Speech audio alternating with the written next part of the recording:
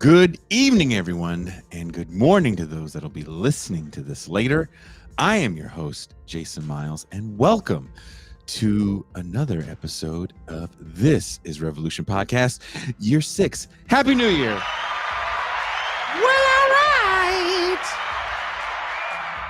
For those that were watching the greatest clips countdown and were watching and the show was getting cut off, they were stopping it in the middle of we were like at the top 5, I think.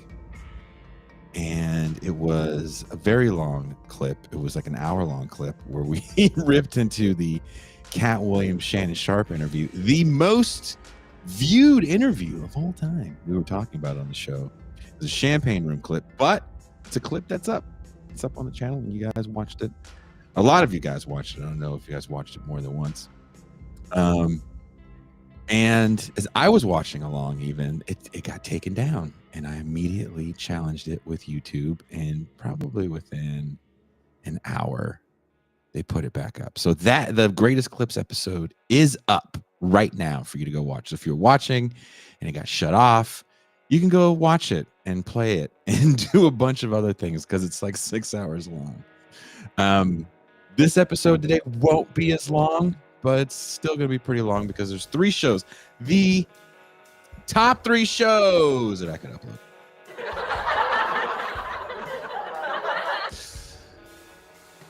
But let's get into show number 3 of the top 10 shows of 2024. This show was based on an article that Alex Herbert and I wrote. It was the first thing I ever wrote with somebody, and it was actually a lot of fun. And we were like, let's write a book. And Alex Herbert outlined the book, and these are the chapters I was going to write, these chapters he was going to write, and he just moves a lot faster than me. And I feel bad. But it definitely is something that I do want to finish because it's always on my mind. I was yelling about it just earlier before I moved from the editing room to this room to do this intro. Rage Against the Machine. I don't hate Rage Against the Machine. I don't dislike Rage Against the Machine. I am shocked when people are shocked that conservatives like Rage Against the Machine. Because what was that song? Killing in the Name of? With the fuck you, won't do what you tell me. Like I get it, but I'm sure a lot of people listen to that and it's like, fuck you, mom, or fuck you, cops, I'm not going to buckle my seatbelt. Like it's definitely got a lot of that going on. And the time it came out was a time when we didn't have the ability to just look up lyrics on the internet. And they were playing shows with bands like Limp Bizkit and Korn. So it's extremely understandable that the repetitive hook is something that would set in with people more than any sort of quote-unquote political message. I totally understand that. But why other people don't understand that is always baffling to me. But anyway, enjoy this episode because it's one of my favorites. And this episode also got, like, I think the most comments of any show we've done. And that's saying a lot because that gooning clip has so many comments. The Finkelstein show definitely has a lot of comments, but when you talk about certain things that people base their identity on, and you have something to say about these things, man, people take it personally like it's some sort of attack on them, and it of course is not. And the 2 people writing this have spent time in the scene, and I love the comments of like, I don't understand something because I don't understand said scene. Okay, interesting. What? So enjoy. I'll be back.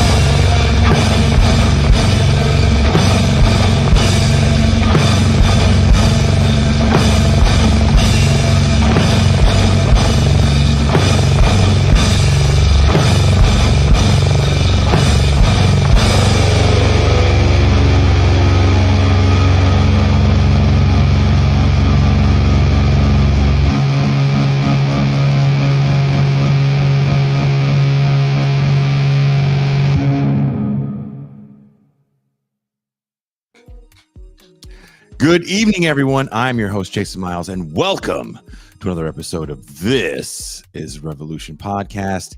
If you are a returning listener or subscriber, welcome back. Hella excited to have you guys here.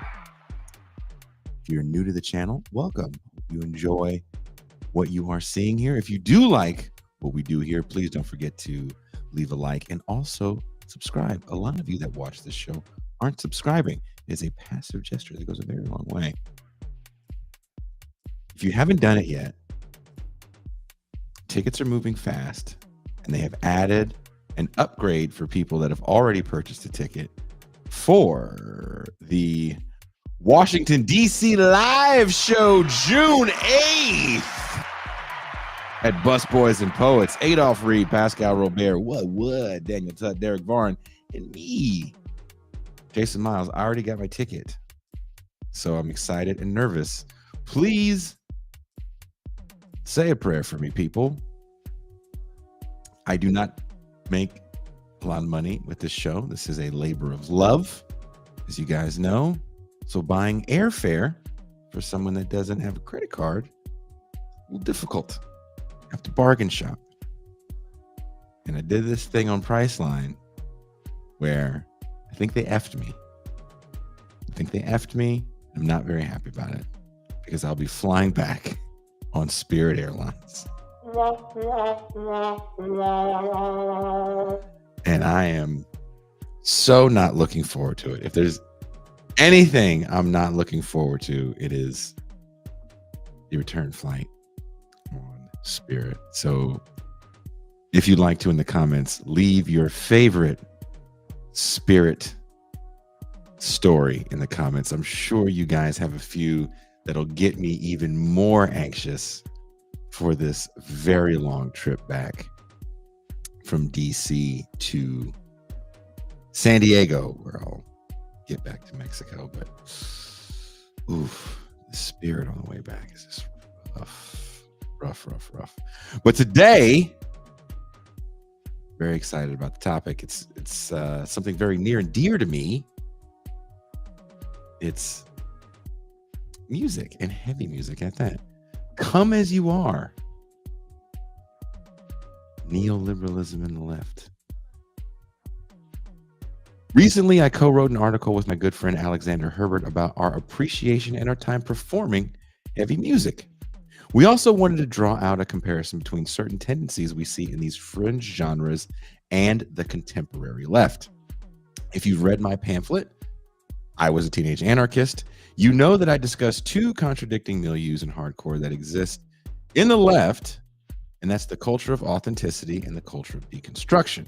For me, the culture of authenticity that I've experienced in heavy music is one of forever purity tests to prove one's righteousness. No posers allowed. And everyone is constantly trying to prove they are the genuine article. The culture of deconstruction for me in this situation is the culture of no, against all authority, at all times, against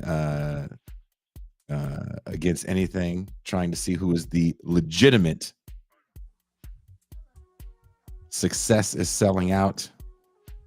So what is your end goal? Here's a quote from the article. The cross-pollination of leftist politics with punk has created a situation in which leftism has become as performative as the rock image of the 70s and the cultural protest of the 80s. To be the most authentically punk means to have the most doctrinally informed take and to never be wrong about anything, which necessarily comes at the expense of others. The ego-centered dogmatism blends machismo, often now masked as queer sympathetic, that has always permeated the scene, with art-based egos in which personalities can only be validated through intellectual, creative, and sexual dominance within a community that is often imagined to be larger than it actually is. This is why cancel culture is practiced in the hardcore/punk scene more than anywhere else. Why men still frequently cross lines with women. Why people who feel powerless, who lack the intellectual, creative, social, and/or sexual capital, often exaggerate accusations, and why bands keep getting called out for bad behavior and treatment of others.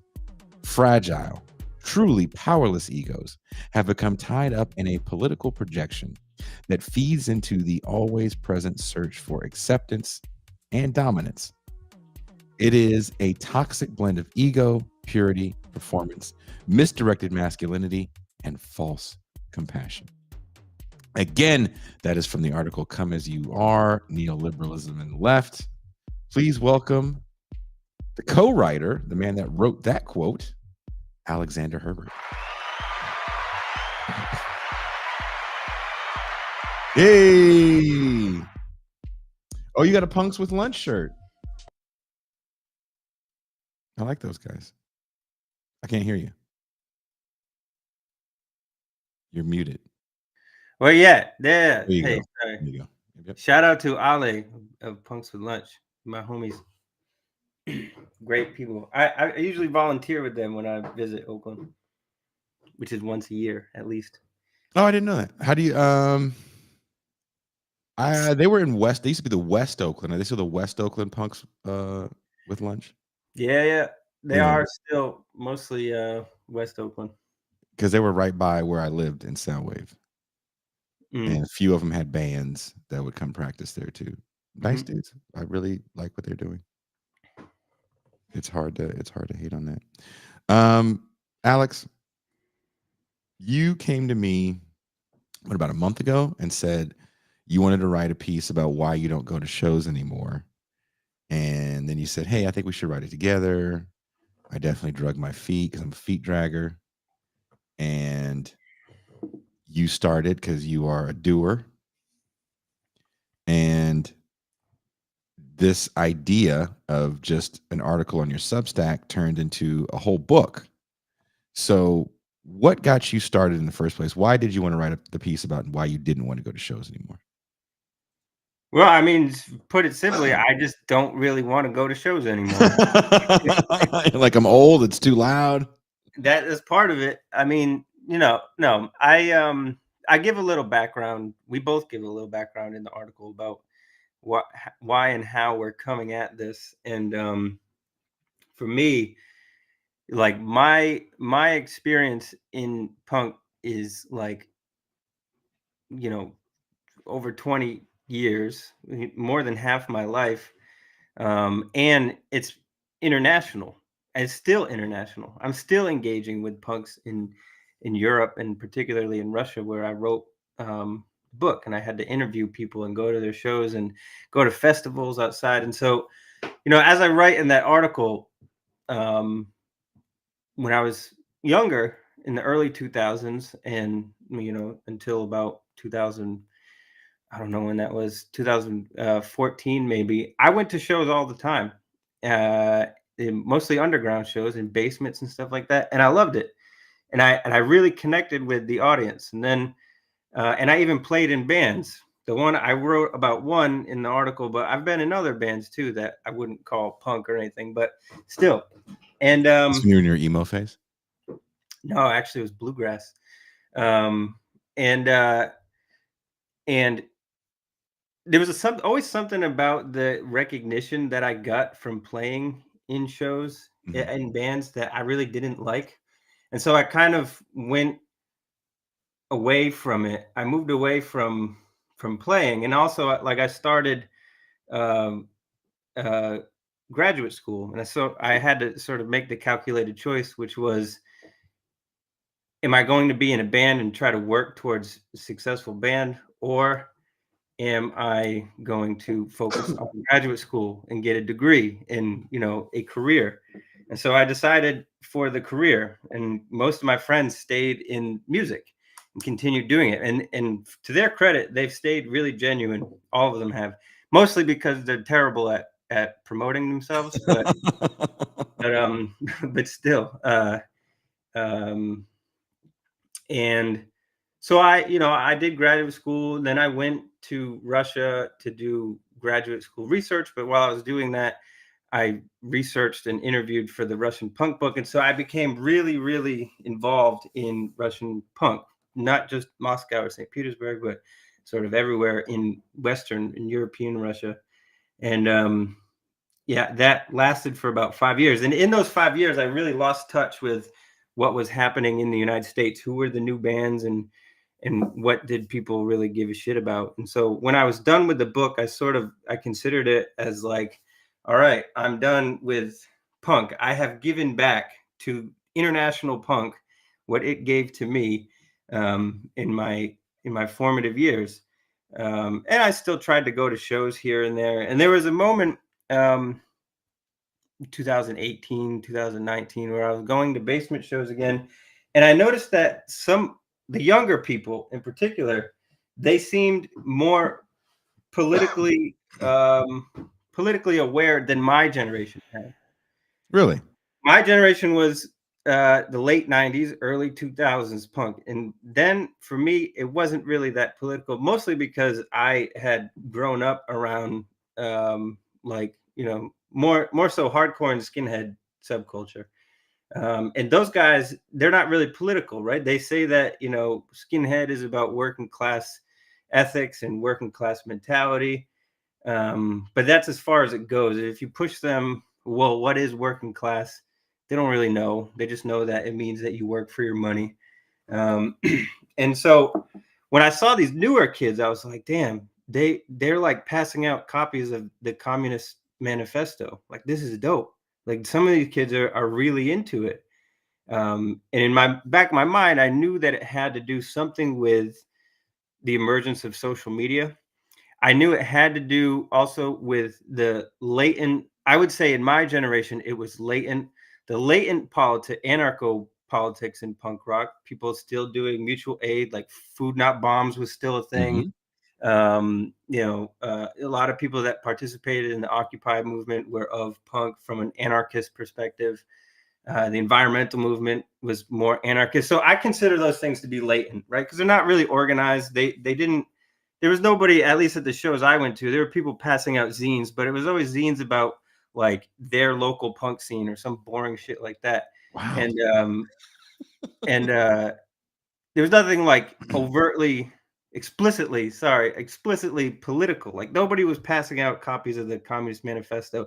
And even when you go back and you listen to some of those bands in the late 90s and early 2000s, like Anti-Flag, right? You go back now and you listen to their lyrics, you're kind of like, damn, their politics are really vague. Like, they obviously were anti-capitalist and like anti-establishment, but the politics were still very, very vague, unless the specificity created a punchy chorus line. That was the only time that they were like very, articulate. And so seeing this new generation for me, I was like, damn. And what I came to kind of realize is that all of those elements that added to that latent political element of punk, the carryover from the late 90s and 2000, early 2000s, there's an energy there to try to have some kind of political education, but there's no urgency, there's no desire to um, organize in any way. And so for me, a lot of it became just kind of performative. And there was a video that circulated not too long ago. It was a hardcore singer talking about his job that he had, where he had to jerk off a horse, and he was talking about it, how it was labor exploitation. And the video made it like, Was that the guy from the Red Chord? yeah, the video made it it went viral, right? Yeah. And everybody was about it, everybody was sharing it. And for me, that was like the peak performative position that I could see, because you have this singer, which, like, good for him on doing that. I'm glad that he talked about it, and I'm glad that his point went viral. But at the same time, like, I just started to think, well, what is playing in a band, selling your t-shirts at shows, what does it really do to like further the revolution, I guess, for lack of a better word? How does it actually um bring anything forward? And so from that, I just sort of I stopped going to shows because I started to see the inauthenticity of most of these things. And so I would go to shows and everyone just kind of standing there watching, being really boring, not dancing, not really into it, but they're there because they're expected to be there, right? Rather than uh you know mm, maybe they like the music or something like that, but there's Do you think there's nothing an there that's age? revolutionary. Do you think there's an age difference between the people that are a little more active than others? Because there's still, I mean, people moving around. Do they feel like they're a little younger, or no? Is it different where you're from? I would say um I mean, where I am, I would say a lot of the old heads, if they're not already branded as creepy by the younger ones, then maybe they help run venues or they're bartenders at certain venues. They don't really do much with the underground scene. They're not really in the basements of basement shows or anything like that. So it could be generational. I think that my generation, definitely, that 90s to early 2000s generation, there's a big political gap. And like I Wha- said, Why go do ahead. you think that is, though? Do you think that has something to do with the fact that in the 80s and the 90s, right? There we are two different generations, right? Technically. Um, being what we would now call left. And I still see this today. I think now there's just different branding tools people have, but the mindset's the same. A lot of it is anti mass consumption. I don't mind my stuff because my stuff's okay. My skateboard is okay, but all your fancy cars are not okay. Your television's not okay, but all the things that I do are totally fine in this capitalist system. But you, other person that isn't part of my scene, is the enemy because you overconsume. All you want to do is consume. Yeah. I mean, there's definitely a lot of like, I guess I would call it victim blaming or whatever. Um, uh, or, just kind of finger pointing, I guess is the actual term for it. There's a lot of finger pointing that happens. And that's a part of, for me, that's a part of the performative aspect because if you can, it's a lot easier to punch down on people as performance than it is to actually punch up. You see a lot less people punching up, and it happens on the sort of micro scale Mhm. of just like, I don't know, boosting people that are doing things that are cool, that actually contribute to community building, and not boosting those people versus, on the macro scale, which is, I don't know, bands that go on these tours together that play, sold out stadiums, not including younger and maybe more amateurish bands or something, or even just advocating. How many songs about like punk unity and community do we have to listen to before we stop believing that the people singing those songs actually mean it genuinely? What is the purpose of those songs? I guess I would raise that question. Well, I mean, a lot of that goes back to the history of this stuff. We Mhm. had to we had to sort of go back to the genesis of punk and hardcore to think about, well, what is the root of this community idea? Where does it come from? And um, in my mind, punk started in the UK. I know that you could talk about the New York, the US corollary to it, especially at places like CBGB, right, where that is a community in and of itself. All those bands and the people that went to those shows, they knew each other. I know where you're going with this, and I see what you say. And for me, what we this I would say this. I'm not disagreeing with you 100%.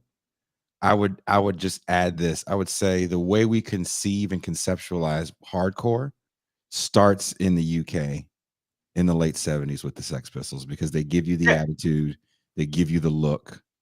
New York is all over the place. Television doesn't sound like the Ramones, who don't sound like the Talking Heads, who don't sound like Sonic Youth.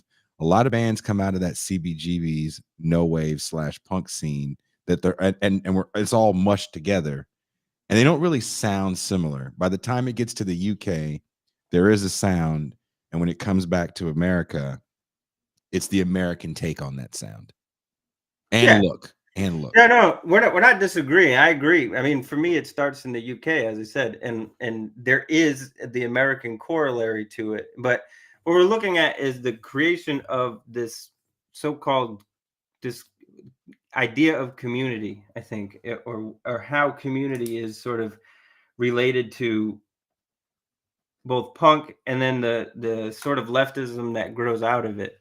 And you can see the importance that punk latches onto community very early with the Sex Pistols, with like Mhm. that whole, what is it, the Bromley contingent, right? That group of kids that included Susie Sue, right? Oh yeah, I'm a That huge that Susie Sue fan. that kind of like coalesced around the Sex Pistols guys. Mhm. Um, She's on that show where they're you yeah, dirty fucker. yeah, yeah. That's how it starts. The dude makes a pass at Susie.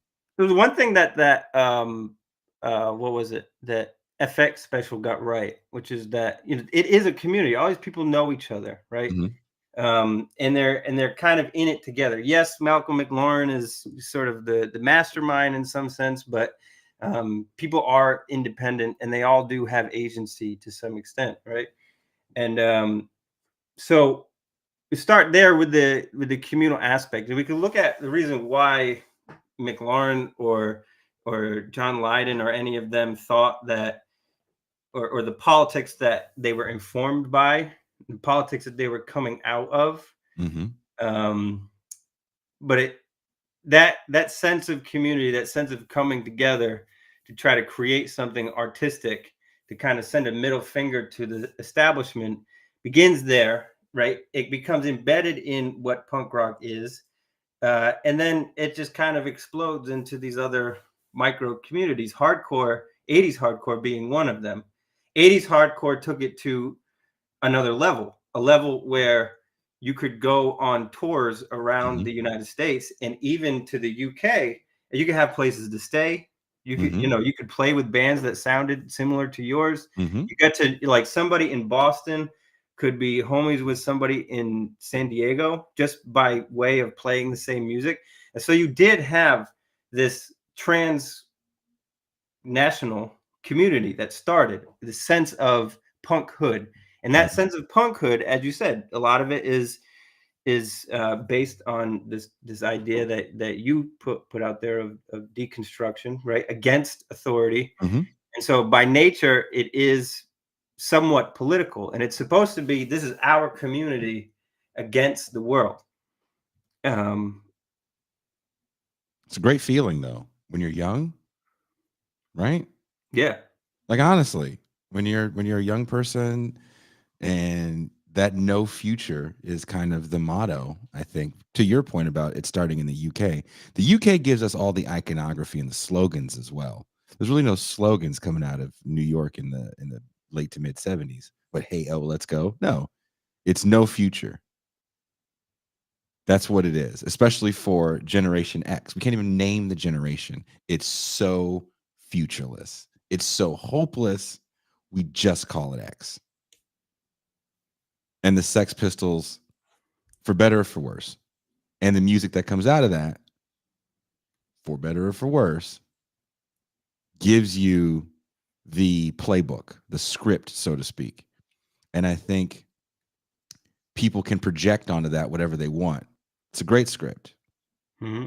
because you have bands like the Dead Kennedys, for example. They can't be the Dead Kennedys if all they're listening to is the Misfits. It's not going to happen. Art school students aren't going to connect with that the same way they're going to connect with what Malcolm McLaren's able to do with the Sex Pistols. That's Right. my opinion. Well, I mean, you have to sort of put them on the timeline, because somebody like Jello Biafra couldn't exist without the Sex Pistols.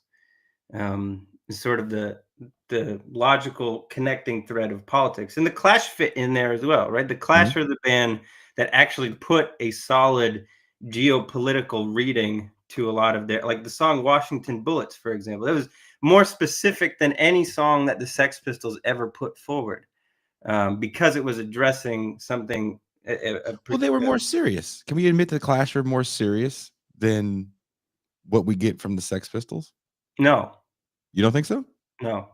I Really? think, I think, I think the Sex Pistols, uh, the arguments that they were putting forward were broader. They were more general, but you got to understand they're also starting from ground one.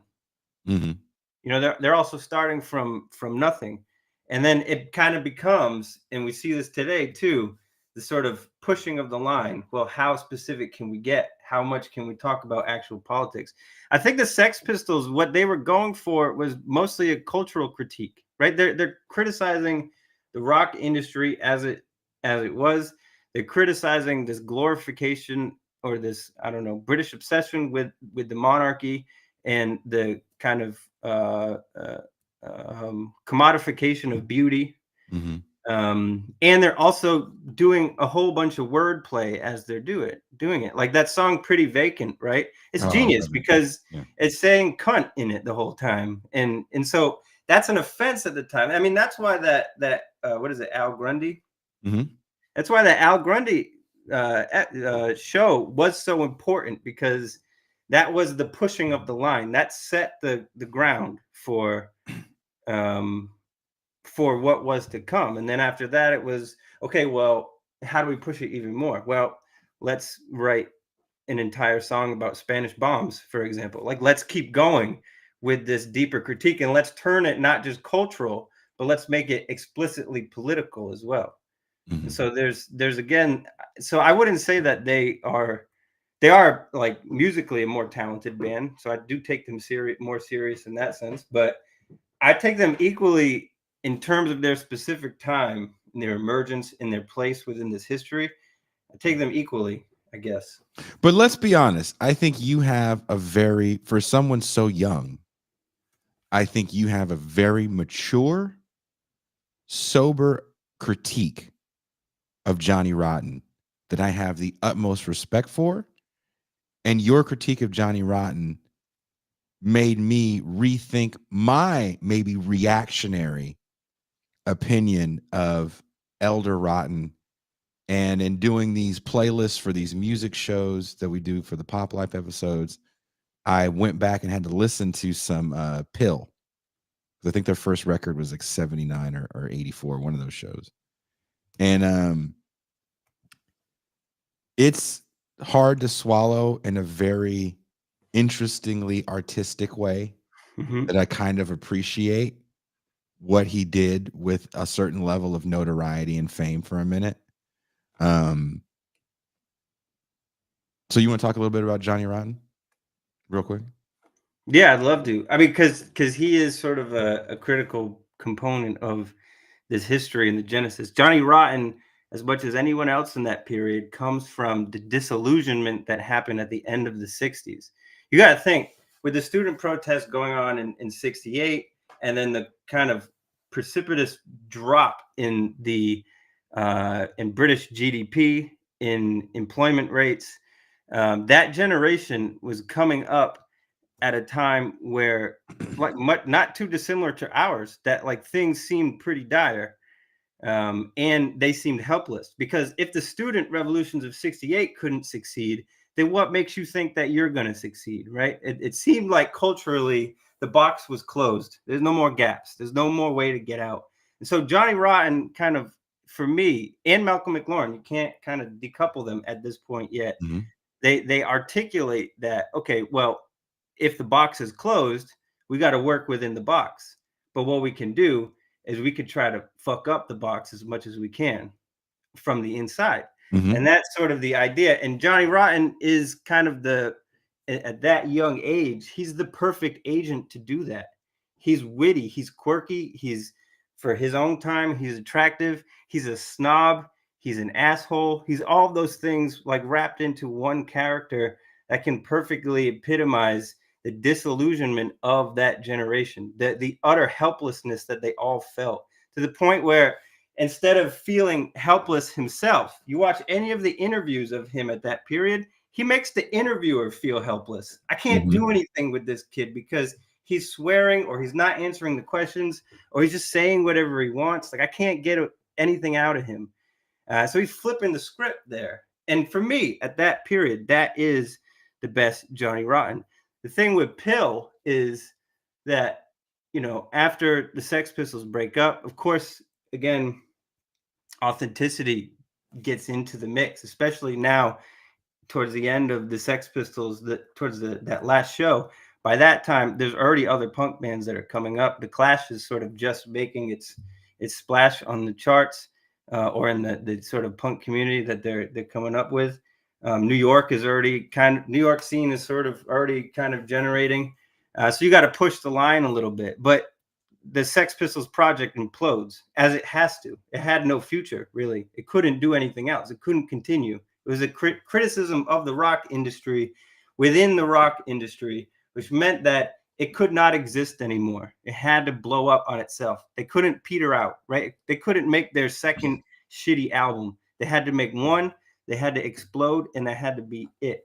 So Pill was sort of Johnny Rotten's unwillingness to let it go, really. And I don't blame him, because he realized that there's not only can we criticize this music industry, we can make a lot of money doing it.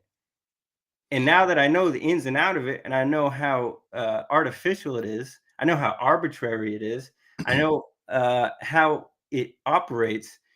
Now I can, label this band as not a rock band, but as a limited liability company, that we are in the business of marketing, right? We're not a band. We are a corporation. We're here to sell you something. And that, to me, is kind of like the most authentic thing that I could think of. That's kind of bad. That's why I did. When you brought that to my attention, I was like, this is why I'm friends with Alex. He brought it to the next level. He brought that Sex Pistols thing to the next. I mean, look, the Sex Pistols figured out that marketing makes a lot of money. I mean, you could sell patches with safety pins and shit like that. People will buy it. And it wasn't about the music. And Johnny Rotten realized that. Where was it? When they had Sid sing after he quit, that must have been like the sort of icing on the cake for him. It's been like, it's not about the music. It has nothing to do with the music. It has everything to do with the image. What image can we put forward that people are going to buy? And Pill was not an image, but it was the effort to sell the image more than anything else. The music, say what you will about it. The point is that the music doesn't have to be good. Some of the songs are fine. The music doesn't have to be good. It's about what image can we sell. And there's an interview at the end of I think their first full length.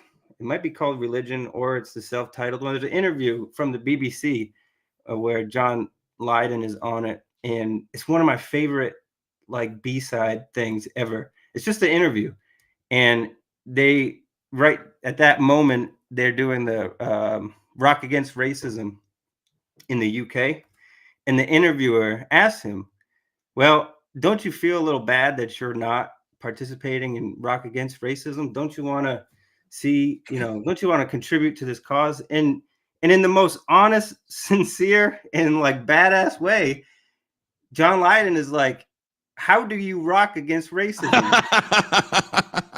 he's like, as far as I could tell, all these bands are, playing sold out stadiums, and the money that they're making is being pooled and being dished out to these record labels and other corporate entities. And he's like, that's my money. I want that money. I'm not going to play for, and he's like, I'm not going to play for some abstract idea, right? This isn't about idealism. You can't rock against racism. Playing at a sold out concert is not going to end racism. But, and he just says, I want that money. It's my music. I want the money. And it was the most sincere thing, I think. And in some way, the most punk thing that you could possibly say at the time. And I want to get into that. There's a character that I think a lot of people might say there's a direct line you can draw from him to Johnny Rotten. And when it comes to punk authenticity, he probably embodies that. And that would be Fat Mike from NoFX. Is Fat Mike the failure of Gen X Johnny Rotten? He's trying to be Johnny Rotten. He's got the rudeness down. He's got the uncouth nature down. He's got the rude in an interview down. But other than that, what do they really bring to the table? I was never into NoFX. I just didn't like their music. Mm. I think Johnny Rotten sets a precedent for like front men in punk that people like Lou Reed and Iggy Pop are going to pick up on that vibe. Yes, they existed before Johnny Rotten made it big, but they didn't have the personality that we have come to know them until Johnny Rotten had made it big. You go back and listen to Lou Reed interviews from the late 70s and early 80s, and he's just as flippant and like all over the place in those interviews as Johnny Rotten was. And I think, you know, because 80s hardcore never 80s hardcore never really put forward that systemic rock institution criticism. It was sort of implied, right? It's like because we're doing these things underground, it's a Mhm. criticism of the institution, but it's not explicit because they can't. Because at that point, the record labels had realized we can't sign these people. They're unpredictable. They're going to do something that's going to cost us money, so we're not going to sign them. Whereas metal, we could talk about that. Metal, you could do that, right? You could actually sign some of these guys, and because metalheads were not afraid to Well, admit, here's where the class difference is in these genres of music that no one likes to talk about.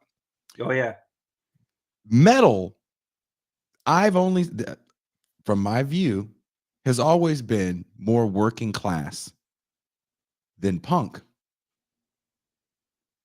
Most people I know are art school people. right, There's a yeah, lot of bougie shit going on in punk.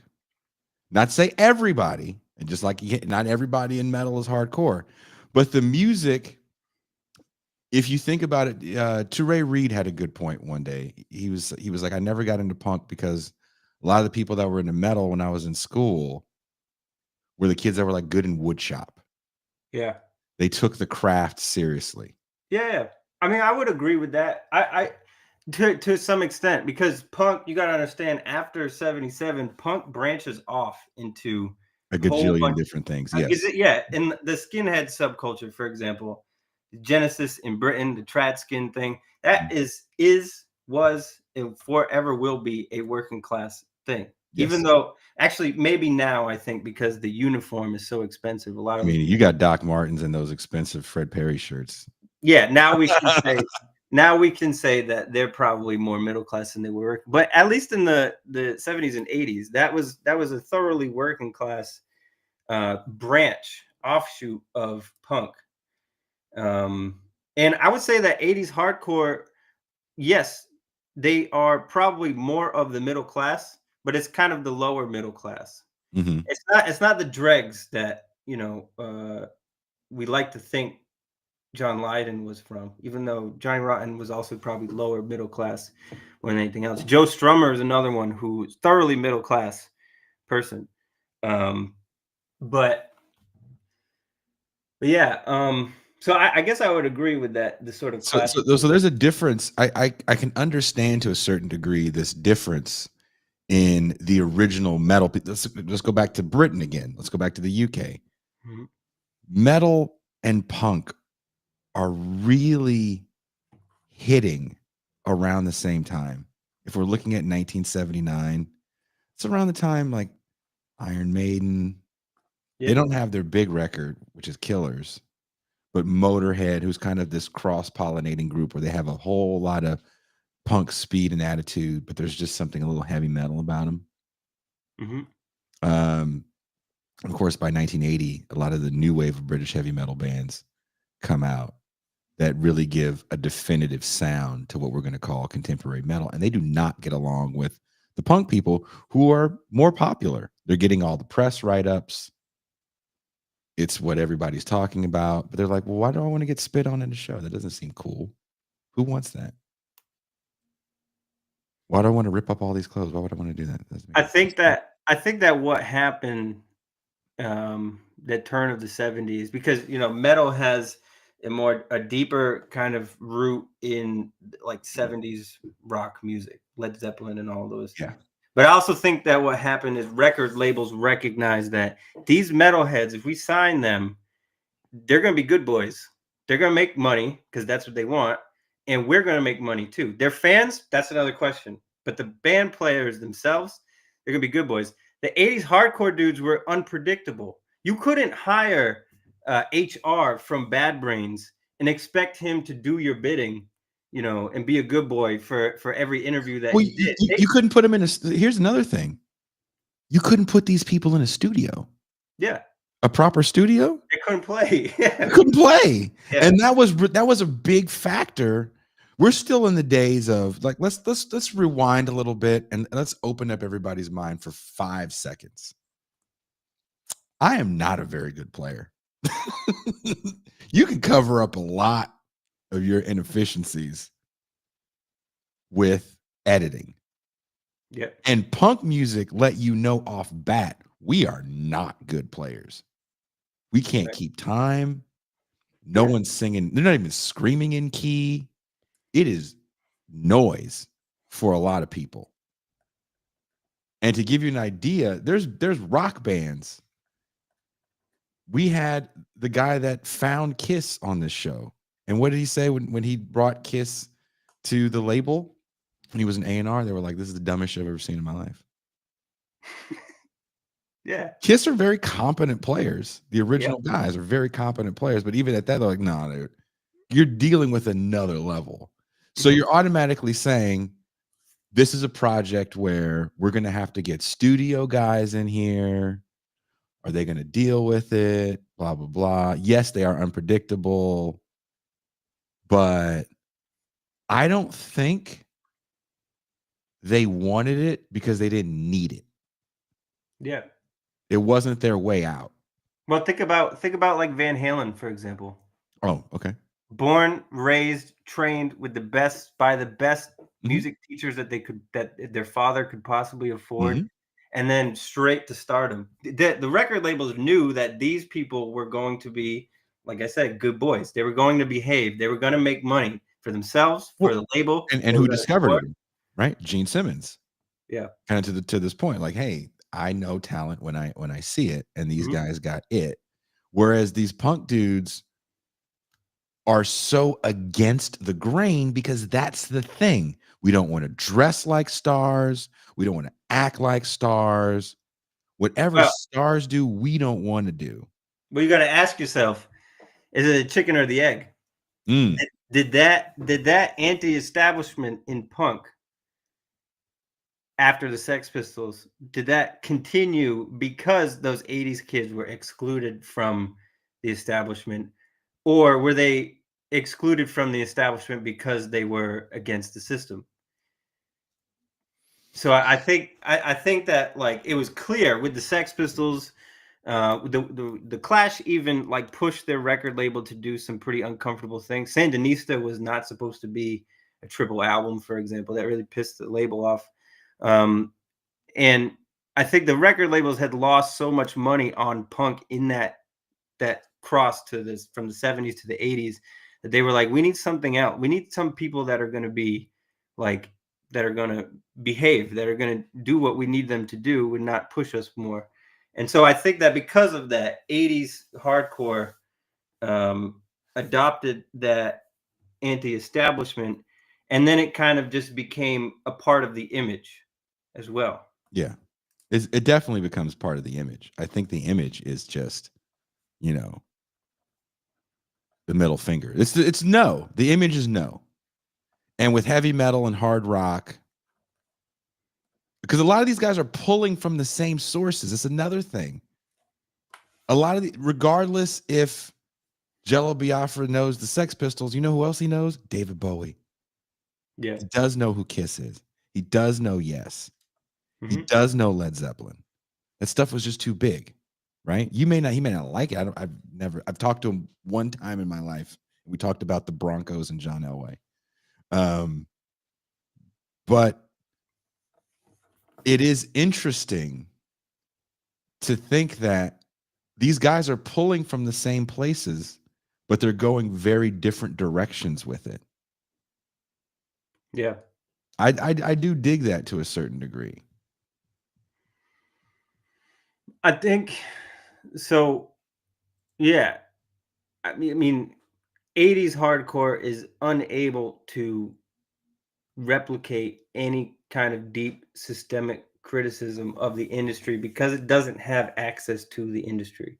So what it does by by default is form its own community outside of the community, right? In relation to metal that is entering the mainstream, in relation to now new wave has entered the mainstream, right? New wave bands is blow up in the 80s, but these hardcore kids, they remain in the middle and they're excluded from it. The music is too abrasive, they're all unprofessional, they're all unpredictable. And now that they've been excluded, now they're going to take the position that, well, we don't want it anyway, right? Because we have our own thing. But to your point about new wave, I'll pull you back even further. It's 79. The Knack in My Sharona, that's 79. That's when everybody's got a skinny tie. Mm-hmm. Synthesizers are huge. The industry does like new wave. It's cheaper to produce. I believe Depeche Mode's first record is 79. If it's not their first, it's one of the early ones. The Cure drops in 79. I can't remember the name of the album. A lot comes out in 79. The Germs also come out in 79, I believe. With that That's why we call it post-punk. But it's 79, right? There's punk that were new records, and then it's all of a sudden post in 79 as well, which I find fascinating. But another pushback to new wave is glam. Mm-hmm. Motley Crue to some extent was like, we don't want to wear skinny ties like the Knack. Yeah. We want to rock. I think, yeah. I mean, I think a lot of that had to do with what again, to go back to the Sex Pistols, it had to do with what the implosion of the Sex Pistols implied for the project that was the Sex Pistols. Not even their sound, not even like punk, but what the Sex Pistols intended to do when it imploded in 1978.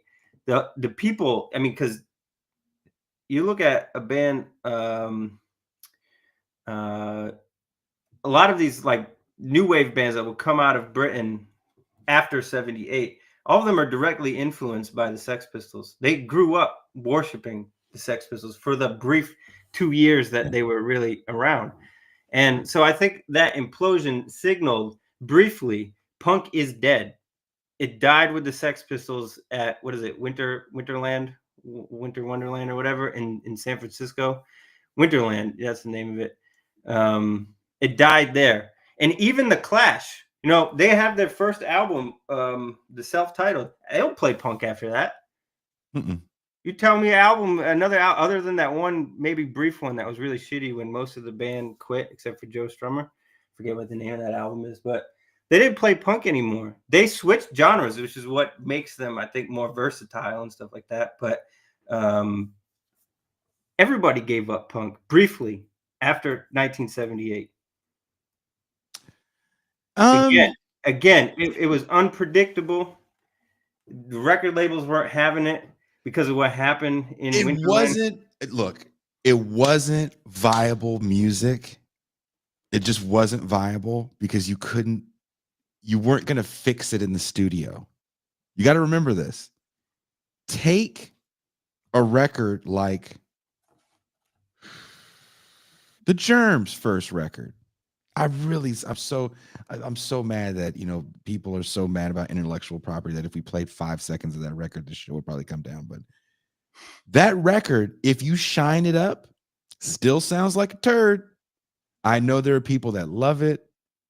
They cry when they hear it. I get that.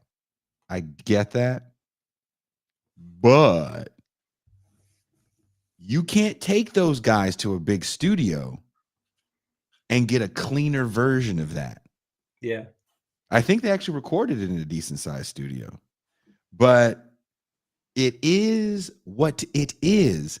Punk doesn't become a viable genre until you change the name and everyone's okay with recording cleanly.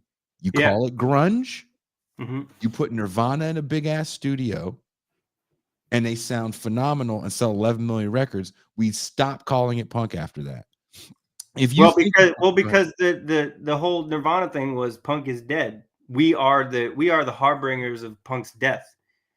You know, and Toussaint in the chat brought up Joy Division. Joy Division's one of those bands that I was just talking about of from Britain that admired the Sex Pistols, but because they didn't really kick off until the Sex Pistols were done, Mhm. they didn't play punk music. They played post-punk, you know, because punk was over. So there was this brief period where that brand of punk was done. The 80s kids tried to bring it back, but they couldn't. Um, James Phipps says the crash erasure here is happening is disturbing. Crass, yeah. I'm sorry we're not bringing up crash because they exist in the same timeline as well. Yeah, but they suck. Wow, I'm not going to go that far. Yeah, I never liked Crass. Okay. I mean, their music is really boring to me. Lyrically, like they have points. They're like political. I get that. They're all about that. But musically, it's sort of like The Exploited. You know, one of those punk bands that like the songs suck. Like Oof. I get that you have the image, but like I don't know. Tell me a good catchy. Can I just I want to get close to the camera. The views expressed by Alexander Herbert do not reflect the views of Stop This is stop Revolution. pretending. Stop pretending that The Exploited is a good band, I please. never got, you know who I God's got sake. into out of all those British bands? I got into Discharge. Discharge is dope. Discharge has some bangers, some real great songs. They have some real bangers. Yeah. But I want to come back to the idea of changing the name. If you think about this moment in the 80s, there's a fear in the kids that make the music. No Future has become, again, it's the moniker of an entire generation, is Generation X, the blank generation. And in the 80s, when we're talking about all these hardcore bands, whether they're in the UK or in the States, whether they're saying politically conscious stuff or they're not, they frighten conservative America and they definitely frighten conservative UK. And the reason why I'm so fascinated by a movie like Repo Man, which is filmed in about 83 and it's made in 84, it comes out in 84. Mhm. The scene I wouldn't say is dead, but I think for my own intents and purposes, I think the re-election of Ronald Reagan is a death nail to some of the people that are more serious about it being true counterculture. And again, these bands were never playing stadiums. They were always pretty small, and the scenes were always really small. But their imagery was frightening enough, right? And it's like they bought into the idea that they really were some sort of vanguard, but of what? If you were to ask them of what, they probably couldn't answer that. And there's a great scene in Repo Man, or I wouldn't say scene. There's scenes with these kind of robbing thieves of punks that are kind of supposed to embody this culture. And there's suburban kids that just do crimes. They're like, come on, let's go do crimes. And they kill and they kind of pillage. And when one of their friends, I'm sure you've seen the movie Repo Man, and I'm not spoiling anything. The movie's older than Alex. If you haven't seen it, and this is a spoiler for you, stop being so sensitive. One of the punks opens the trunk, he disintegrates. The other punks look at him and they go, let's go get sushi. And the other one says, and steal it. Mhm. And that to me is the 80s in a nutshell, the way we really, that's to me the accurate view of these people. They're not as threatening as you want them to be because they're not as serious as you want them to be. Right. These aren't activists, students of 1968, the way we want to make everything 1968, right? And by the time you get to 1991, Because Nirvana's first album, I forget if it was 90 or 89 it comes out. But a lot of these bands are doing stuff in the late 80s. But by the time you get to what we call grunge, that's just hard rock and punk. But those words aren't commodifiable anymore because that means shitty musicianship, screaming into a microphone about bullshit nobody cares about.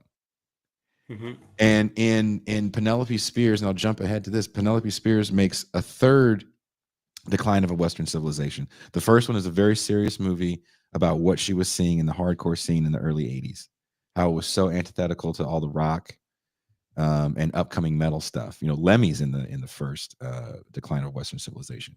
She comes back a few years later and says the LA Strip is filled with these dudes with big hair putting flyers everywhere. And she wanted to know what was up with that scene. And she does one on the glam scene, which is almost comical. Then she comes back in like 93 and wants to see what's up. A lot of venues closed. Music is in this weird way, especially in LA, because everything is in Seattle now. And she goes and talks to some punks because, again, the story is supposed to always be about the fringe people, the punks. That's why she ends the second one with Megadeth. And she's bored. They're just preaching to a choir. Mm-hmm. What are you guys going to do? Oh, I think we're going to play this abortion rally. And then we're going to do, it's just like, okay. I think it's the first one where Darby crashes in it, right? And Yes. there's that scene where they're in his kitchen. Oh, yeah. I'm remembering this right. And she's Yeah. asking him, like, you know, why do you do these things to yourself? And his best answer is like, because it's cool. Like, that's all he can really Yeah. say. I mean, he hates his life. He claims that he hates his life, and he probably did. And he's just like, this is the best thing I could think of doing, and it's cool. So there's like that the scene that you described in Repo Man reminds me. There's that movie Suburbia with Flea in it. Mm-hmm. And I believe that's the one with the scene where they go into a convenience store and they put dye in the deviled eggs. Uh-huh. And there's no reason for it. It's Mhm. just that's what you do. That's the image of being punk, right? It's a fucking like asshole. So the image of punk is kind of like, if you could imagine, it already is a certain image in 77, 78. It's degraded even more in the 80s.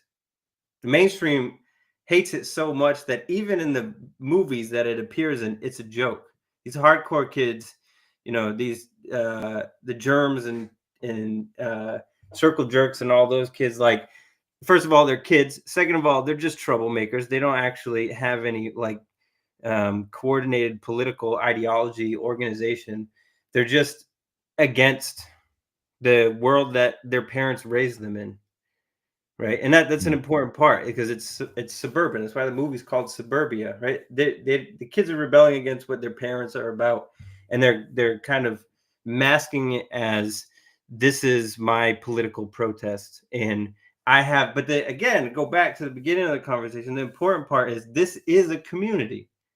This is a community, and as such, over time, the limits of entering that community are more and more defined. Thank you. Political litmus tests, fashion, the people you know, the bands that you know, all these things become barriers to entry, right? You got to know the right stuff. You got to wear the right stuff. You got to listen to the right stuff, and that's a process that happens over time. And you see some people in the 80s that are resisting that. Someone like, Henry Rollins, for example, kind of exists in this weird place in between in the 80s, in my opinion, where he is the epitome of hardcore for a lot of people at that time. But he's also in the interviews, some of the interviews that he does, he's like pushing back against these like litmus tests for what it means to be hardcore. Someone like Ian MacKaye is doing the same thing, to the point where Ian is like, fuck it, I don't want it anymore. I don't want to do it.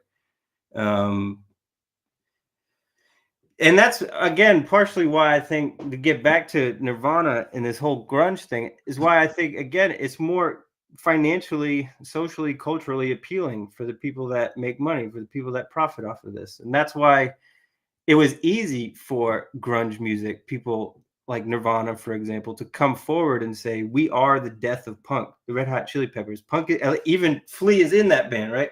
We are the death of punk. We're a new music. You're not really defining what that new music is. It's a little slower paced, maybe, but it's still got the distorted guitar. They're wearing plaid shirts instead of band T-shirts.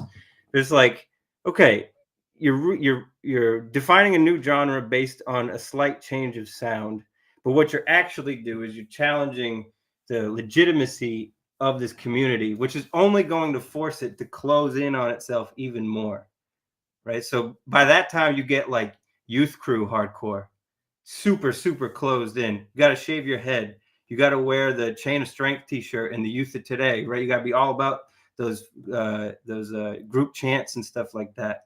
You got to go to the Slapshot show or whatever the fuck it is, right? It closes ranks even more. One of the effects of grunge, I think, grunge music. I mean, again, I think you're speaking to what I try to talk about in the pamphlet and what we're probably going to expand on in this book, which is these scenes are so closed off that you really can't build anything. And they're kind of designed not to build anything other than for the immediate people there. They're very inward looking. The music itself, I think a lot of people don't want to agree with this, but it is very kind of self-centered music to a certain extent. And when you talk to a guy like Vincent Bevins, whether you like him or not, a lot of those movements that he discusses in that book start with anarchist punk people. Those movements that blow up in their faces and get co-opted. And that I think is maybe these genres at their best.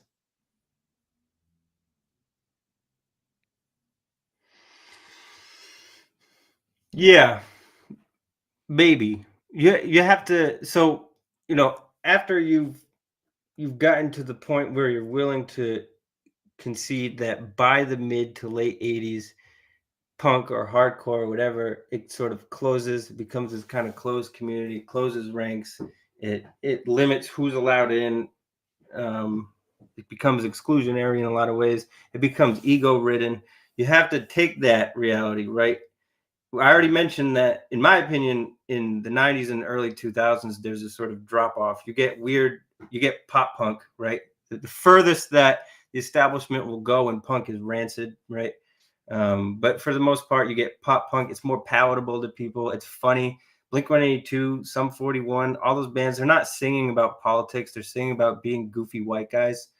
And then, I mean, we could talk more about that, but for me, that's the logical. There's a jump that happens there, where now we live in a time. Social media has to do something with the jump. Now we live in a time where the politics has reemerged into this now closed community, right? The community as it is now is a closed entity. It monitors who's in it, but now it's also political. And not only is it political, but it's advocating for a type of political ideology that has the word community in it.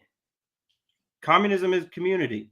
So how do you square that when you have something like punk hardcore that is by nature, by evolutionary logistics, exclusionary, has a lot of litmus tests? Well, can I give you my reasoning on that? This is just my that I've been working through, and I'll be working through as we write this book or as we finish it up.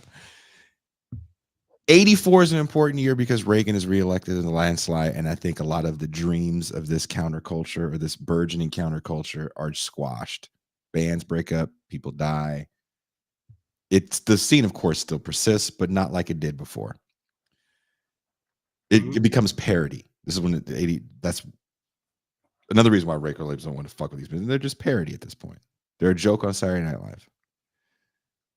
When you look at 1994, it's a very important year because two things happen. Kurt Cobain dies. All of those dudes are megastars now. These guys that were, for the most part, punk bands, right? Soundgarden, Nirvana, Pearl Jam, Alice in Chains. Kurt's the first one, the first big one, because nobody knows who Mother Love Bone is. But Kurt's the first big one to go down. It's going to take a few more years for Lane Staley to go down and a few decades for Cornell to go down. And these bands are now arena rock bands. When that happens, the derivative of that is, well, now we can sign punk bands. Sign Green Day. They're perfect. Yeah, because now the name of punk has also been brought down. It's been nullified. Right? But the label. But let me add this to Green Day. I'm not the biggest fan, but I can't shit on their quote unquote credentials. They did do the independent touring thing. They were on a really small label, the equivalent of a SST at the time. They are the reason why that label had any money, because they let them have that first record for, I forget how many years they let them have it for. And they signed a major label deal. And the music, much like grunge, isn't about anti-war protests and challenging authority as much as it is about introspective looks at your own failures as a human that a lot of teenagers can relate to. Dookie blows up and a million imitators are born. At the same time, we have a blow up of extreme sports, right? Soon after, we're going to get stuff like the X Games. So now there's a whole industry built around suburban kids. Also around this time, we're seeing the end of Glass-Steagall. 94 is when it starts.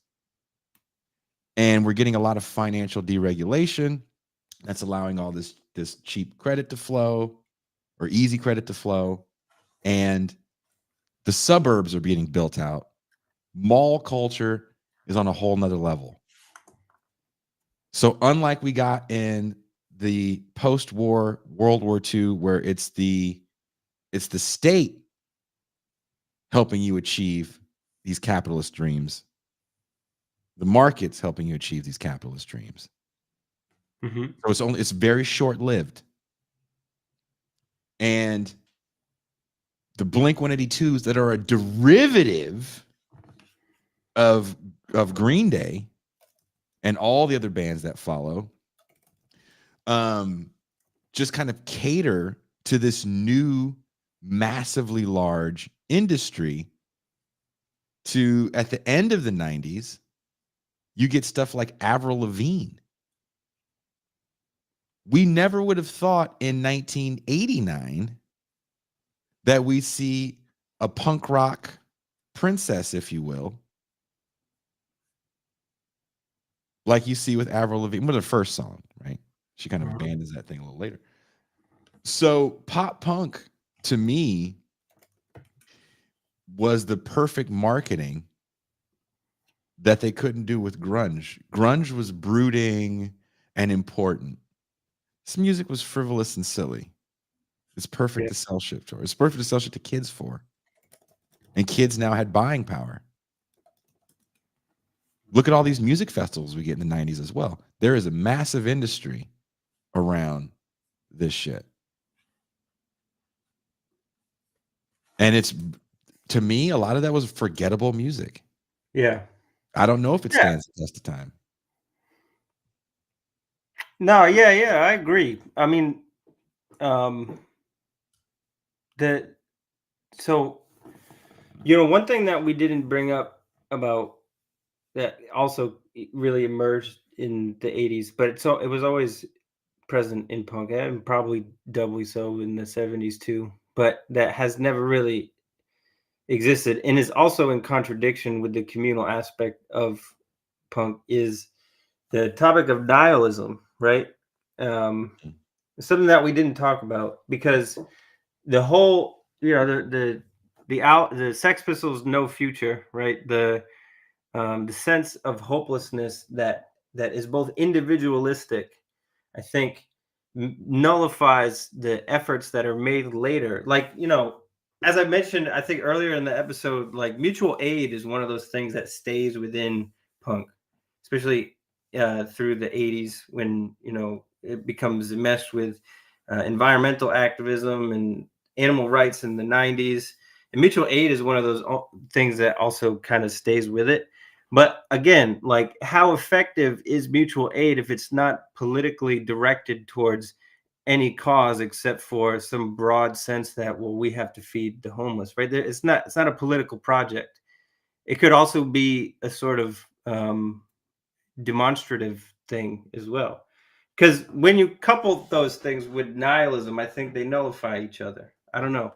So yeah, by the time you get to the 70s, most of that stuff is, in my opinion, of course there are punk bands in the 90s, both in the mainstream and underground. I'm not saying that punk totally disappeared in the 90s, but I am saying that it lacked the same kind of basis that it had in the 80s or in the 70s. In the 70s, it had an institutional basis. The Clash, the Sex Pistols, these people were signed. In the 80s, it had this underground network that was very real.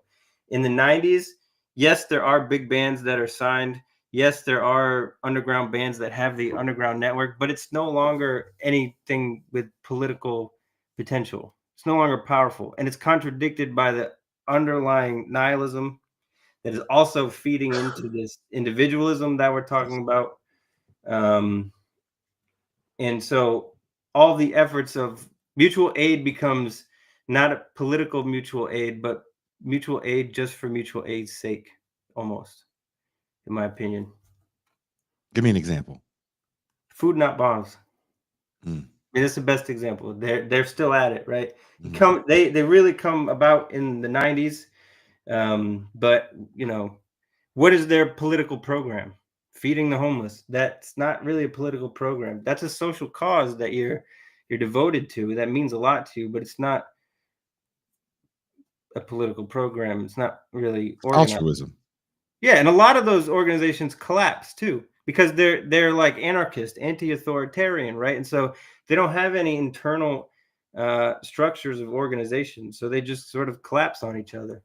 There's a Food Not Bombs still active in every city, run by 3 people that don't get along with each other, so they don't do it anymore, right? They Mhm. still exist. They just don't do it anymore. They don't hate, they all hate each other, and nobody knows who's in charge. I'm not going to drop any names, but there's an anarchist collective in my area, my broad area, who they have a brick and mortar building. Oh, wow. And we when I used to volunteer at the library, we would reach out to them to do things in collaboration, and they would be like, "Yeah, we'll get back to you. We have to talk to our board about it." And they never got back to us because nobody knows who's in charge.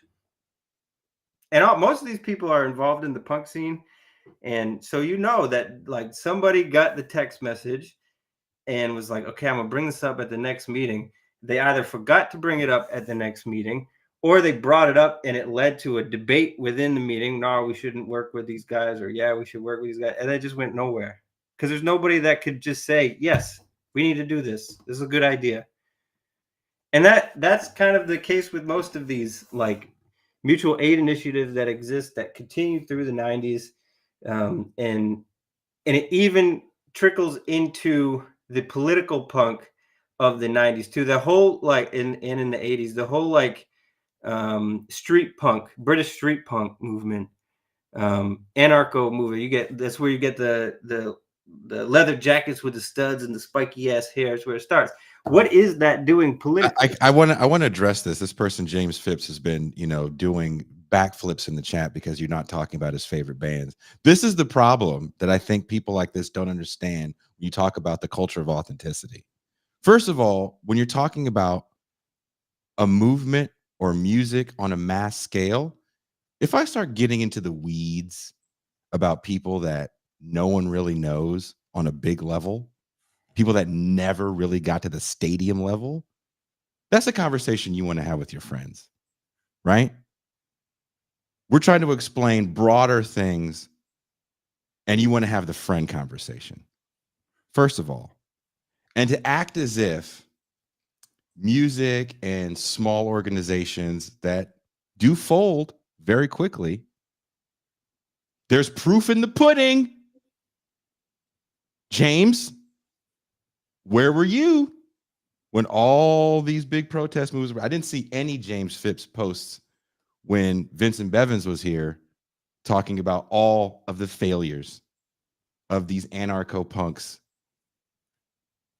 trying to do in Brazil, right? Trying to eliminate the fare of the buses, and the whole movement gets co-opted. All these movements got co-opted. I think that like we can give and take, right? So I mean, James brought up his queer friends that are alive because of these movements, and I grew up in this stuff. Jason and I both did. I have been in punk. The first show I went to, I think I was 8 years old. It was a Dropkick Murphy show when they were all still skinheads. You weren't punk enough. You right? Someone's gonna say you weren't punk enough. I was Not a too punk young. enough show. That's not a punk enough show. If it was after they had hung up their boots, now how they all are now, then that wouldn't be punk enough. But no, this was way before. And but it did. I mean, it gave me something important. Belonging to punk has made me who I am today. It's made me the critic. It's made me, the polemicist that I am. It's made me kind of the compassionate person that I am. Made me a dope father. I'm trying to publish a book right now about being a punk parent because punk gave me so much. Mm-hmm. But at the same time, it politically has amounted to nothing on a mass scale because those initiatives that are adjacent to punk, whether it's that 80s underground movement or it's sort of umbrella movements, Food Not Bombs, or the few times that it did coalesce into something bigger, a lot of the Occupy Wall Street people were of the punk movement. They all kind of collapsed, and they collapsed because there's a whole bunch of reasons for it that we're trying to get into right now. They collapsed because of individualism. They collapsed because the contradictory nihilism that is underneath them all. They collapsed because of the way that these scenes are structured as sort of simultaneously closed to entry, but communal in aspiration, I guess we could say. There's a whole bunch of reasons. And so to answer James, like, we're not saying that punk sucks and it didn't help anybody. Of course it did. We're saying that, like, if we look at it now, and we can move on to this point. If we look at it now, there is a blending that's going on between leftism, Marxism, I want to call it Marxism more specifically, or socialism, with punk and hardcore, that there's a whole bunch of contradictions that are exacerbated because of this. And there are historical roots to it. So what Jason and I are trying to do is to talk about these historical roots. Well, what are some of the possible causes, effects? How did we get to this point? And then now, how do we sort of dot the lines here? How do we make sense of the fact that there is a hardcore scene now that where bands like the one I mentioned in the beginning of the show will get up on stage and say something that is explicitly Marxist and say, I'm a communist on stage. But as Jason said, they're not really seen participating in all that much politically. So No, I mean they'll show up at a rally, maybe after the thing's already started. They're definitely not in the front.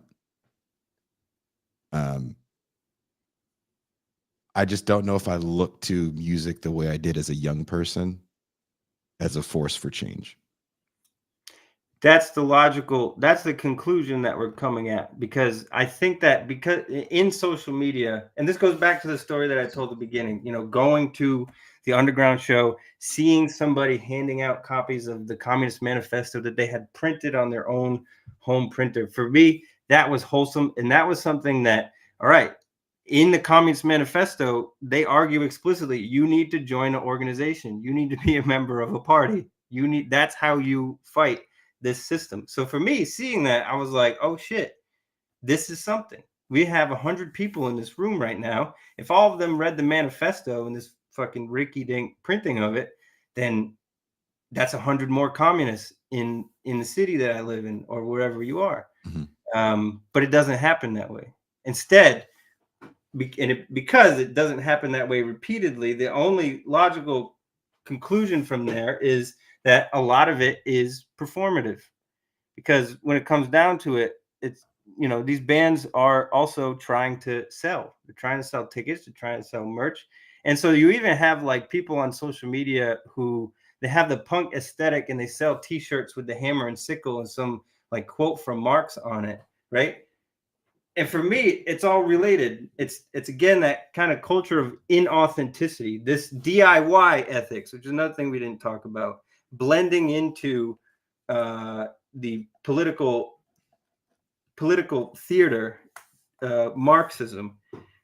And we're trying to talk about, well, what are the components of that? What's the root of that? And what are the consequences of that? And how authentic is that? And so when you say neoliberalism, punk and neoliberalism, I think that that's what we're looking at. We're looking at people who have a very vague understanding of what Marxism is. They think that it's synonymous with progressivism. I'm pro-choice. I'm against, the Democrats and Republicans, but that's not what Marxism is. What is it? Well, it's a lot of things, right? It's a class analysis. It's a view of history that is dialectically materialist. It looks at the world from the perspective of the economic basis, the economic relations of people in society. And it tries to understand why it is that people act, the culture that they create, the relations that they have as a function of their material condition, right? And so the Marxist political project is to challenge that material condition. Bill Cody just jumped in. We've said so much shit about punk and music that Bill Cody just jumped in and said, "Are you guys talking about Bruce Springsteen's good old pal Tom Morello?" Rage Against the Machine is an interesting case in point because I don't think that they're inauthentic to what they care about politically. Do I believe Tom Morello sees himself as a communist, whatever that means? I believe that whole band sees themselves as communists for whatever that means. I do. I really believe that. They still play arenas. They still wanted to get a record deal. They still, made a good amount of money in the 90s and 2000s. And I'm not mad at that. But what does it say?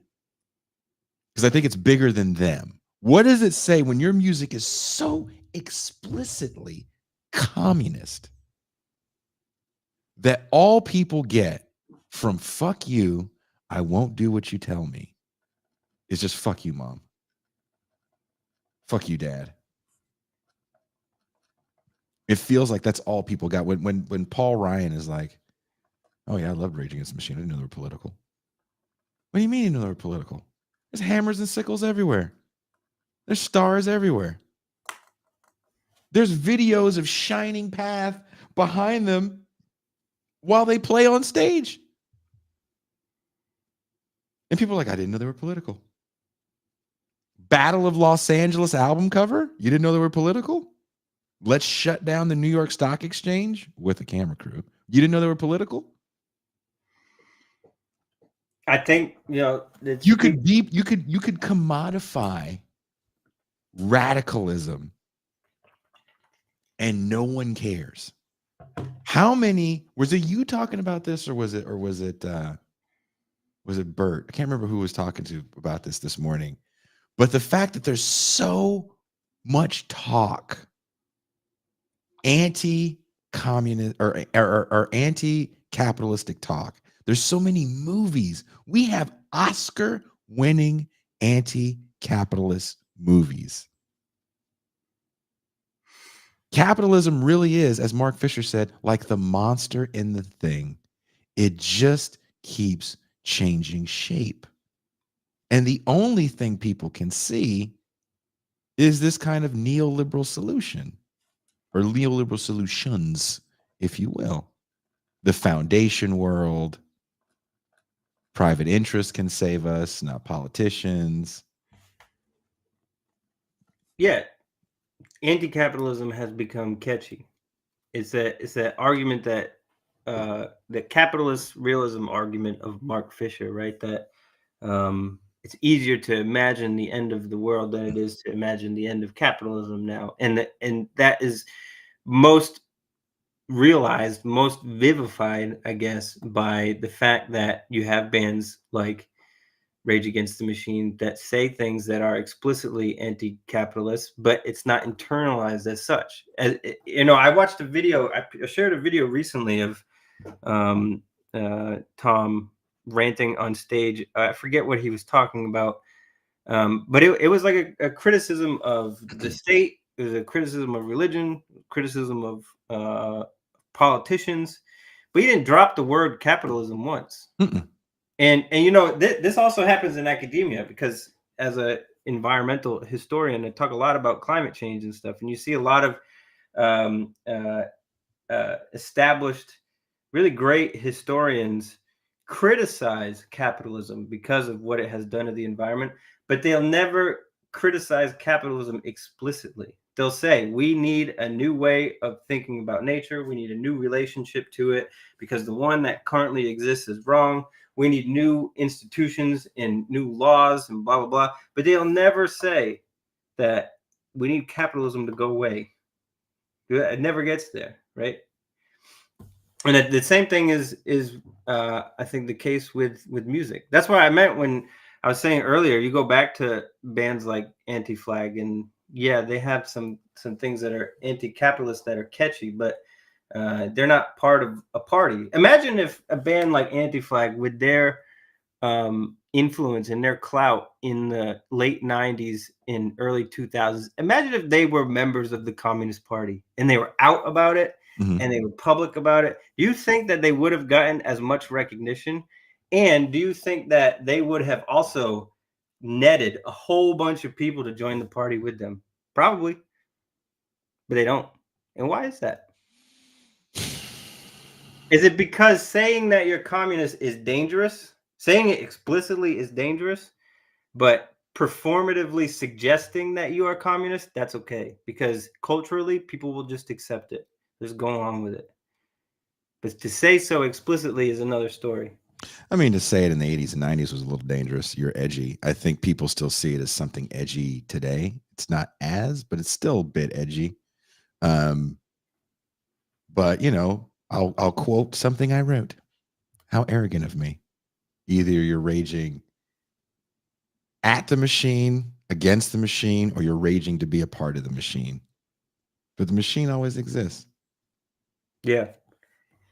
And that's kind of my point with a lot of the stuff that I do, is that there's this machine that sometimes we don't even want to acknowledge what we're supposed to be raging about. And it's there, it's not going anywhere. So it's like, well, how can I make this rage make sense for me? Right? Mm-hmm. Every aspect of my life is going to be commodified. I'm on Etsy now. Somebody asked, so what communist party were Rage Against the Machine or Anti-Flag supposed to join? It doesn't matter. I don't care. It doesn't matter. I mean, for me, it's more the importance of joining something and being upfront with that. That could have been a mobilizing tool at that moment, but it wasn't, and it still isn't. So you don't get bands that are like, that say that they're part of, I don't know, Communist Party, DSA, PS, whatever the fuck you want. It doesn't matter to me. What matters is like, there is a difference between being a member and then being performatively anti-capitalist. And insofar as it's performative, nobody takes it for what it is, and nobody knows what to do with it. You kind of threw a ball at them, and then they don't know where to throw it, right? And that's the problem for me. And that has to do with punk's inheritance and anarchism, right? Which is anti-party by nature. It has to do a lot, but it's been 40 years now of anarchism. Like And imagine people that just like hella preppy ass people like going into a punk show. yeah, Yikes. yeah, for real. A But they Taylor should, Swift shirt, yeah. but they should be allowed. I my dream of a punk scene is one that doesn't care what fucking t-shirt you're wearing. Mhm. Just come in, just join, be a part of what we're doing here. You don't want to dance? Fine, that doesn't matter. Mhm. You never heard of fucking I don't know what's the big band now? Knocked Loose. You never heard of Knocked Loose? Never heard Fine, of who the cares? police. Are they the turnstile? But I don't know. Turnstile got really big for a bit. Yeah, I heard. I was in fucking Target and I saw a single mom pushing her young like 3-year-old in the Mhm. carriage, just blasting Turnstile from his phone. And I was like, where do we, what is this world? My, these times have changed. Yeah. Well, look, we've been doing this for dude, the time flew by. Yeah. I Time if flies if if you guys are enraged or interested in anything we had to say, wherever you are watching or listening to the show, we wrote down a lot of these opinions in our latest article in Sublation. I think I've been calling it the wrong title. I took Um, notes, and thank you to everybody who's been commenting. I've been taking notes and everything. So thanks. um, Come As You Are, Punk and Neoliberal Leftism. That's what I wanted to call it. And I did ask Alex if we could call it that. And he was like, fine. Fine. I have to call it something of a song. I gotta do that. The play on the music. No, I do that too. I mean, I was just gonna call it "Why I Don't Go to Shows Anymore." Yeah. Just to answer the question, But I was like, no, let's call it Come As You Are. but we spelled it C-U-M. I'm super stoked. Alex is a doer. I am to some degree as well as doing this goddamn show for so long. But the motivation, I want to say this on air in front of the viewing audience and Jesus, the motivation and courage you have given me to do this book. Thank you. I I appreciate couldn't think of anyone else to do it with, to be honest. There's nobody who, I mean, just this episode, bouncing opinions back and forth, the knowledge that you have of the 80s, the knowledge that you have of the bands of the 80s. I am notoriously very, very bad at recalling song and band names and celebrity names. I'm terrible at it. I've heard everything. You send me a song, I'll be like, yeah, I heard that. But I Mm. couldn't tell you who it was. I couldn't tell you the name of the song. I can't even sing songs. I'm terrible at remembering lyrics. I remember these structures, right? I remember history and stuff like that. So I couldn't think of anyone else to do with that could be able to recall these necessary details to make the point stronger. Uh, so it's my pleasure. Jeremy Logan says, do a call-in show about punk. Oof.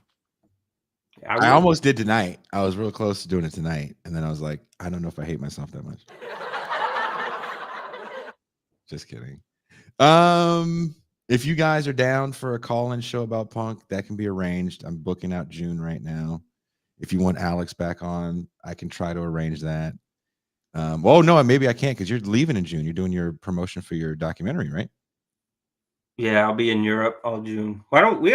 Let's do a call-in show late. Let's let this stew for a month, and then we'll come back to it. Come back and do a call. I would love to hear people tell us to fuck off. There's look.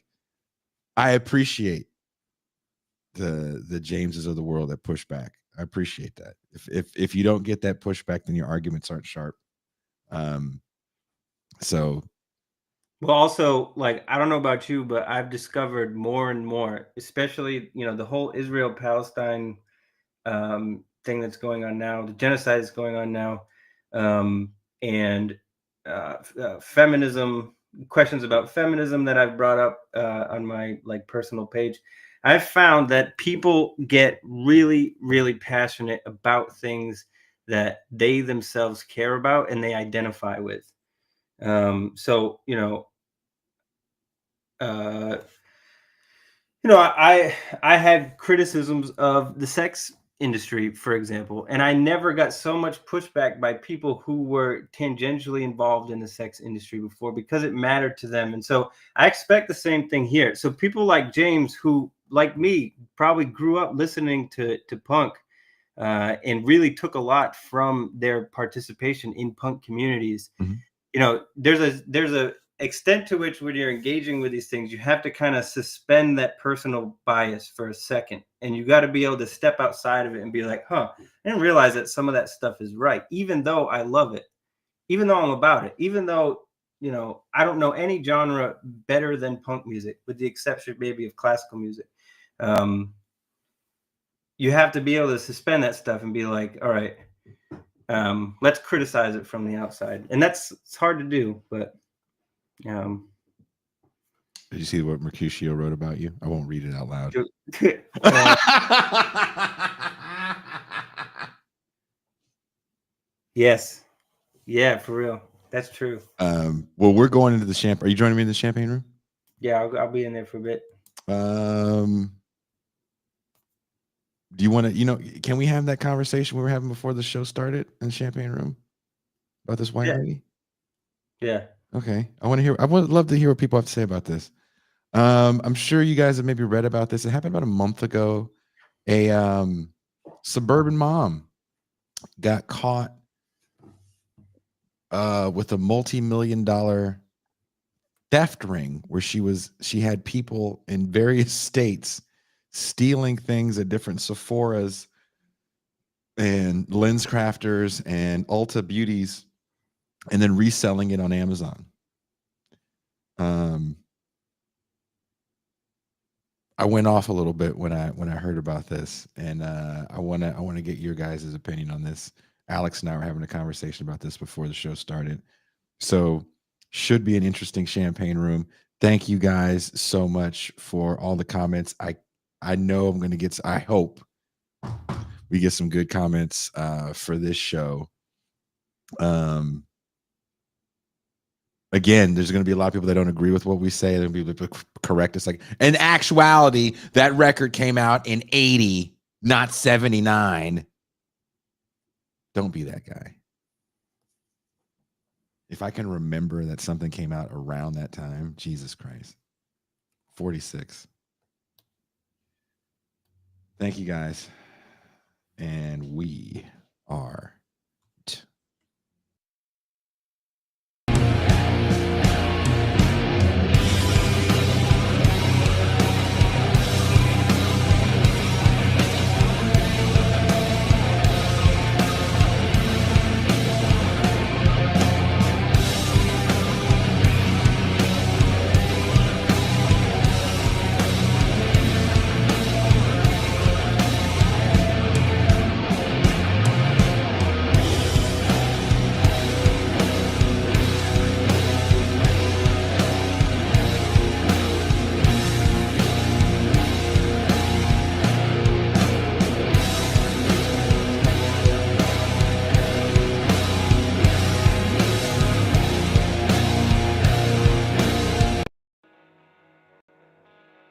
all right.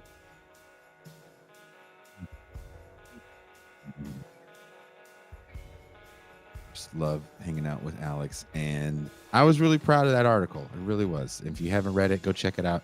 It is in Subculture. I would love to lie and say wherever you're watching or listening to this show, there's a link in the description. I don't know if I'm going to put all the links in the descriptions for these shows. This next show is a guest that I had been wanting to get for a while, and it was through a friend of mine that we were able to book him. Christian Parenti. Mildly controversial, I think, even in certain left circles. I thought he said some things in this show that were pretty illuminating to me. And also, I believe this is the show where Toussaint might have said one of the funniest things she's ever said when she wanted to do a landlord acknowledgement. Pretty funny. But Parenti, I think, is used to more quote unquote serious shows. I'm really cold, so my hands are in my pockets. And I don't think he was ready for the TIR sense of humor. He definitely wasn't ready for the TIR chat. You guys don't understand how distracting you are. I will say 9.9 times out of 10, the chat is engaged with this show and is usually commenting on what the presenter is saying, and generally have amazing things to add or even questions to ask that sometimes we ask. You don't even have to be super chats necessarily. They're just questions like, oh yeah, maybe we should ask that. It would add to this conversation. And then there's, that other 0.1% that asks about the hose and all the other insane shit, and the characters that we create on this show get mentioned. And this is one of those shows where I was like, oh, I don't think this dude is digging it. So now when I book certain people, I go, have you seen the show? Because you should see the show. But I still think this was a great episode. Definitely check out Christian's piece. It's in Catalyst, I believe. The Cargo Cult of Rogue. And after that, the #1 show that I can upload.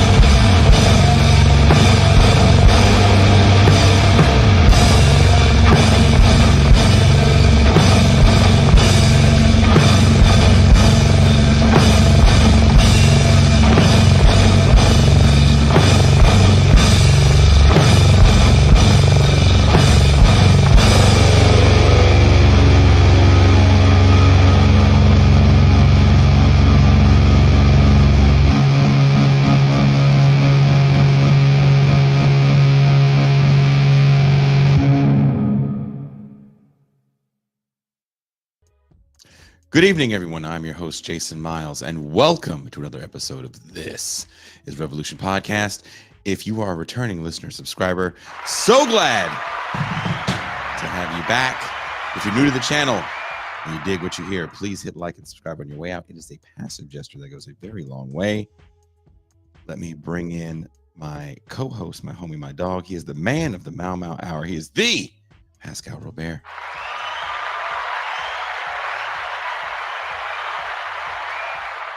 Peace and greetings to the chat. Peace and greetings to the audience. Peace and greetings, Jason Miles. I think it's going to be a good show. I think you and our guests have a lot in common. You wrote a very popular paper that became a video essay that will soon be viewed on Means TV to a lot more people than it was on this channel. So I'm excited about that. Let's bring in the voice of reason on this show.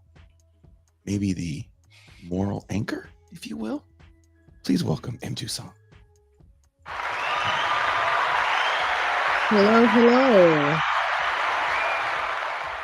Jason, how are you feeling with your birthday hangover? Ha! Now, non-alcoholic hangover. I was gonna say my meat hangover, but that would not have sounded right. The meat hangover would have been really inappropriate. That's what she said. That I wish. I wish she said that. That's another dream thing you want to hear her say is, "Oof, dizzy from that meat hangover." Because I nut quick. That's usually not what they say when you say. We're getting started. We're getting started early today.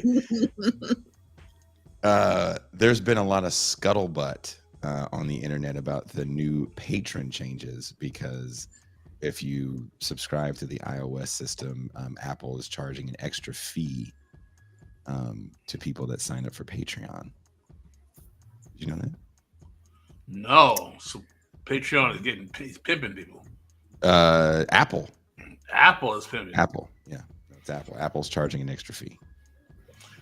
Argument to become a non-Apple user.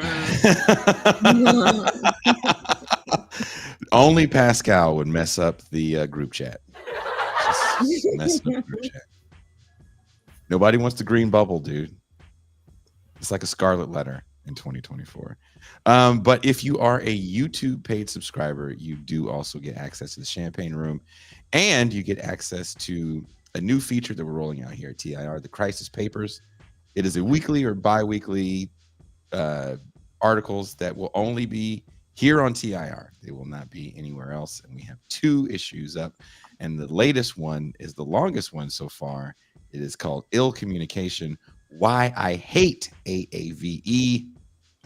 And if you want to help support the show, you can purchase it actually through the Patreon. Now, let's talk about our topic at hand today, the cargo cult of wokeness.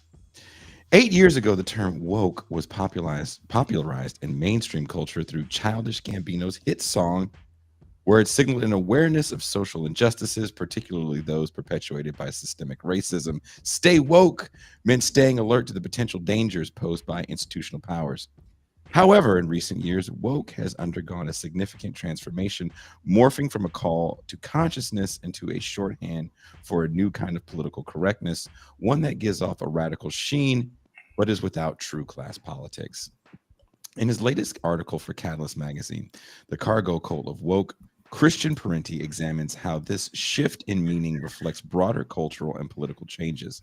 Parenti argues that what we now call woke culture is less about genuine social change and more akin to a cargo cult, a symbolic performance of radicalism that ultimately serves to reinforce the status quo rather than challenge it.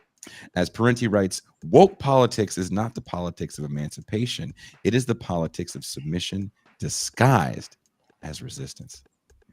We are very excited for the first time to have on this show Christian Parenti. Hello. How are you? I'm good. Thanks for having me first- on the show. Does this work with my Yeah, my we can hear you camera just here? fine. Okay, cool. Absolutely. Good. Toussaint, you said you wanted to start off with a question? Yeah, I want to ask the first question. Mr. Parenti, for we're it. so glad to have you here. I've seen you on Jacobin on the Jacobin videos, and it's very cool that you're here. I just want to know what your ethnic background is and what your pronouns are.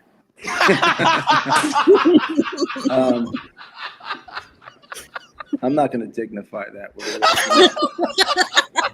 But you did. So I'm part Italian American, so that's a weak spot for us. Italian. You know the joke. You know how someone's. You know how you find out someone's Italian American? They tell you. Oh, I was going to say. You can use that joke on like vegans and whatever. But yeah, so I mean, obviously I'm half Italian American and half kind of like mongrel Scotch Irish.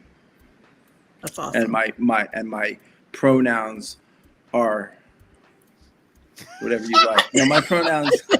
I've never been asked to name my pronouns. No, this is real. I wasn't expecting this. Wow, man. We're not serious at all. Yeah. All right, good. I'm not gonna. I'm gonna let you guess my pronouns. So maybe at the very end of the interview, if you're really nice to me, I'll tell you my pronouns. Okay. He seems like he's giving off a lot of Z vibes. Z vibes. What are Z vibes?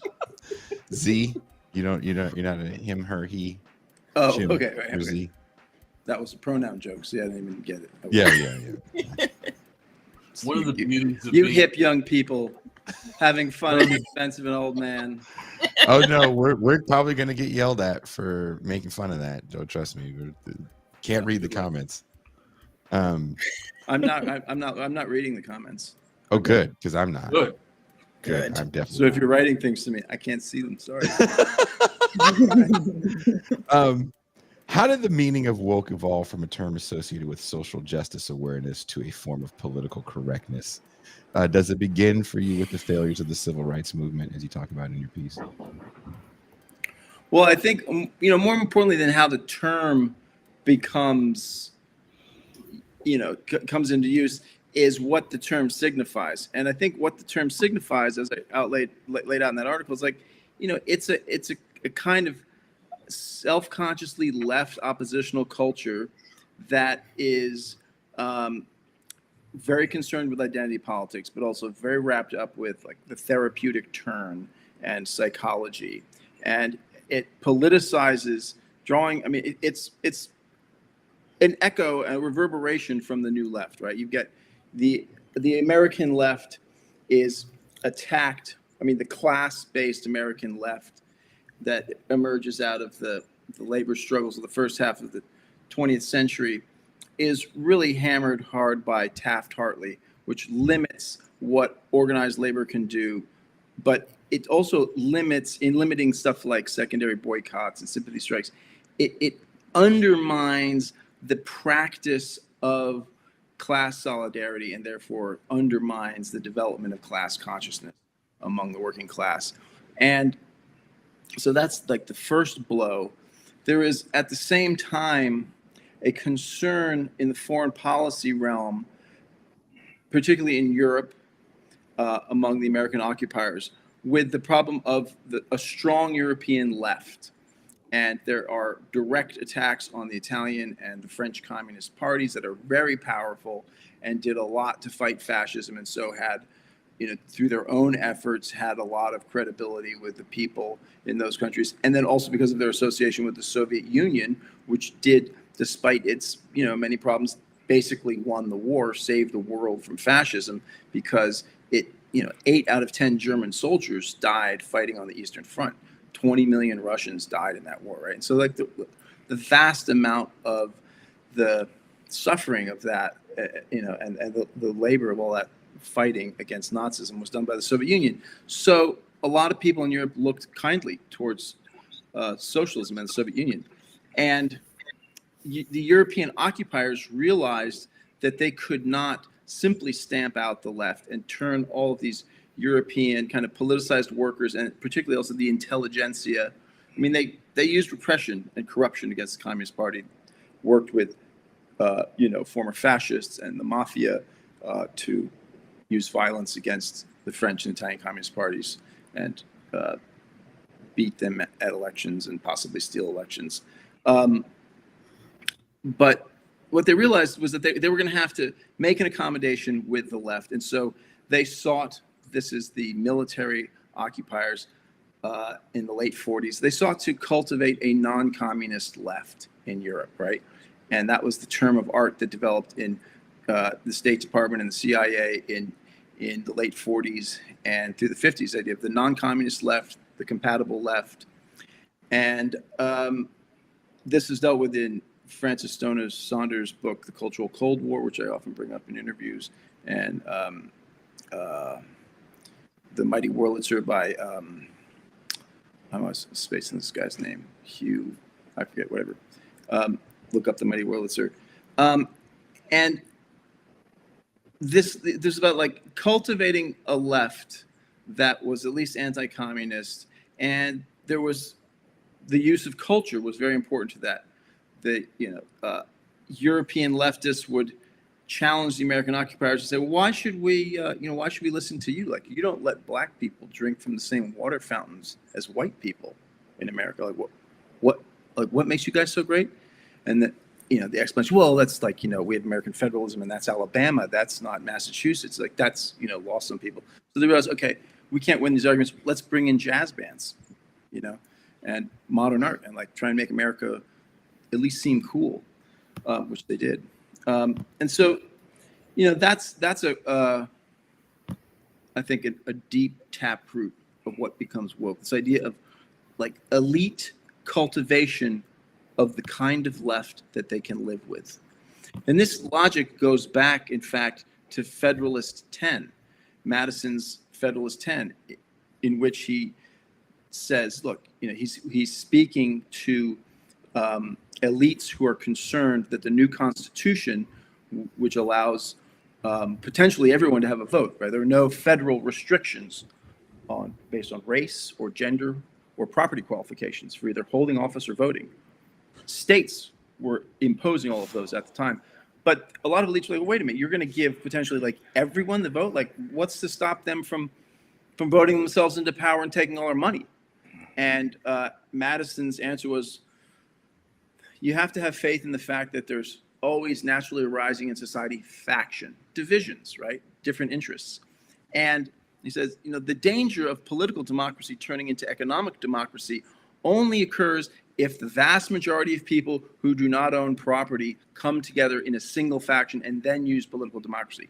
But the good news is there's enough forms of faction that's probably not going to happen. People have their religious differences, they've got their regional differences, they've got their allegiances to specific political leaders, and people have a tendency to invent faction, right? So it's like that's the logic of divide et impera, divide and rule, that is laid out in Federalist 10, probably the most famous of the Federalist Papers.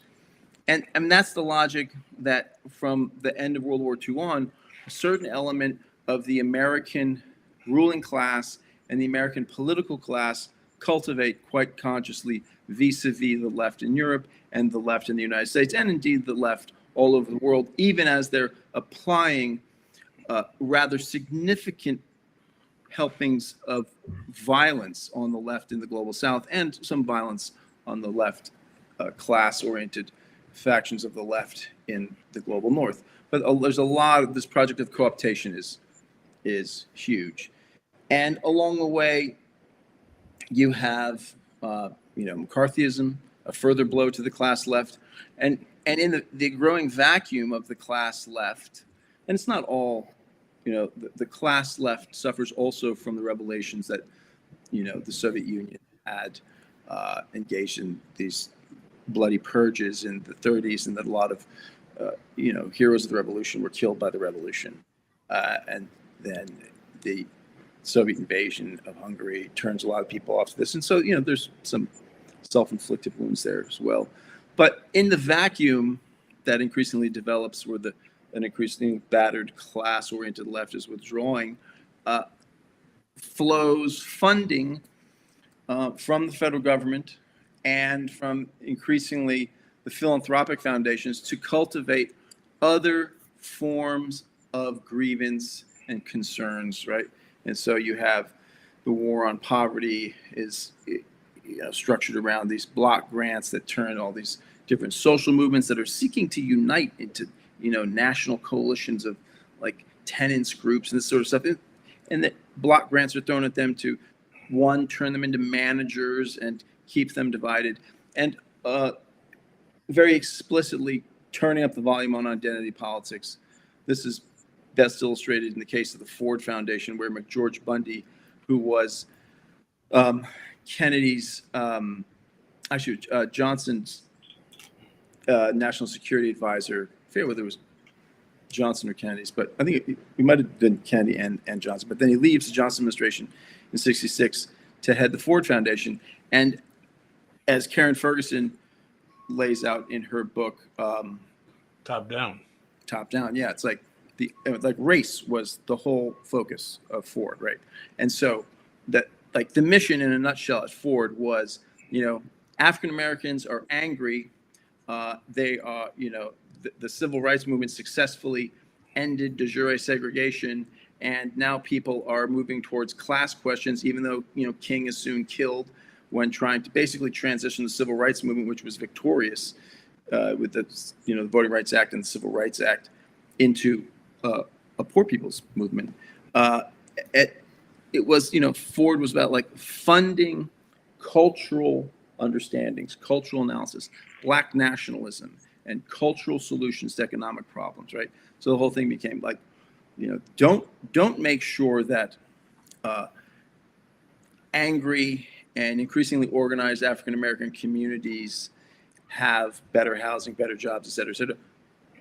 Make sure they have funding for arts movements that will make Black people feel good about themselves. And along the way, make that the issue. Like, how do you feel about yourself, rather than like, what about these landlords, and what about, the material conditions? Well, we can make an art project about our landlord. Right. And Pascal. preferably, you're probably going to get more funding if the landlord just remains as a kind of like legitimation foil, but most of the play is about kind of like how you feel about who you are, and shift it all towards subjectivity. And then the New Left, just sui generis, because there's a whole psychological turn that happens in the larger society after the war. I mean, before World War II, the vast majority of psychologists and psychiatrists worked for institutions. After the war, they start leaving the institutions, and the mission of the psychiatric professions goes from dealing with debilitating mental illness to dealing with everyday unhappiness and ennui, and so there's this massive kind of proliferation of psychological thinking in all realms. This is not just for the left, but in the left, this catches on, and you get, in the late 60s, the rise of, consciousness raising, and the whole, that comes particularly out of radical feminism. That's where that begins. But it's also in all the movements. There's the same kind of version of this, encounter groups where it's like people are trying to deal with the whole thing, like the larger macro structures of like, capitalism, imperialism, racism that connects all that, and then who am I here in this, like my role in it, and what does it mean for me psychologically, emotionally, and how am I supposed to be a better person and struggle for justice. I mean, a lot of which is just a kind of recapitulation of Protestant religious patterns of sort of like concern with subjectivity, the concern with the individual's salvation, the concern with the individual's relationship to God and the calling. Whereas the Catholic tradition is sort of like, you're all sinners and you stick with the church and let the bureaucracy handle things, relate to the bureaucracy will relate to God, and you'll be fine, right? Protestantism is very much about like translate the Bible into the vernacular. Everyone has a direct relationship with God. And suddenly it's like, wow, like the individual's struggle for salvation becomes much more intense. And the New Left becomes largely secular, but carries with it this kind of imprint, because the U.S. is, in very kind of profound, it's fundamental ways, a Protestant culture, in terms of like the individualism, that whole notion of the calling. We don't call it that, but it's like, self-worth, and you see it surfacing again and again. So the New Left gets, all wrapped up in that stuff. And I've written about that elsewhere in Non-Site, a piece about Marcuse's third wife, Sherover Marcuse, and the first privilege walk. And so, there's a lot of, by the 70s, there's a lot of explicitly sort of psychological, healing-oriented subcultural activity going on that bills itself as revolutionary work. And and so it goes on and on, further defeats of the class left, more and more of that stuff kicking in. And then along the way, another thing that happens is the weakness of this. I end the essay, which is a review essay of a number of books, but I end that first essay in Catalyst with a discussion of this whole question of like the weaknesses of the Civil Rights bill, right? Civil Rights Act, right? Because like quotas, for some reason, I've never really understood this, but it's like, quotas were like supposed that's there cannot be quotas around hiring in the U.S. Why, I don't know, but it's just that's always the way it's been, right? So a lot of enforcement was left up to the private sector. Individuals could sue in civil courts if they felt they had been discriminated against and make a case against employers. There's also, bureaucracies within the federal government that are tasked with policing this and can also bring legal cases and can also address this. But a lot of the enforcement was left to individuals in the private sector. And you can imagine that always has to be a backstop as part of such a law. But it also does reflect a certain kind of weakness, that there isn't a more robust role for the state, which is like, actually, we are going to have. I mean, I'm not saying there should be quotas, but there should at least be a discussion about that. Maybe there should be, say, no, look, there needs to be an X amount of, employees at this certain level in this firm have to be women, have to be people of color, like whatever. I don't know. We have a national discussion about that's all totally illegal, even though informally quotas do exist, at least in academia. Everybody knows that. So the weakness, the lack of a more robust federal enforcement mechanism supporting the Civil Rights Act of 1965 leads to this mushrooming of tort claims that by the 80s and 90s are really biting corporate America in the ass. And, basically, 95 or more percent of Fortune 500 firms at some point pay out massive penalties for having discriminated. 100 million, 200 million, 200 and change, that kind of stuff. So to defend oneself as a firm against these kinds of penalties, it becomes expedient to engage the services of woke hustlers like Robin DiAngelo, who can come in and, supplement your human resources department in terms of teaching people not to be racist and sexist and bigoted and this and that. And hopefully that works. Hopefully your employees aren't a bunch of bigots and don't, do horrible things to each other and then engender real problems that you have to really pay because you're actually guilty and you have to pay these huge fees, right? Fines rather.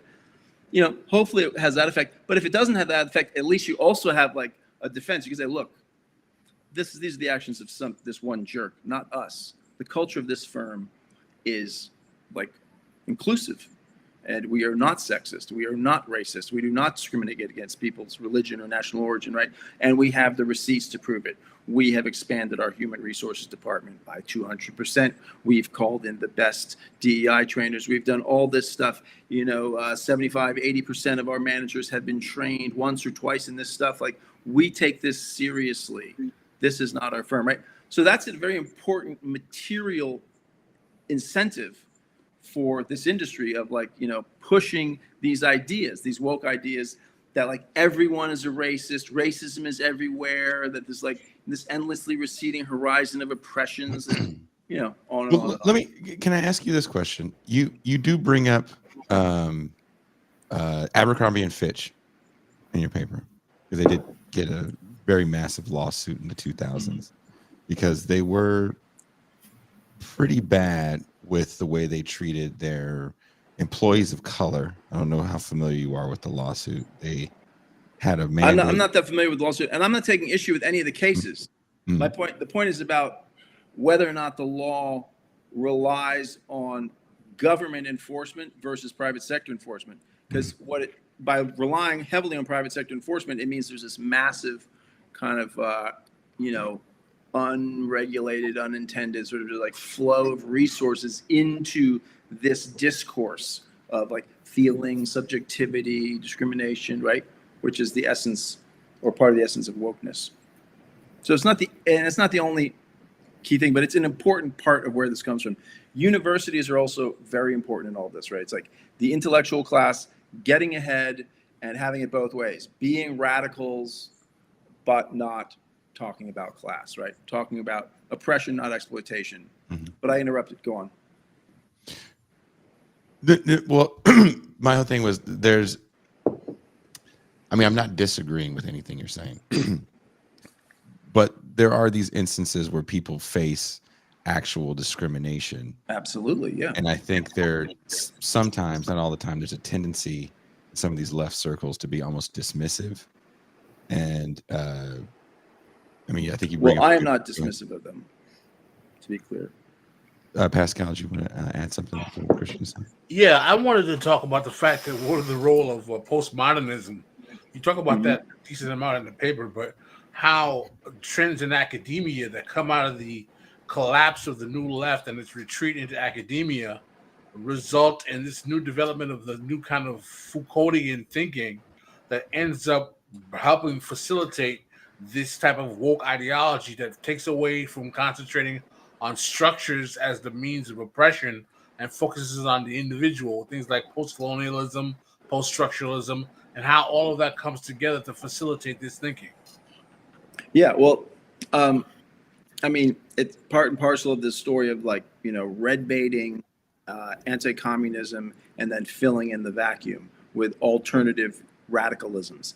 And so after a generation or more of solid red baiting in all sorts of institutions, labor unions, public schools, government bureaucracies, and academia, there arrives in the early 70s, and I suppose even late 60s is beginning, that, you know, this new kind of radical politics, particularly from France, Michel Foucault being the kind of exemplar of this. And I mean, Foucault is a member of the Communist Party, and then he leaves the Communist Party, and he has some pretty valuable and legitimate criticisms of like you know, the way that Western metaphysics in creating these truth claims empowers repression by states, medical bureaucracies, you know, on and on.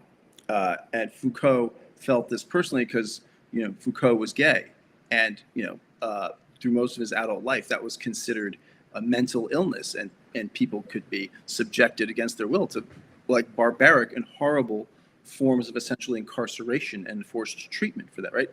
So it's not like he's like doesn't have a point. He does have a point, but he's, you know, increasingly concerned with questions other than class exploitation, questions other than how capitalism functions. And he's not doing this from like a place like never having read Marx. He has, right? And that's taken up in the US Academy with alacrity because it allows a certain type of person to have it both ways. You can be against oppression. You can acknowledge many of the real injustices of the society that you live in. And you can propose changes and solutions that are, you know, other than the redistribution of wealth. You know, might not even like get into that. You say, yeah, I mean, generally the way I learned Foucault was from people who were like, oh yes, of course, yes. You know, the redistribution of wealth is important, but let's get on to like, you know, ways of having the subaltern speak and, you know, recalibrating power dynamics in our everyday discourse, right? And give it enough time, like that became the main focus. And that wasn't like in addition to how to redistribute wealth. And the great irony of the universalist class politics based on the redistribution of wealth is that many of the interests and needs and concerns of subsets of the working class that woke politics seeks to champion are in fact better served by universalist class politics. So take, for example, I think the example I use in the article is like Black trans people, right? If Black trans people are disproportionately oppressed as they are, and when you look into like the literature on this, you go, well, how are they most, what's the spread? Also, you know, housing, jobs, all these kinds of medical access, right? The basic economic stuff. How are they going to get what they need? By organizing as Black trans people? I mean, you're talking now about a pretty small subset of the U.S. population. African Americans are 14% of the total population. What, you know, I don't know what percentage of the total U.S. population are African American and trans. It's not a lot. the great irony is that if everybody came together to demand universal amelioration of these problems, universal redistribution, who benefits disproportionately, ironically? Those who are most oppressed, right?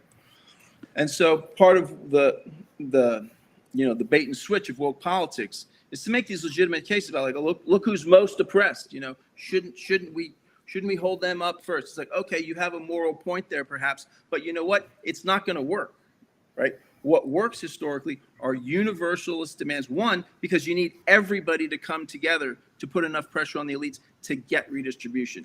And also because once those kinds of victories and reforms are achieved, they're ironclad or closer to ironclad when they're universalist.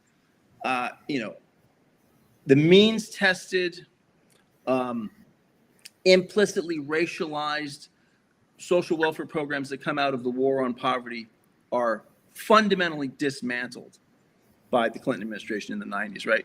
Why? In part because they don't serve everybody, right? So lots of people are like, forget it, it's not for me, forget it. But Social Security, Medicare, Medicare and Social Security, these are universal programs, and they are really quite ironclad. And Roosevelt knew that at the time, and he insisted that Social Security not be means tested. And he said explicitly, if everybody pays into this and everybody gets something back from it, then they can't do anything to my Social Security program. And that's absolutely the case. They are chipping away at it with this, like, crypto privatization has been, since the George Bush administration, has been growing at about 5% a year under all these administrations, Republican or Democrat. With this, like, confusing, basically, long story short, they're just bringing in private providers to manage the flow of resources that come from Medicare to the population, and they introduce names of these firms. You have to choose a private plan. It's very corrosive, and it introduces bureaucracy, and it's about undermining the legitimacy of these programs. So of course they can privatize it because Wall Street wants that money. They don't get fees on all this stuff. They want all that money dumped into the markets so they can fuck around with it and get their fees. Tucson or Pascal, do you want to add something? Not Pascal, to do you want to add. add something? No, go ahead. Okay. Christian, when you claim that woke politics is more about submission than genuine resistance, how does this contrast with the original intentions behind the concept of wokeness? And how does this submission manifest in real world policies and actions? And what's the PMC's role in this current epoch of wokeness, in your opinion? I don't remember saying it's more about submission, but it is. I mean, my main beef with it is that it's like, woke politics are actually compatible with all sorts of horrendous class exploitation, right? Woke politics lead you into cul-de-sacs such as, do we have enough kind of like aesthetic representation of marginalized groups here at our company? Actually, a movie, I know you guys like movies on this podcast, but like I watched 9 to 5 a couple years ago. And it's a perfect encapsulation of sort of neoliberalism. It's like they organize, right? The secretaries organize against the boss. And then what do they want? They want the right to, like, decorate their cubicles. Mm-hmm. And they call in, against the management, they call in the owning class, the owner of the firm, who's like a white clad, like, Southern colonel, like an American aristocrat. And he's like, what do these ladies want? And it's like, the right to decorate their cubicles. It's like, holy shit, that's exactly what the whole thing is. So, I mean, that's what woke politics delivers. It's like, do you get, is there like recognition of people's trauma? Are there enough, women and people of color and trans people on the board of trustees who make the decisions to, like, cut your fucking wages and benefits, for example. It's like, that's, oh, gee, at least they're like women doing it to us, you know. Like, if a black trans left-handed woman and cuts my wages, then, you know, it works hurts out better only that way. Yeah, it hurts like only 98% as much as if it was just some fucking honky. That's what exactly. I go tell my family, hey, look, nobody gets Christmas this year, but they made sure they got a promotion. I mean, just diversify the chairs on the Titanic. Diversify the chairs. Diversify the chairs. Yeah. I mean, and early on in the article, I quoted like the CIA in its an ad campaign in 2021, I think it was, you know, humans of the CIA. And one of the ads was this woman who's like, she said, I'm a cisgender millennial Latina, blah, blah, blah, blah. Like my job at CIA is not a fluke. I suffer from like imposter syndrome and generalized anxiety disorder. I mean, it's kind of, you're like, is this a joke, I remember that commercial. That was a neurodivergent. That was a real commercial. That was a real commercial. Yeah. Humans of the CIA. Look it up. But it also lets you know how bad the hiring process is at this point for these positions when you have Rain Man working for the CIA. Yeah.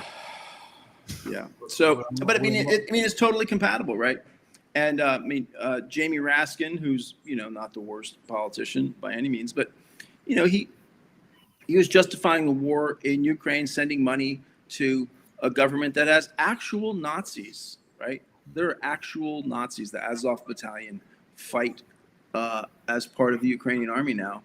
And you're saying, you know, we have to fight Vladimir Putin because he's a transphobe and a misogynist, or whatever it was. It's like, you know, never mind the fact that the U.S. for 8 years, the CIA funded this, you know, first of all, the Maidan Revolution, classic color revolution, and then they start making war on the Russian, ethnic Russian population in the East, and then those guys finally rebel.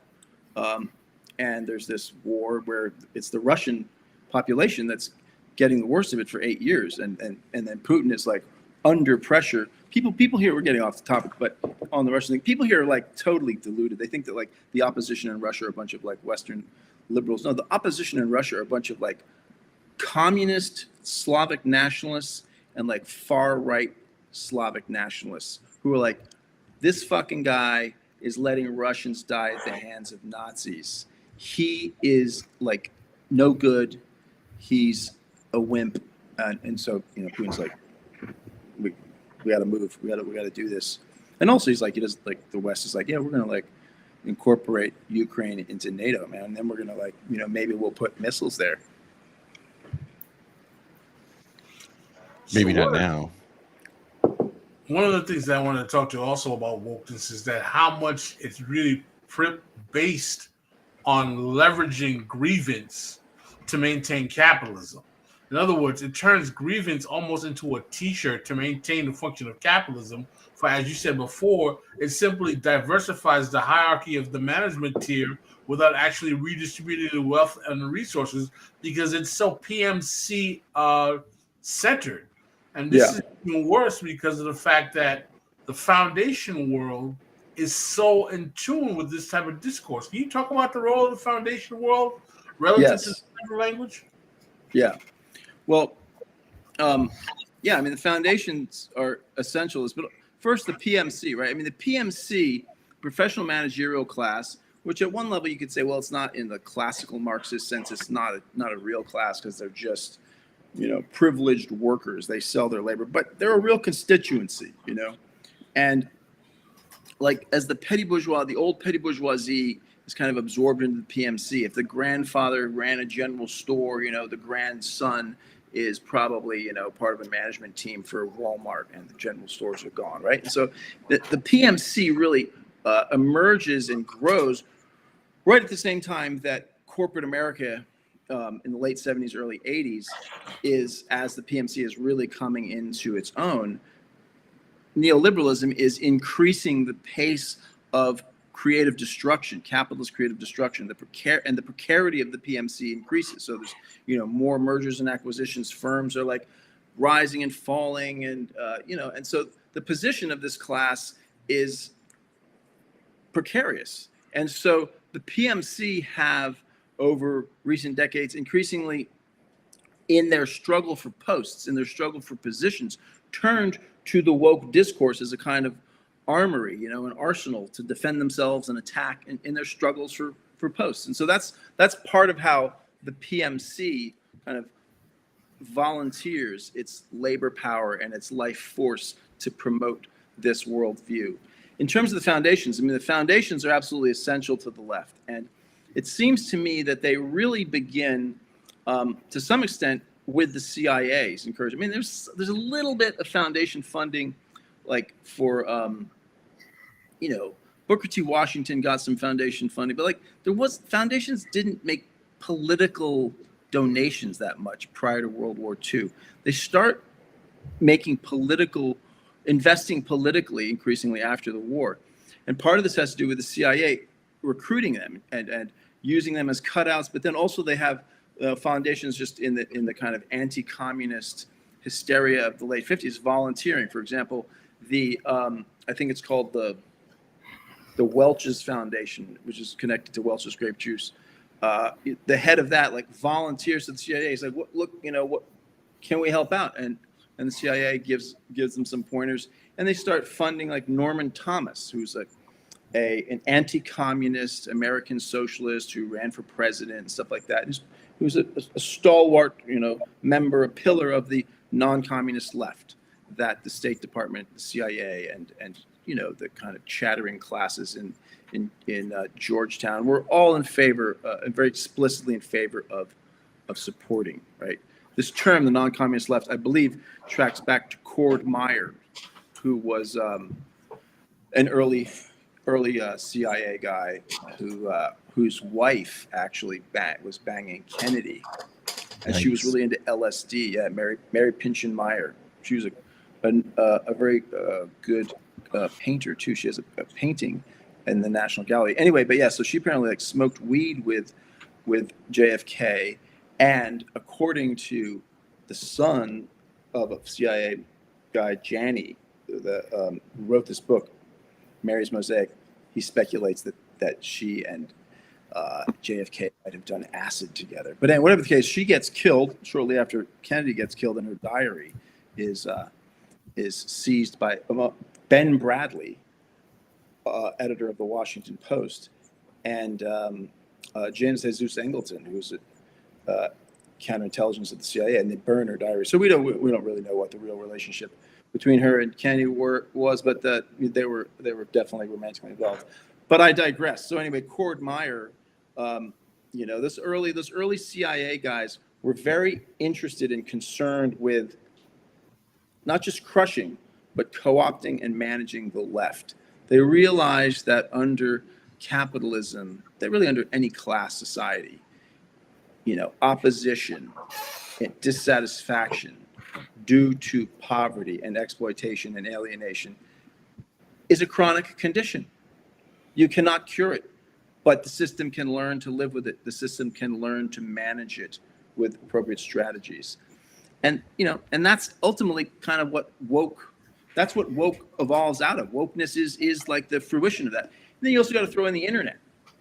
But I didn't really fully answer your question about the foundations. So the foundations play an increasingly important role in funding the left. As membership-based organizations, particularly trade unions, decline, you get these organizations that become, they have memberships, and they are to some extent membership funded, but they become increasingly dependent on the largesse of foundations. And today, foundations are absolutely central to creating the worldview of the left. And the way it works is, I saw this, in my 20s as an activist in San Francisco, where the foundations are all over the place. Tides Foundation, all this kind of stuff. I knew Van Jones when he was a Maoist. I knew Van Jones when he was like a black nationalist who came to do his internship in San Francisco, and he went out with a Maoist ambulance driver friend of mine, and she kind of turned him into a Maoist, and we know where that led ultimately.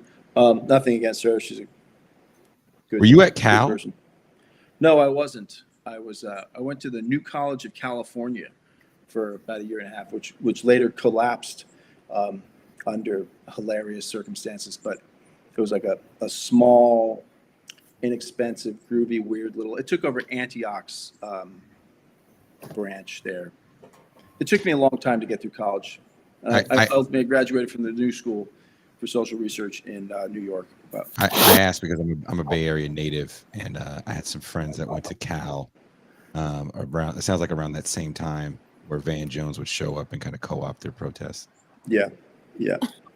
But I mean, the foundations were so. I mean, I got hip to how the foundations operated there, but then also my wife, Marcy Smith Parenti, who has written some great stuff that relates directly to this stuff. She wrote a series of pieces for Non-Site about Gene Sharp, and who's like kind of like the official alternative to King in a way. I mean, he's like that. He is the theorist that most nonviolent American activists read more than King. And he was housed for about 30 years at a DOD-funded think tank at Harvard that that Kissinger was actually head of for a while. And his ideas, have been instrumental in helping to develop the color revolution playbook. But I mean, he is the go-to theorist for protest movements in this country, believe it or not. It's astounding. And Marcy headed a nonprofit, and so I got a further kind of passenger side view of just how it works. And it's just like this, like the one thing you have basically the latent and manifest function, to use old sociological terms, that like in anthropological terms, this idea that people engage in activities for reasons known and unknown to them. And so, like the classic example by from the sociologist Thomas Merton was like the rain dance. I think it was a Hopi rain dance. The manifest function of this was to summon rain, but the latent function that the participants weren't fully conscious of was to like build group solidarity during a drought, a time of intense social stress, to like, have an activity where it's like, yep, we're going to be okay. We're going to come together. We're going to hang together, right? That's the latent function. And so in managing these nonprofits, like the manifest function is like efficiency, fairness. We got to have these meetings, but the latent function is always like imbibing this like woke psychological obsession with political etiquette, which the joke in the beginning of this about the pronouns. I mean, that's where that comes from, right? Mm-hmm. I mean, nothing wrong with people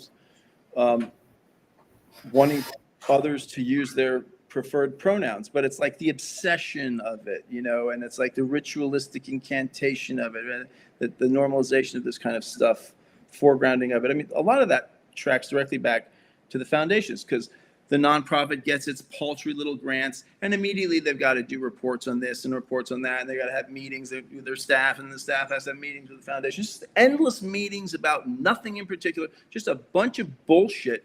And you think, oh, what is going on here? Like, what the hell is all this about? Oh, this is about getting these staff members in here. And there are so many nonprofits, and they've all got their executive directors, little leadership team, just like this tiny little organizations everywhere, full of well-intended people that are just like sucked into this kind of like, soup of foundation funding gobbledygook, where they, learning how to mimic the worldview of the foundations. And the foundations will put out, they say, we're interested in funding X, Y, and Z.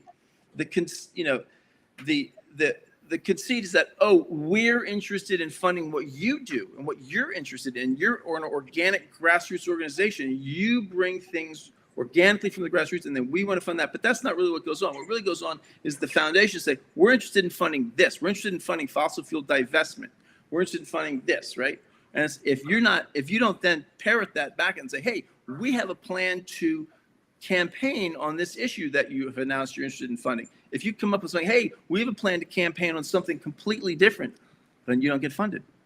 And in the process of getting this funding and managing this funding and going for more funding, it's this constant genuflection at the cultural altars of this woke sensibility. Right? One of the things that I find fascinating about the foundation world is my first introduction to studying the role of the foundation worlds in social engineering American political phenomenon is actually in Black politics.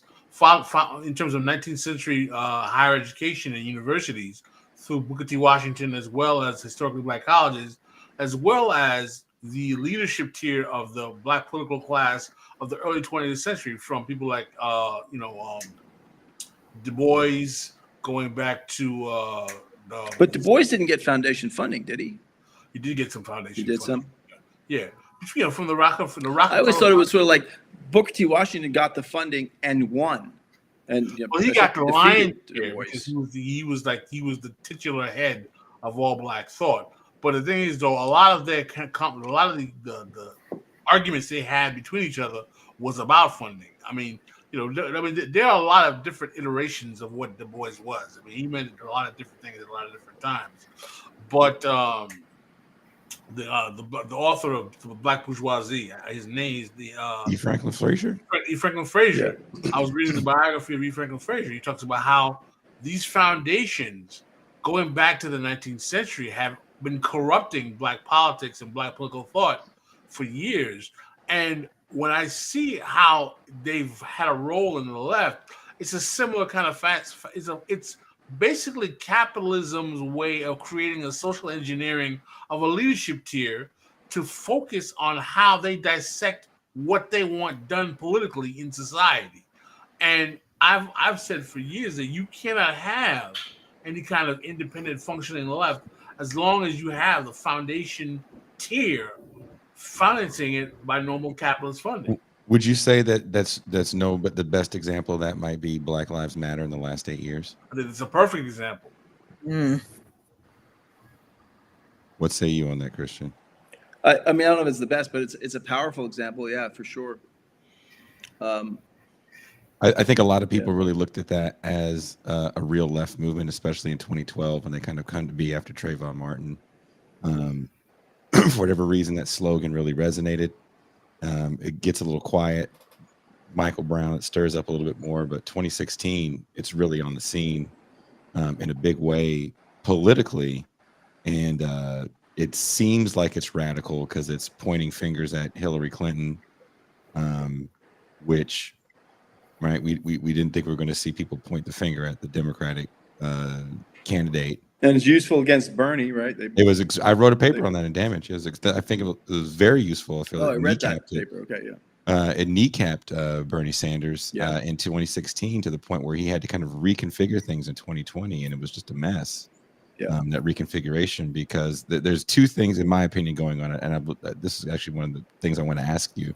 You don't talk about this too much in your piece, but we have to admit that there's like a burgeoning left movement around 2015, 2016 when Bernie Sanders is running.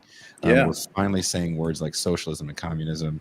To a certain degree, your father's work is being reshared in a way that it was kind of dormant for a long time, and we can't act like, well, I was reading it, and I was like, that's great that you were doing that, but we're talking about where we are now and how big this stuff is now. Bernie and my father were close back in Vermont in the 70s, but that's another story. But then you have the internet, which also is creating a bit of celebrity too. Like, look at all these people that work for the Bernie campaign that immediately got, podcasts and wrote scripts, and they definitely didn't stay in politics. Yeah, they didn't stay in politics. Maybe they're burnout. I don't know. But the foundation world with BLM, I was watching it as closely as I could watch it. I'm a California native. I'm from the West Coast. I live in Mexico now, though. But they were pushing not Bernie Sanders, but like Elizabeth Warren, and they had these very kind of staunch Democratic candidates that they were pushing But they had this veneer of radicalism because, like, look, we shut down the freeway. We are we are quote unquote trained Marxists, whatever that means. I didn't know Marxism was like karate. Right.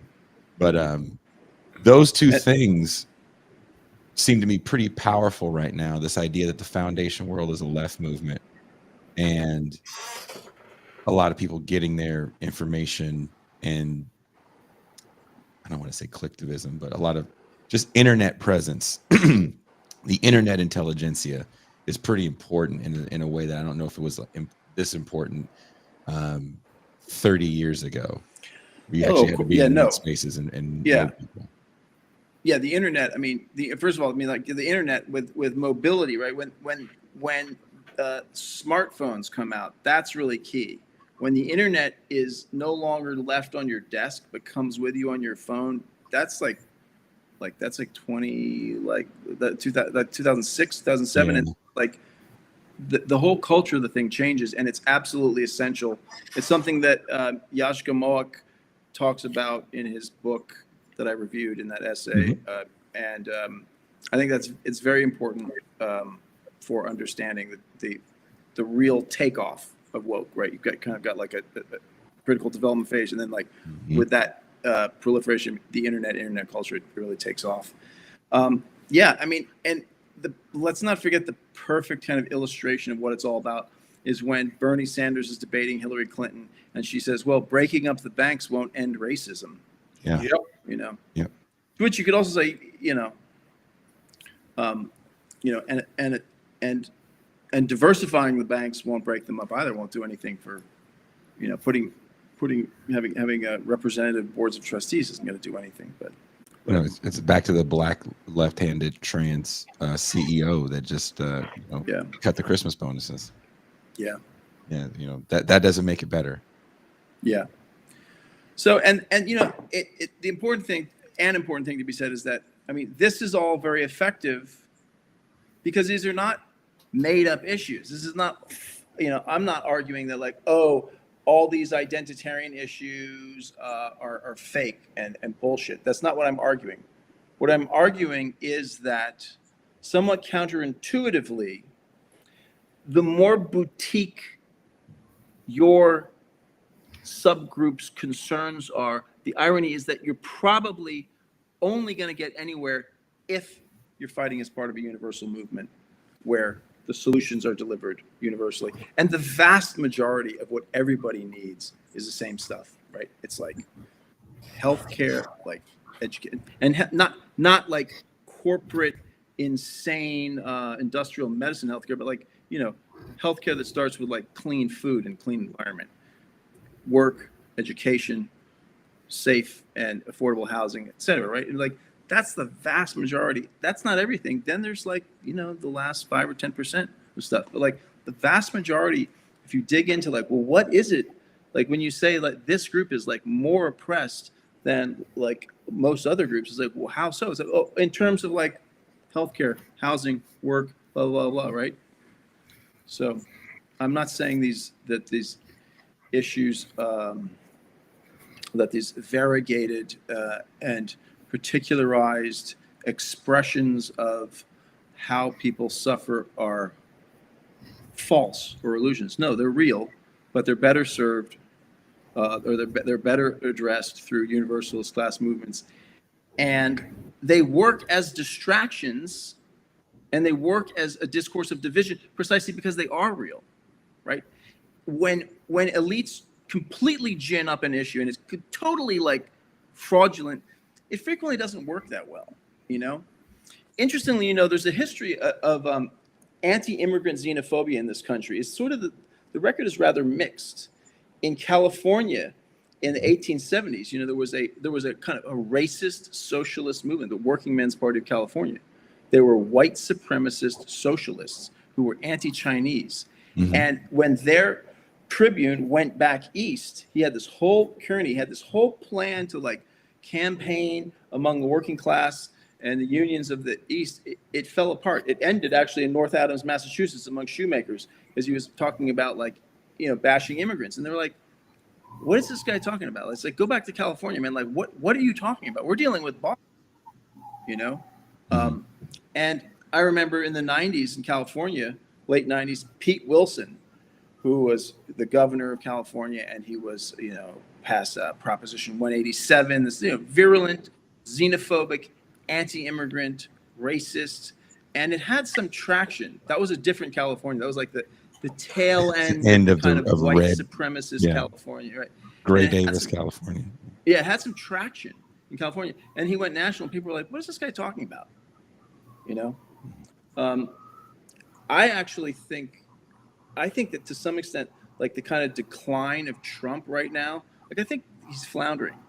I think part of it is like he really is now relying on this xenophobic politics in a way that the media claimed he was when he first got elected, but he didn't really do. If you actually watched his lecture, his speeches, they weren't like his opening talk when he comes down the escalator and he says they're not sending their best, all that. You watch that first campaign, it was basically ersatz Bernie Sanders stuff. He was like, we're going to have factories that were in New Hampshire and went to Mexico, come back to New Hampshire, and when they do, you can tell them to fuck themselves because they let you down and they left. People are like, yeah, and then it's like, and then he doesn't bring back the factories, and it's actually these like key Rust Belt counties switch, because there was a bunch of people there who were like, oh, he's going to bring back the factories. He didn't.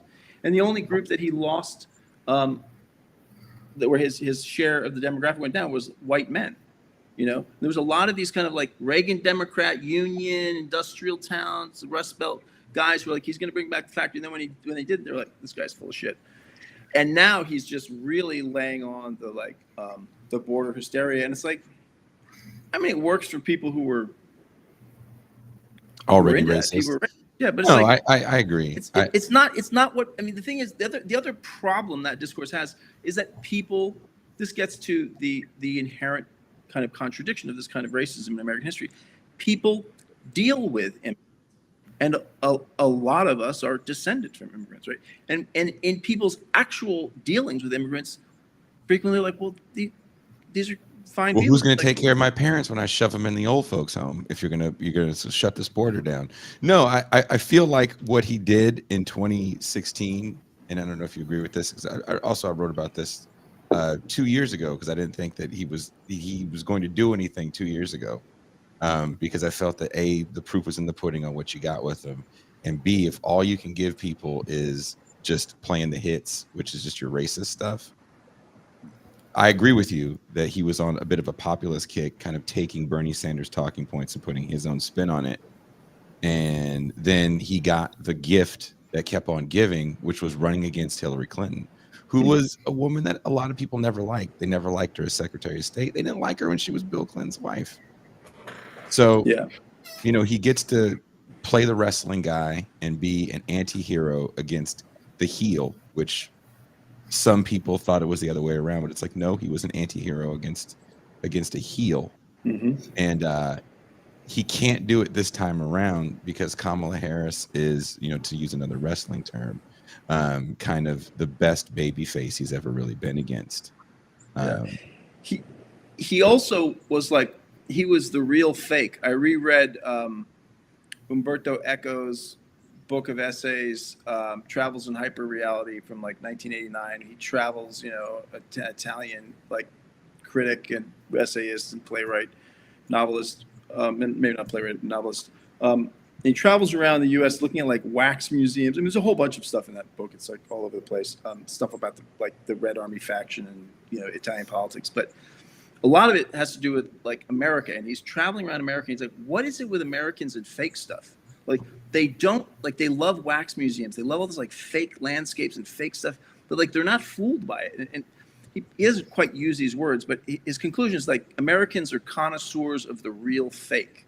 And that it's something about like, it's like a kind of folk critique / adaptation of like to capitalism. And it's about like the deracinated quality of America. Everybody like, leaving these older traditions behind and coming to this new place. But I mean, that's what like Trump was. He was the real fake. He was like, yeah, I'm fake. These politicians are all bought and paid for. I know, because I paid for some of them. And it's like he was the truth telling fraud. He was like, it's all a fraud. Trust me, I'm part of it, right? Mhm. And Mhm. and that kind of aura is gone. Now he's like just. You can't. Yeah, he's not. Yeah, you can't. You can't do that another time through, and nobody got anything from it, right? Yeah. If you're supposed to be the populist that is going to right the ship, which I always found kind of weird in the first place, this So- man has he's positioned himself from the I would say from the 90s on, from his wrestling time on, as being the evil genius, which I believe is something he gets from Vince McMahon. I really do. And sounds good. he does it so well that it kind of becomes who he is. He then takes that and then runs on being the lovable bad guy. It's kind of like mob movies, right? Yeah. He's Tommy rooted for the bad guy in the movies, and now Trump gets to be everybody's favorite Tommy for a minute. But then you watch that movie and you go, Tommy kind of sucked, right? I don't know what movie that is, but I take your word for it. Yeah. Oh, or Casino. I'm sorry, Casino. Oh, yeah. But it wasn't all just talk. I mean, I'll remind people, as uncomfortable as this will be for some listeners, Trump extended the ban on evictions. So all that stuff, he opposed it. It's in the CARES Act. But then partly because the economy is so battered by these lockdowns and the disruption to supply chains. I mean, it's a profound economic crisis. So to some extent, he had no choice. But he does extend the eviction moratorium twice or three times, and the moratorium on paying student debt. And it is Biden who undoes both of those. He imposes these, tariffs, which is, love them or hate them or agree or disagree, is a violation of the doctrine of neoliberalism.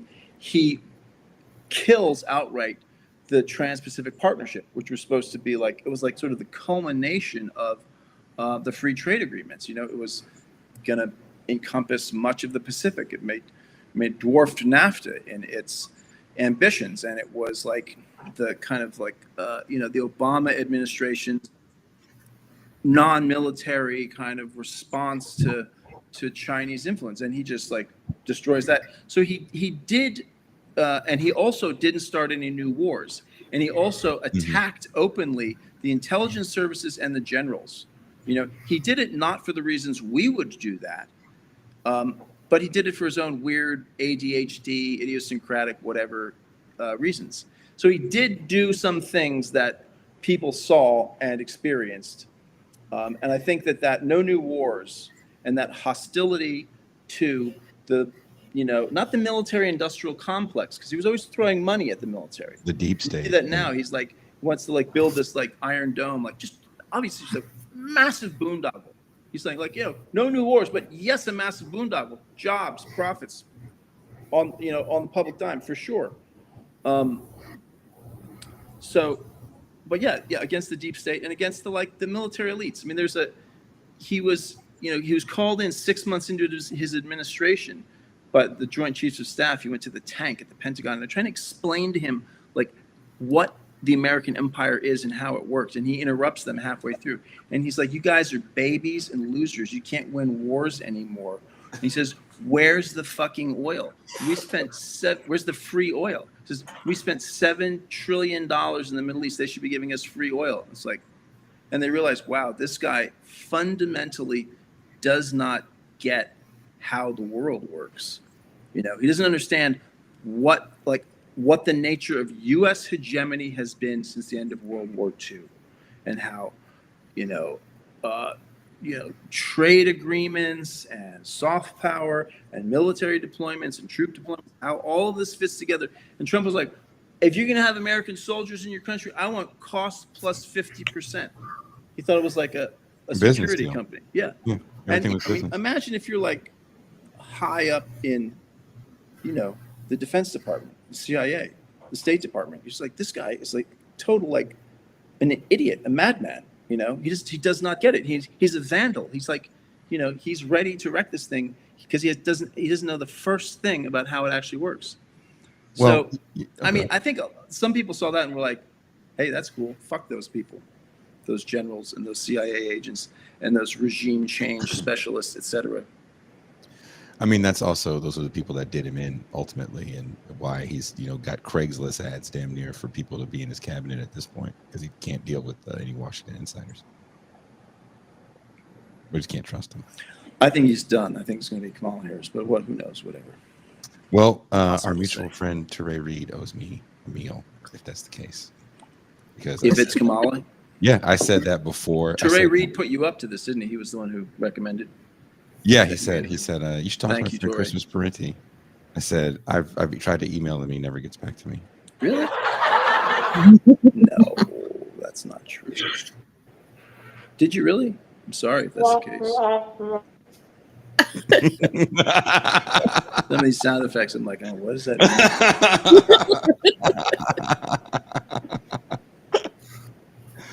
Well, what do we do? What do we do in the face of wokeness in 2024? We've said this on this show, and maybe Pascal can say this more elegantly than I. We thought that this kind of identity politic, especially when we look at higher office, was done after the 2020 election of Donald Trump. We thought there was going to be no more Obamas. And here we have kind of Obama in Hillary Clinton's old pantsuit, using Hillary Clinton's old slogans. Mhm. But she's not Hillary Clinton, right? She's kind of a very empty vessel. A lot of people don't really know her politics because she doesn't really have that much of a politic, other than, when she was a prosecutor, she tried to work within the system to help out colored She folk. jailed parents of truant children. Wasn't that one of her initiatives? That law was already on the books, and she tried but to she- give prosecutors more power. And again, this is kind of her politics, very 90s black people politics, right? Yeah. If the prosecutor and the principal and the parents are all sitting down at the table, then we can find out why the kid was. He had to be massively truant, but still. Yeah. And it didn't work out because there were district attorneys that used that new provision to win favor in elections. I'm going to be the tough on crime person. Look, I arrested this mom whose kid was truant for the last 2 months. The kid had like sickle cell. So it ended up a lot of the things that she tried to do ended up backfiring on her politically. But she is, to me, a woman of a certain era where you could be tough on crime and it would be looked at as you were one of the good ones. Yeah. Yeah. I mean, she doesn't have any. I mean, I guess policies are coming out. I mean, Obama is speaking as we're chatting here, right, at the convention, I think. Who knows? Maybe policies are rolling out today, but thus far, yeah, the magic has been no policies, and it's like she is an empty vessel or a blank screen onto which voters can project their desires and their aspirations. It's like she's not Trump. She's young. She's, a lot of projection. Yeah. She's got some connection to the progressive left.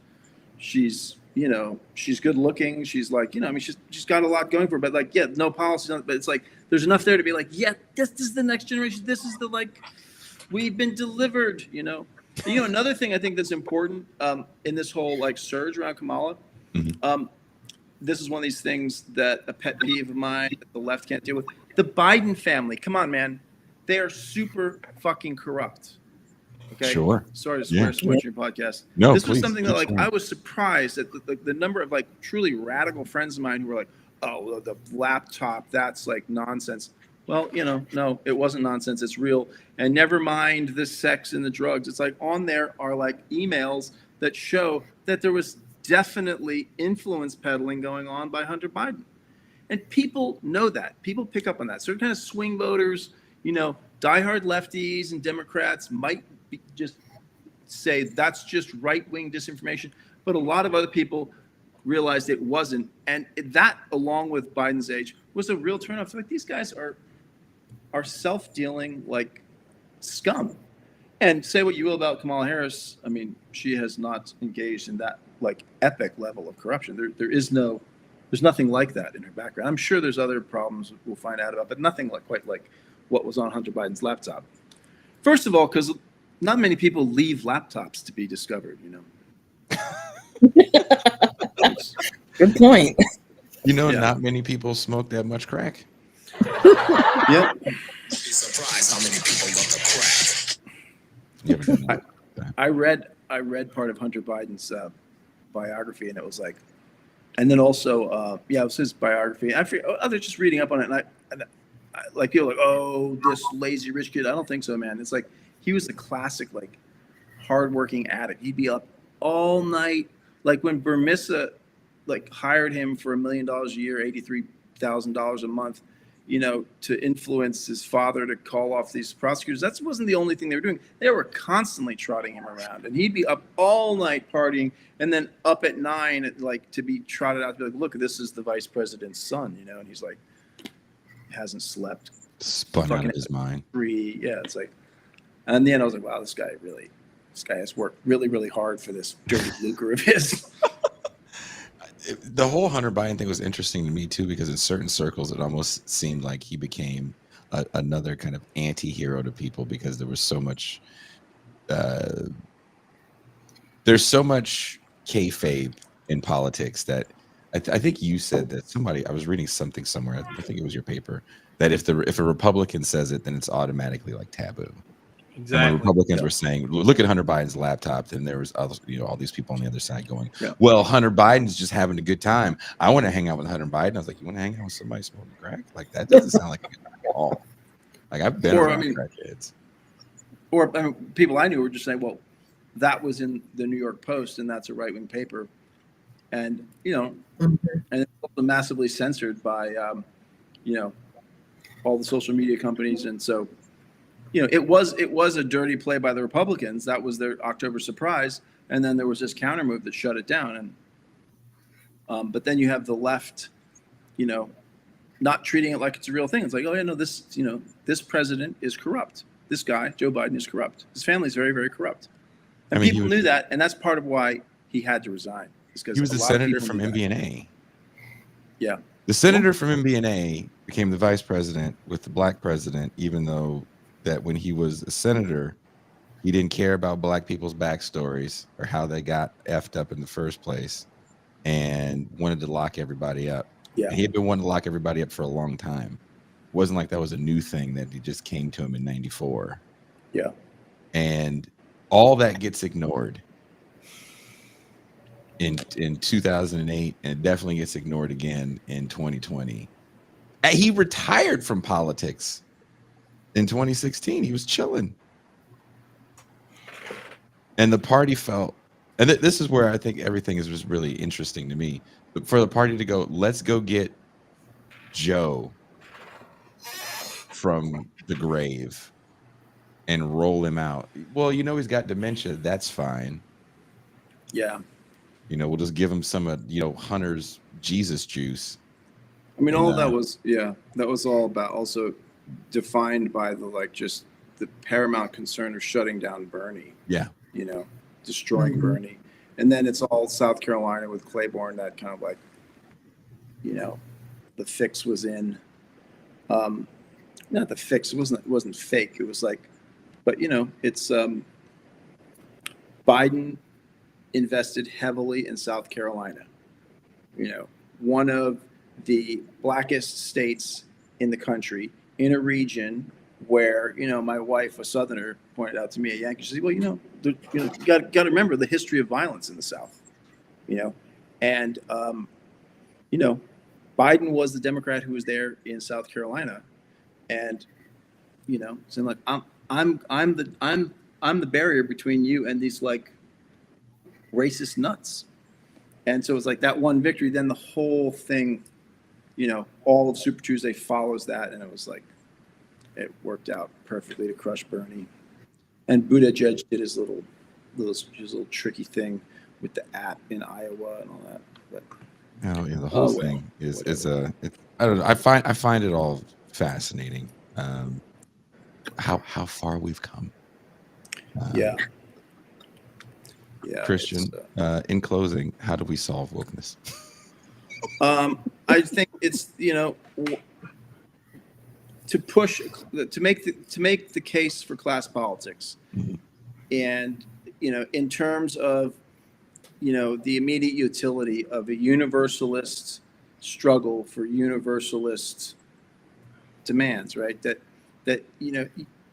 social movements are most effective when they're biggest, and that means you've got to like pull in everybody. And what unites everyone? Well, it's these basic class issues.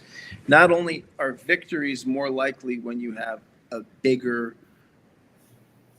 base to coalition, but then once achieved, they are, as we can see from the New Deal's universalist victories, like they're much more bulletproof than the means tested stuff, right? And wokeness lends itself to this means tested, hyper variegated kind of solutions, which are just fundamentally not popular. I mean, if you could get like a special program for whatever subset of the most vulnerable among us to go through, it's like, well, just think about like all the people who aren't included and all the ways they can then be resentful of it, and again, that's what we see. That stuff doesn't work. So I mean, I think it's just like continuing to make the case for kind of a class-based politics, and not like, oh, and that's like that is in opposition to and comes at the expense of whatever this or that group's specific issues are. But like, no, wait. Realistically, the realistic way forward for this, that, or the other subgroup is if we all unite, and we can't solve everything, but we can solve the majority of all of our problems if we unite based on our class interest as workers and consumers and renters, as people who sell their labor rather than own the means of production, right? That is the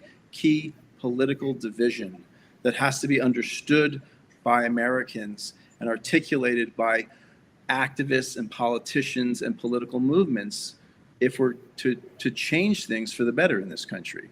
And I'm sorry if I'm not talking about socialist revolution and we overthrow it. I mean, I don't think we're anywhere near there. I mean, I think the left is in a very bad situation right now. As witnessed by the fact that Alexandria Ocasio-Cortez last night was up there saying that Kamala Harris is working tirelessly for a ceasefire in Gaza. I mean, that's not really credible. That is like, now that's like a kind of controlled opposition. Here she is. She's come up out of these movements. Everyone works so hard to get her there. And it's like, she's carrying water for the forces that are actually pursuing these wars. Ukraine and Gaza, these are like the Democrats are, okay, maybe Trump would do the same, but like right now it's under Biden. These things have expanded. It's on them. Yeah. How do we get beyond? And I asked this to Ray Reed as well, and I none of us here on the show disagree with your solution to my kind of tongue-in-cheek question, but it does seem almost like the Kamala thing is a reminder of how entrenched we are into this idea of identity first, even racial democracy. Pascal, how do you think we get beyond this moment?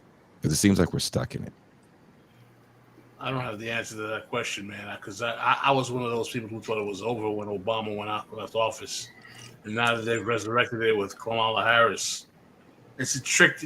I thought it was a one-trick pony with the Democratic Party, but they brought it back. And it seems that whenever that the right becomes more entrenched in white racial resentment, it becomes more appealing for the liberals to tout out identity politics as a response to that resentment. So, I don't have an answer. Yeah, wokeness is not just a synonym for like identity politics, right? It's also this thing about like this concern with like aesthetics, like your pronouns, and is that cultural appropriation and this and that. And it's like this kind of micro politics that everybody has gotten lost in. That I think also that's be able to like step away from that. It's not the end of the world if someone isn't as up to date as you are on this stuff. So many left organizations have been very damaged by this. Remember, Iraq Veterans Against the War, hearing stories about how this kind of woke politics it was about pronouns. It was about this kind of stuff that was really not that relevant to the concerns of veterans, many of whom are quite conservative culturally, and it basically effectively radically reduce the size of that group. But we could tell that story in so many instances. But so. Yeah, I honestly thought this moment was kind of over with the end of Kendi as well. His foundation stopped getting big funding dollars. It wasn't just that he was embezzling money; it was also that those big donations stopped pouring in from the Jack Dorseys of the world because they kind of got what they wanted. If we think of 2020 as this moment of a great awakening of sorts, that nonprofit class of Black people really won. Billions of dollars got poured into their foundations. Netflix told us that there was movies for Black people. As soon as you logged on, there's your Black movies. Yeah. Tucson, you want to say something? No, I said that's right. Oh. You could go to Target and support Black designers too. It was a whole thing. Yeah. It was like everybody was all about Black people and everybody kumbaya'd for George Floyd, and then nothing changed. Police still shoot people. Man, it was such awesome. Policies didn't change. No departments got defunded. No prisons got abolished, if that's really what you wanted. But we speak in the language of mass incarceration and quote unquote systemic racism or quote unquote institutional racism, but I don't know what that means anymore. Yeah. One thing that came out of that was, it seems to me, like a kind of a work to rule strike by police. There was this amazing press conference that the PBA, the Patrolmen's Benevolent Association of New York, headed by Patrick Lynch, who in the 90s we used to call the Grand Wizard of the PBA. And it's like all the New York city and state police and sheriffs and corrections union reps under this highway.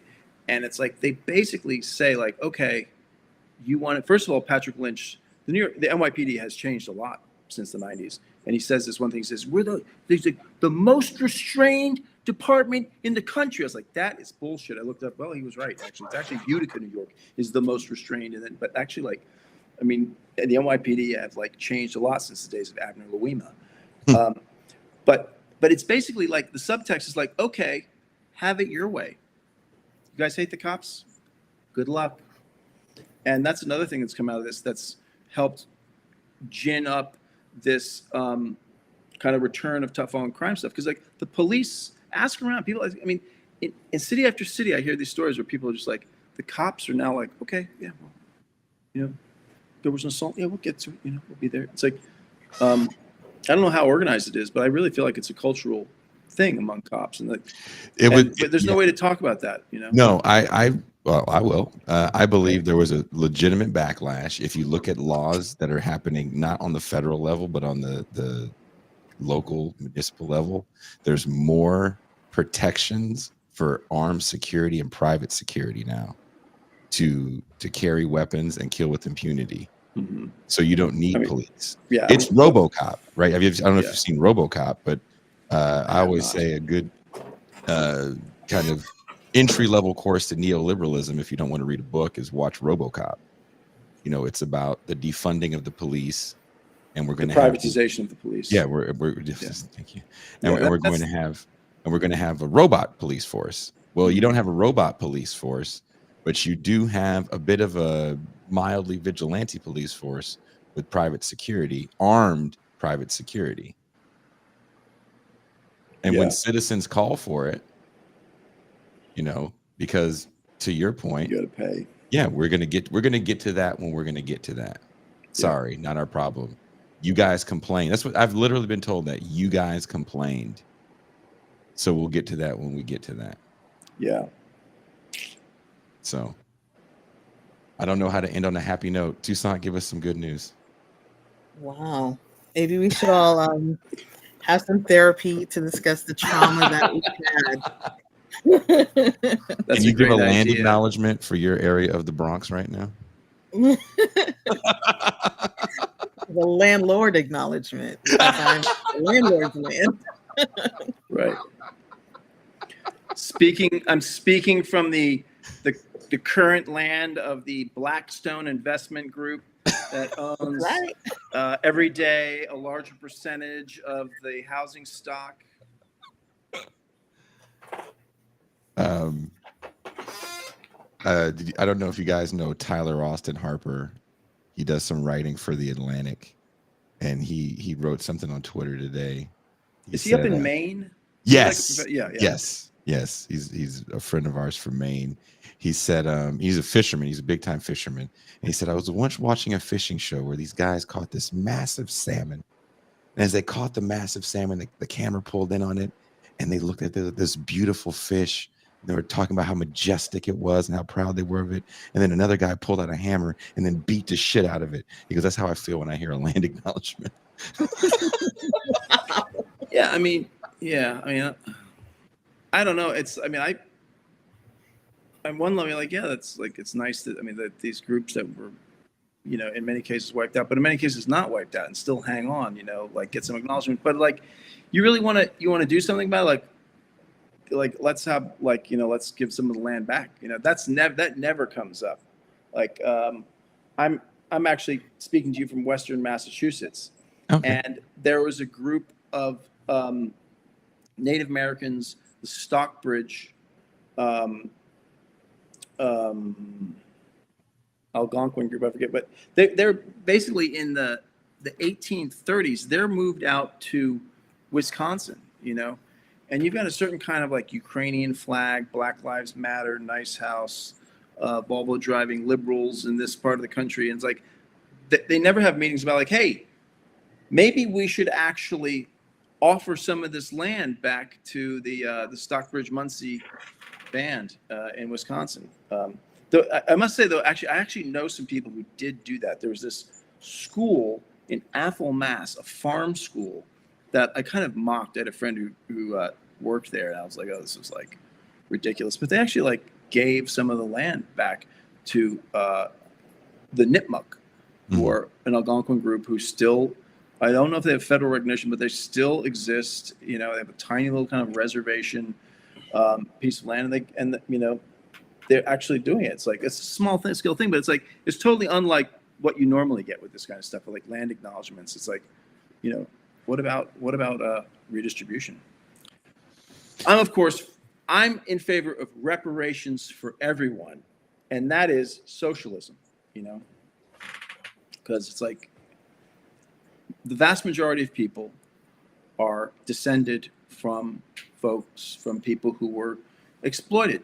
Some were much more exploited than others, but the vast majority of people had great-great-grandparents who suffered and lived in shanties and died young of terrible diseases and were exploited by landlords and railroads and plantations and lumber companies and all this kind of stuff, right? And it's like, what we need is for the wealth of this incredibly wealthy society to be much more equally distributed and to control politically the behavior of these firms and rich individuals who control them, who are increasingly just out of control and just totally abusive of the people and the land and all of and our culture and our psyches, and that has to be reined in, and that's what class struggle is about. It's about like reining in, containing these real elites, not the doctors and lawyers, but the 1%, the ultra rich who really call the shots increasingly, and that has to stop. Well, that's a happier note. Okay, good. Toussaint, do you have any? Toussaint. Yep. Do you have any happy things to say before we go? We've kept Christian and Pascal too long. Pascal looks like he's reading texts and he's worried about. He knows better than to look into the gaze into the abyss of the chat. But like Hunter Biden, hey Toussaint, much like Hunter Biden. Surprised how many people love the crack. Yes, Pascal, the chat is crack. Christian, thank you so much for coming on. I hope we can invite you to come on again. This has been a very informative conversation, from everything going on to the anti-communist left to the role of the CIA in creating wokeness to postmodernism. This has been chock full of information, and just you are my kind of leftist. Oh, well, thank you very much. I really appreciate being invited on and having the opportunity to talk with you guys, and I've enjoyed checking out your podcast, and I'm gonna the video, whatever this is called, the show, TV show here, and I'm putting it in rotation. I'll be watching you guys regularly. Uh-oh. And Toussaint, nice meeting. Even though that's a very weird a down jacket with a boot coming out of the neck. Yes. I don't understand that, but nice meeting you anyway. Nice meeting you too. That's a New York thing. Yeah, the joke is that's how New York she is, that she's just Timberlands and a puff coat. Oh, okay. All right. She's just New York through and through. Well, thank you, Christian. Can we bring you back at some point to talk about prisons? Because Touré had sent me some notes to ask you about prisons, because he said you did some excellent work on actually prison labor and yeah. I did my first book, Lockdown America, came out in 1999. Was all about not Lockdown America, police and prisons in the age of crisis. I don't do research on that anymore, but I can tell you the analysis of that book and what I think about it. But whatever you want, and this gives me an incentive to try and write things that might be of interest. So well, hey, you said nothing but a word, and now I have your email. All right. So I'm going to make it public if I don't get a response. Well, it already is. It's on John. Speaking of which, I teach at John Jay College, CUNY, City University of New York, in the economics program. We have a master's program, a heterodox economics master's program that's really, really great. And anyone who's interested in studying political economy from a kind of heterodox, I mean, we read the right and the left. Check it out. It's a very interesting program. Really, really cool students. We have, I think it's a total of 5 or 6 rock bands involved with students and one professor with our master's program. So it's a good program. Not that the number of musical bands that are associated with your program is the prime metric, but I would be remiss and I would get a lot of grief from my colleagues if I hadn't put a plug in for the John Jay Political Economy Economics program, the MA program. Also, undergrad, if you're in New York, check us out. Well, rock bands is what I did for years, so I have no books behind me. It's just my posters of touring. Right on. On behalf of Pascal Toussaint and our fine guest, Christian Parenti, thank you guys for watching. Wherever you are watching or listening to the show, there are links in the description to his article in Catalyst Magazine, The Cargo Cult of Wokeness. I'll see you guys tomorrow night. We are out.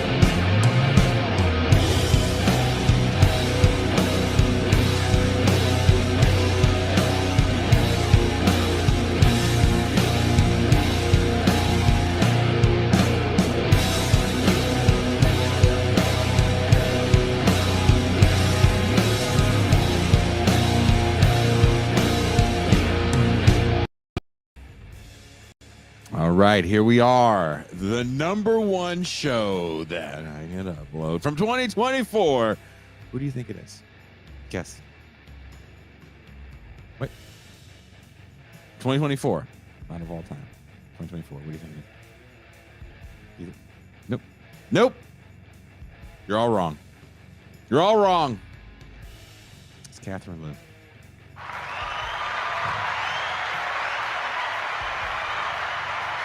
Now, I don't know if this show went up in popularity because Catherine was on our friend Joshua Citarella. I always say his last name wrong, and I feel like I'm disrespecting him whenever I do that. I shouldn't, because He is a nice man, and I respect and appreciate his work. I really do.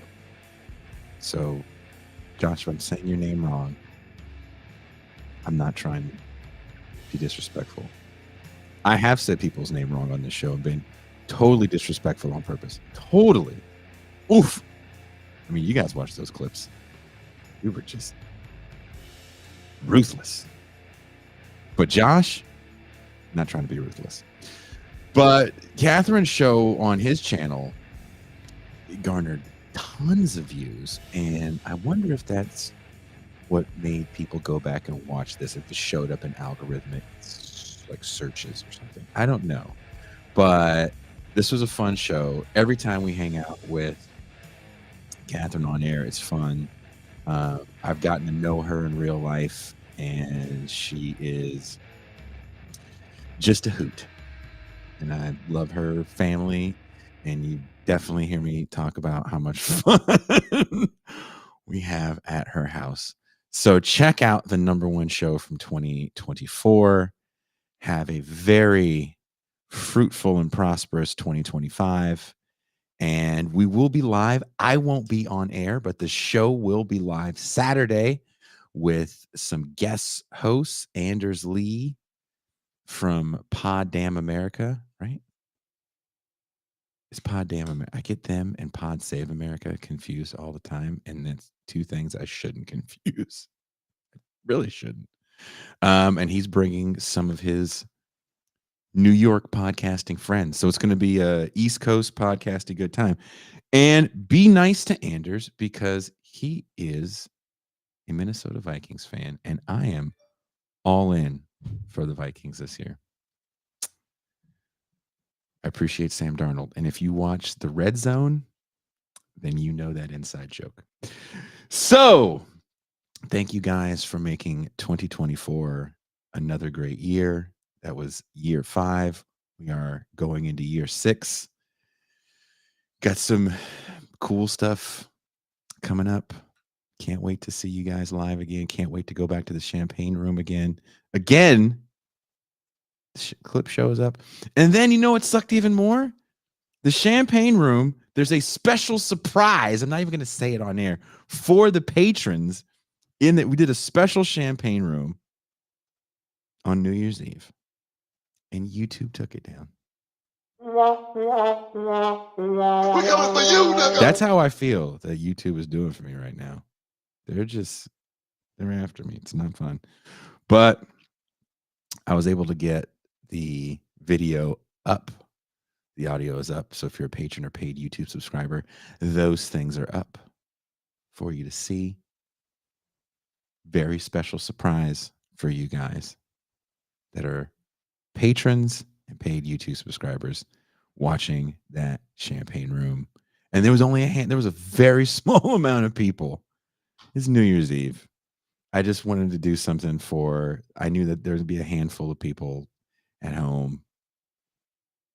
So we hung out and there was a surprise at the end. That didn't sound right at all.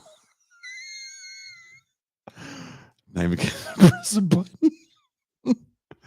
So if you're a patron, check that out. It's really cool. I hope you appreciate it. Thank you, everybody that's been a part of this show, that's still a part of this show. 2025.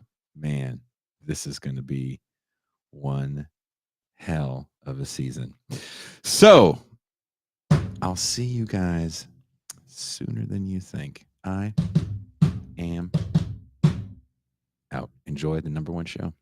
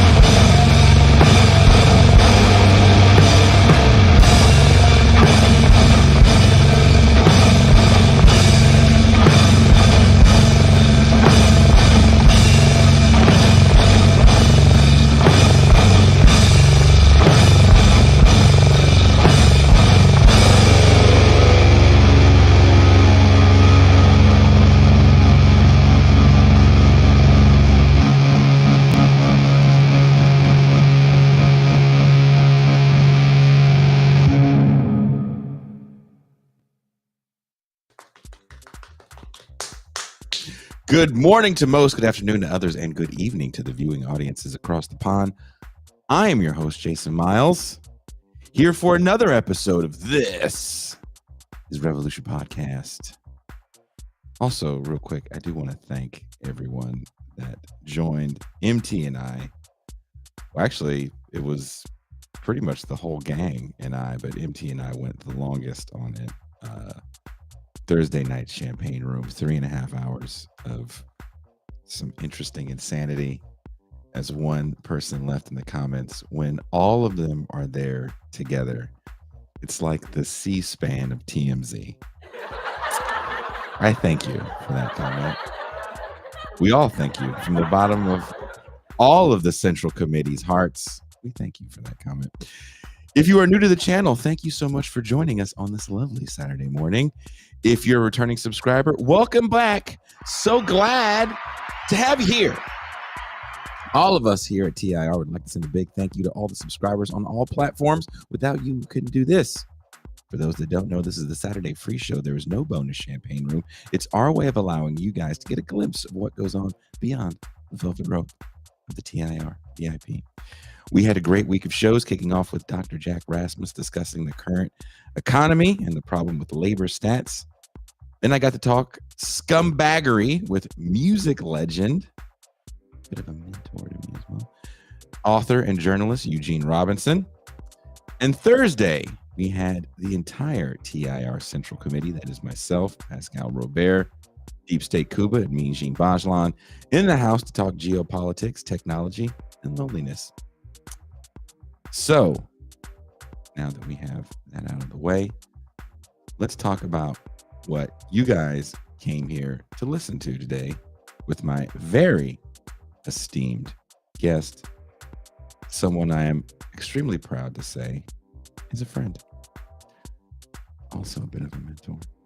The industrialization of diversity, equity, and inclusion.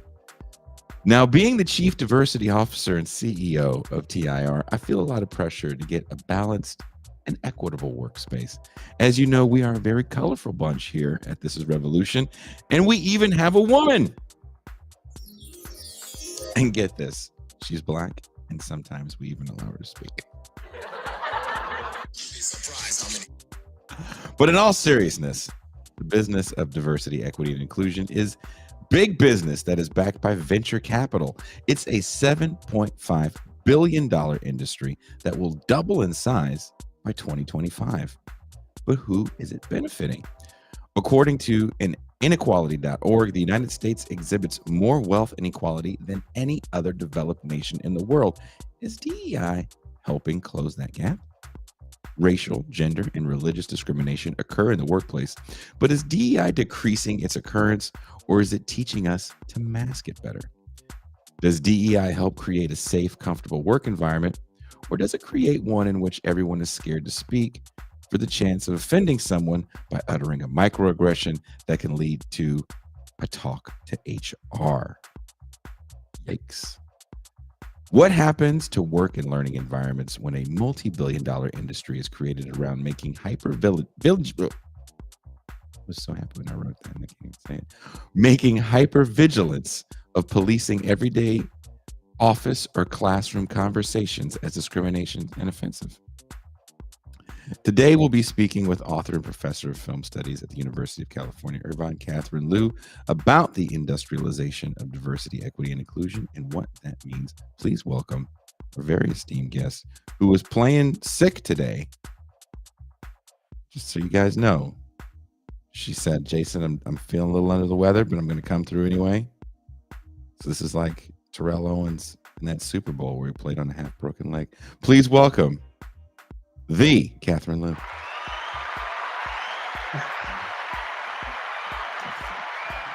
I have serious TMJ. If I'm like this, it's not because I got punched.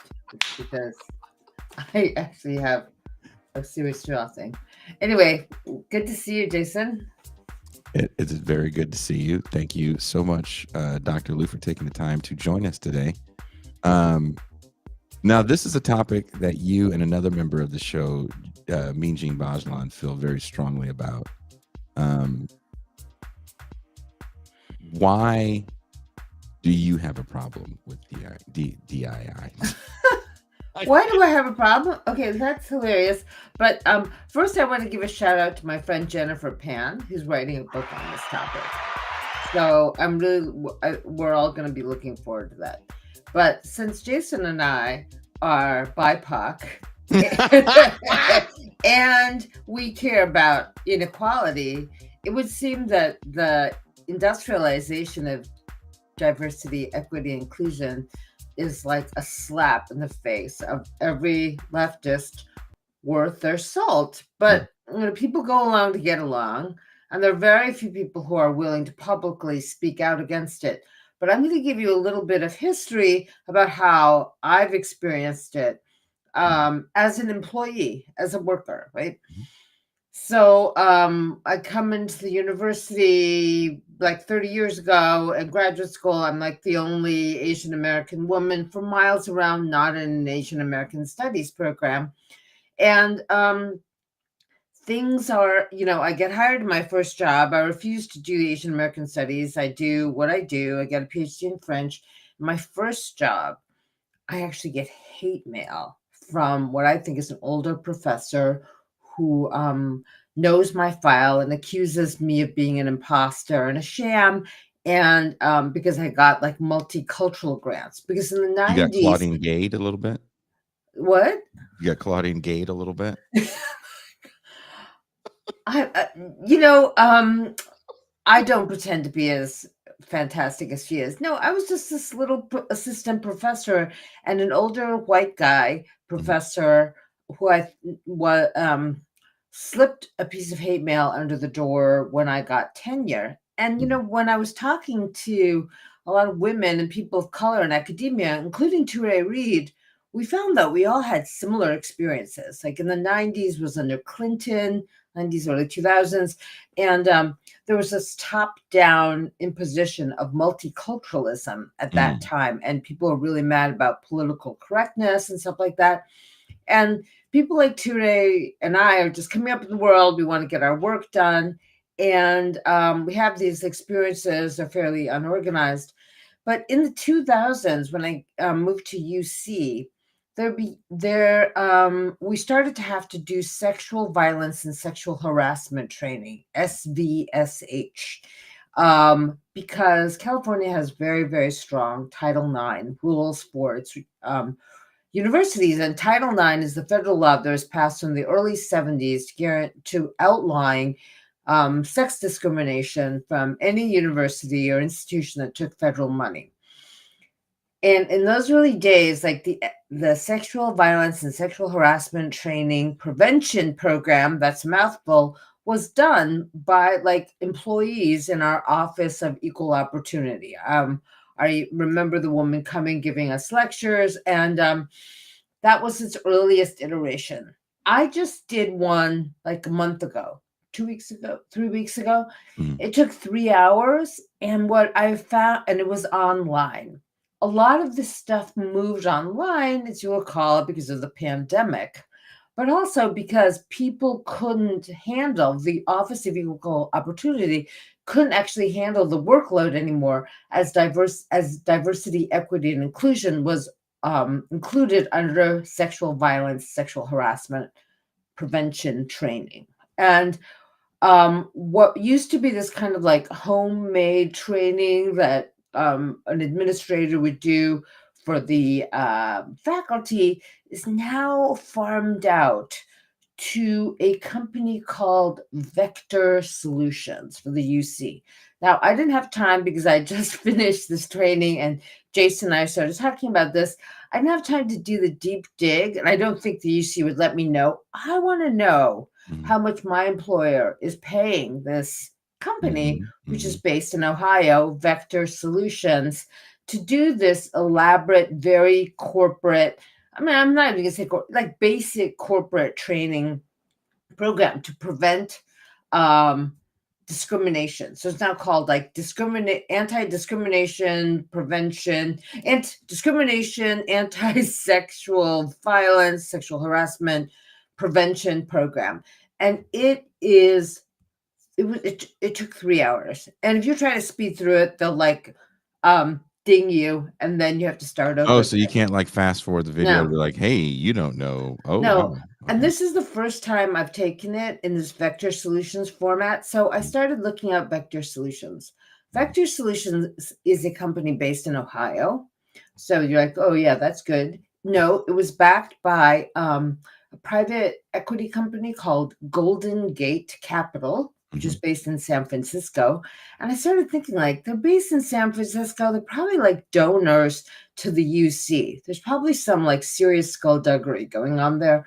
But one of the things I've discovered in my old age is that one way to make money, if you're a VC or if you're a private company, is just like latch yourself onto the public teat. We have this public university that has, billions of dollars of a budget. We have federal regulations to come down that we have to abide by. And VC, venture capital, and private equity find that need, find that niche. They make money. Like, you think they're all creative, innovative? No, they're parasites. So Golden Gate Capital, sponsors this company that does these pretty bland trainings that are very tech, because you used to be able to fast forward through them. Now you can't. And they have these like little videos of real people with scenarios that you're supposed to watch. And then they ask you questions in their lessons, and you download like federal laws. If I'm going to read federal law in the middle of one of these things. And then I saw that they had recently been bought out by another private equity company called Genstar Capital and Insights Capital. And these are all private equity companies based in San Francisco. So whether or not Vector Solutions makes any money from having glommed onto the public teat, venture capital has already like made bankers and the lawyers a lot of money. And the original investors in Golden Gate Capital made a lot of money because they sold their company to another private equity company. So this is making your mind spin. It's just that this is how contemporary capitalism is working now. And I don't want, like, the university has prestige. It has a brand name, UC, right?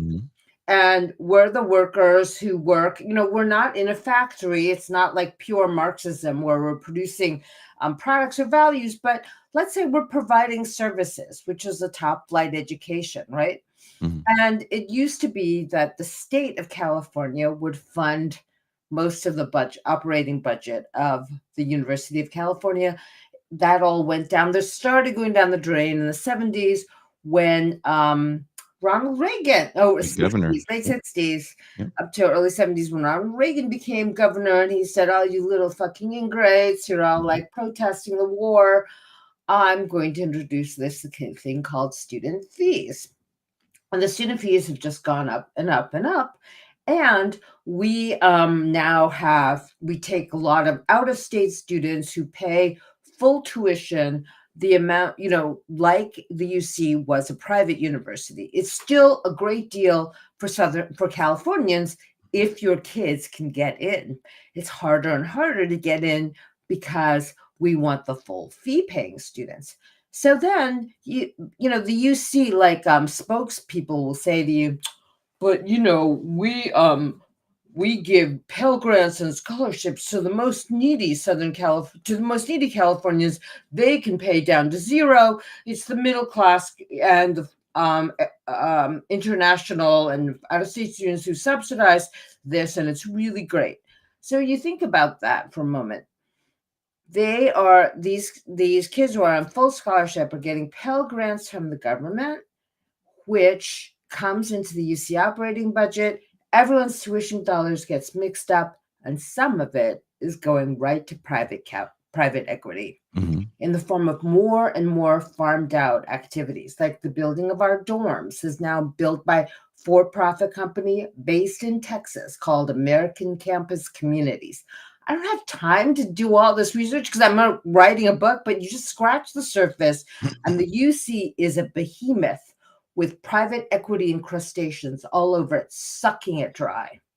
And DEI is one of these functions that became really, really like that got a lot of liberals very excited and exercised because of Ferguson, Missouri, Michael Brown, because of finally George Floyd, and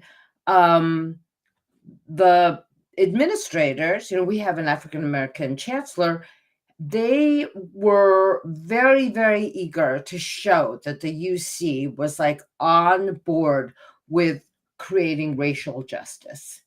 So rather than do anything redistributive, we actually invited private equity to encrust itself more deeply in the activities of the university, to suck money out of the university, to give us this kind of like training. And now you can ask, is the upper administration now more diverse? Is the faculty more diverse? And there are efforts, and yes, in some ways that has worked out. Most of the faculty in the humanities, Jason and I are going to talk about this someday, who have been newly hired are women of color. And that has changed. If you look up at the upper echelon of our rulers and bosses, that has not changed. That's all these white guys. But more deeply disturbing than that, because we have an African American chancellor, is this money suck that's taking tuition dollars, federal grant dollars, tuition dollars from in-state, out-of-state students, student loans, and sucking it out of the university right into the pockets of private equity. So the workers who produce value in the UC are people who actually teach the students, who clean the facilities, who run the facilities, who provide the services on all of these different levels. And they're unionizing. I mean, there's more labor action. The faculty, maybe not so much. But if you think of the UC as a factory, then you have more and more foremen watching over the workers and extracting value from them and paying private equity. This has been the brilliant formula for capitalism under the neoliberal regime, under the period of austerity. I don't even know, like, people say it's not neoliberal anymore, it's neo-feudal. I just say, like, it's capitalism. Yeah. And it's very hard for people to focus on this kind of stuff because we've been so schooled in identitarianism, and we're like, oh, I want to be recognized. Oh, I don't feel good. I feel offended. Well, you know what really offends me? Fucking private equity in my house. But isn't that kind of neoliberalism 101? Like, hey, it's all about me and my feelings, and look how important I am, and I'm it is. But I also feel like we've been weakened in our ability to be analytical because of our focus on the feelings, ourselves as the victim recognition. Yeah, and it's an ideological machine that prevents people from thinking coolly and coldly about where the money is and what's happening, how we're redistributing money up rather than down. And this is like what makes me so angry most of the time, is that we, in left, like, and then the liberal spaces, there's a lot of like superficial activity. But if I've told people, I've done a lot of research, I've told people about this, even though I'm like working on trauma, and like, if you are around a bunch of young, like, lefty radical faculty, they're just like, okay, we get okay. They don't want to focus on this. They'd rather fight for the UC making a declaration for a ceasefire in Palestine, very noble cause. But why is the nitty gritty of this so difficult to focus on? That's very interesting. Facts ain't sexy. Someone said facts are super sexy to me. Sorry. We were talking about it as, when we don't have to get into the specifics, I'm sure you don't want to on air, of a situation, but that comment about fighting for the university to sign on for a ceasefire, I had asked, I was having a conversation with Gene, and I said, and I'll ask you, as we've covered Palestine on this show literally since it started. Mm. And I do have to ask the question, what does that do? It just seems really symbolic. What do you mean? Well, if you get the university to sign off for a ceasefire, like Oh. what is the end? Like, what if they sign on tomorrow? What happens? Yeah, it's not even it's not the university. They're trying to get the city councils. Like okay, Irvine let's say the city. Council. Let's say Yeah, the city of Irvine, California, signs on and says, "Please stop." You know what? It just makes us seem really cool, like Cambridge or Berkeley. Oh, is that really what's? I don't know what it's about. It's like being in the in group. Like Cambridge, Massachusetts did it, Berkeley did it, and then yeah, it's symbolic, but it's so much. It's so like everyone's very passionate about it. Of course, right? it's you can't get passionate about getting private equity off campus because it just seems so complex. But I think if we actually work towards it, we could actually reduce the UC budget and redistribute it for the workers. Right now, we're looking at UCI at a $120 million deficit, 60 million of which has already gone into cuts. And then we have the EVC come on and be like, oh, we're going to look for 60 million more. And I would be like, yeah, let's look at all these offices, the Office of Student Wellness, the Office of Diversity, Equity, Inclusion. How much money are they sucking off? What do they know about what actually happens in a classroom? I gotta have you stop yelling about people sucking stuff off. Especially considering your illness today. You know what? I feel sexually harassed. I'm leaving right now.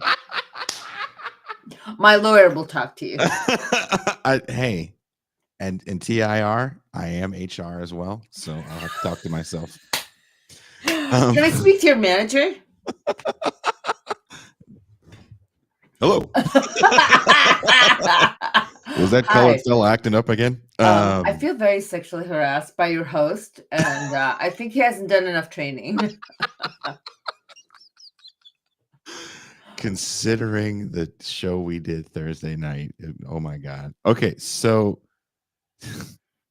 seriously though, we were doing a show on our sports show, and we talked about how venture capital is entering into the collegiate arena through the realm of kind of renting, buying athletic departments, because as you know, numerous athletic departments don't make money. Right.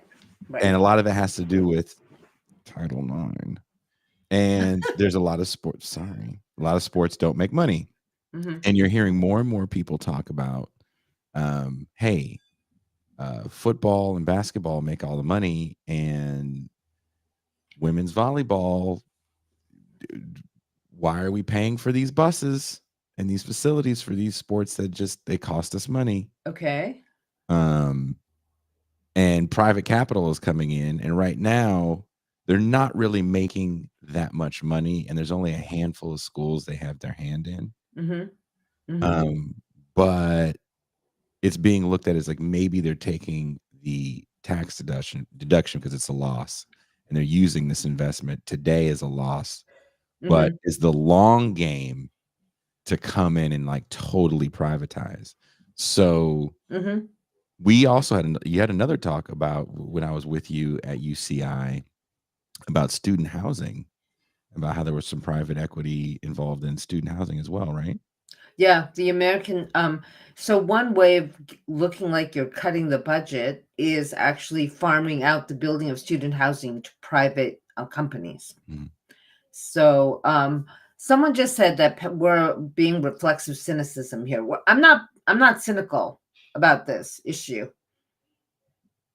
I just want to look at things plainly and clearly and think about where we're investing our energies. No, it's important that the Palestinians understand that not all Americans support this bloody war. But I'm going to focus on these issues at hand, the issues that I understand better, the issues that I think people can organize around to produce better outcomes. This is like in corporate speak for ordinary working class people in America. Okay, so one of the things that makes college so unaffordable are escalating costs. And what they told us in our budget deficit meeting is that inflation has increased. All the operating costs of the UC, everything is like very unpredictable. But if you take one step back from this and you look at how the tax base has changed in America and in California, and how America was once and California was once able to fully fund the UC, and now the state only gives like 11 to 13% of the budget to the UC, you'll see that sort of diminishing investment in public education is accompanied by an obscene accumulation of wealth in private equity and venture capital in the state of California.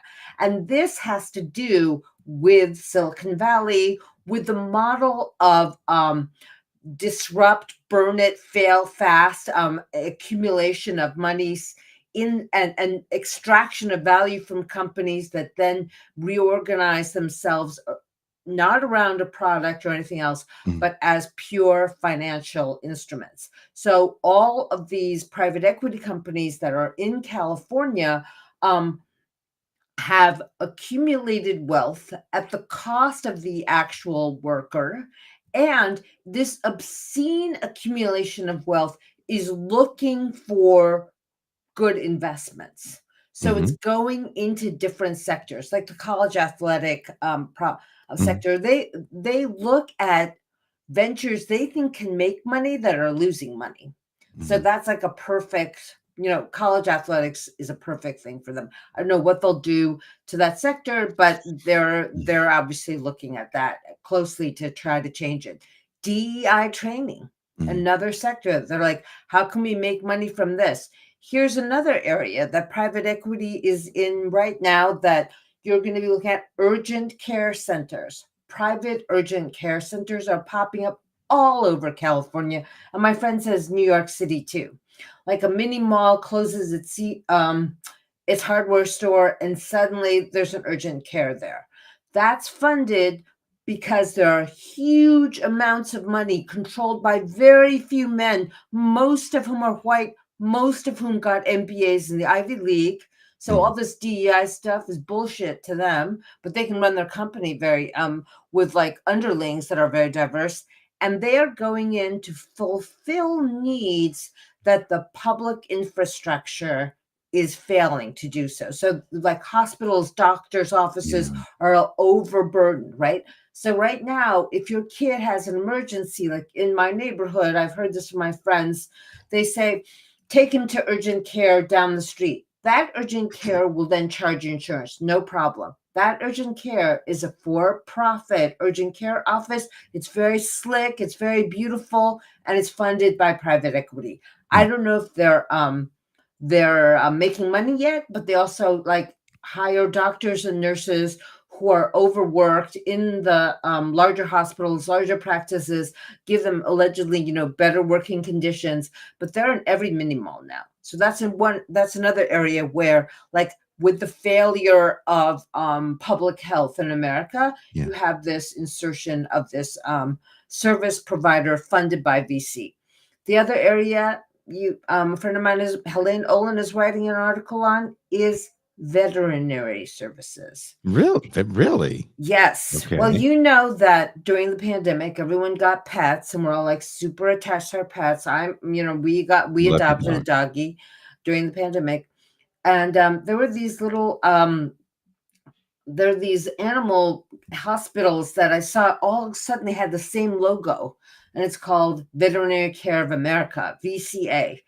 It's actually the Mars company, which makes Mars bars. They have a private equity branch, and they're buying up veterinary practices and hospitals and making the vets charge you upsell you on different services for your pets because you love them so much. And here's the killer. Why is this happening? Because older vets, and Helene has all the numbers, and I'm hoping it's going to come out soon. younger vets come out of veterinary school with so much student loan debt. So that already is a financial instrument, right? They can't buy out the older vets' practices. They can't afford it. So who comes in? Private equity. Now, shifting back to your interesting disdain for DEI. You opened the show and mentioned that you were a victim of racism in the workplace. Mm-hmm. For sure. Wouldn't someone bring that up to you and say, look, Catherine, you are an Asian woman that has fought against sexual and racial discrimination since you've walked into this industry. Don't Okay. you want a system that we can have where these people are trained and understand the errors of their ways? A system, right? So I think that this older professor, if he was trained in Mhm. DEI, would be less harassy and hateful towards me. I really don't think so. And Jason, you and I you shared the article with me by Yeah. Frank Dobbins about how DEI training does not actually decrease discrimination, and that it does not actually decrease bias.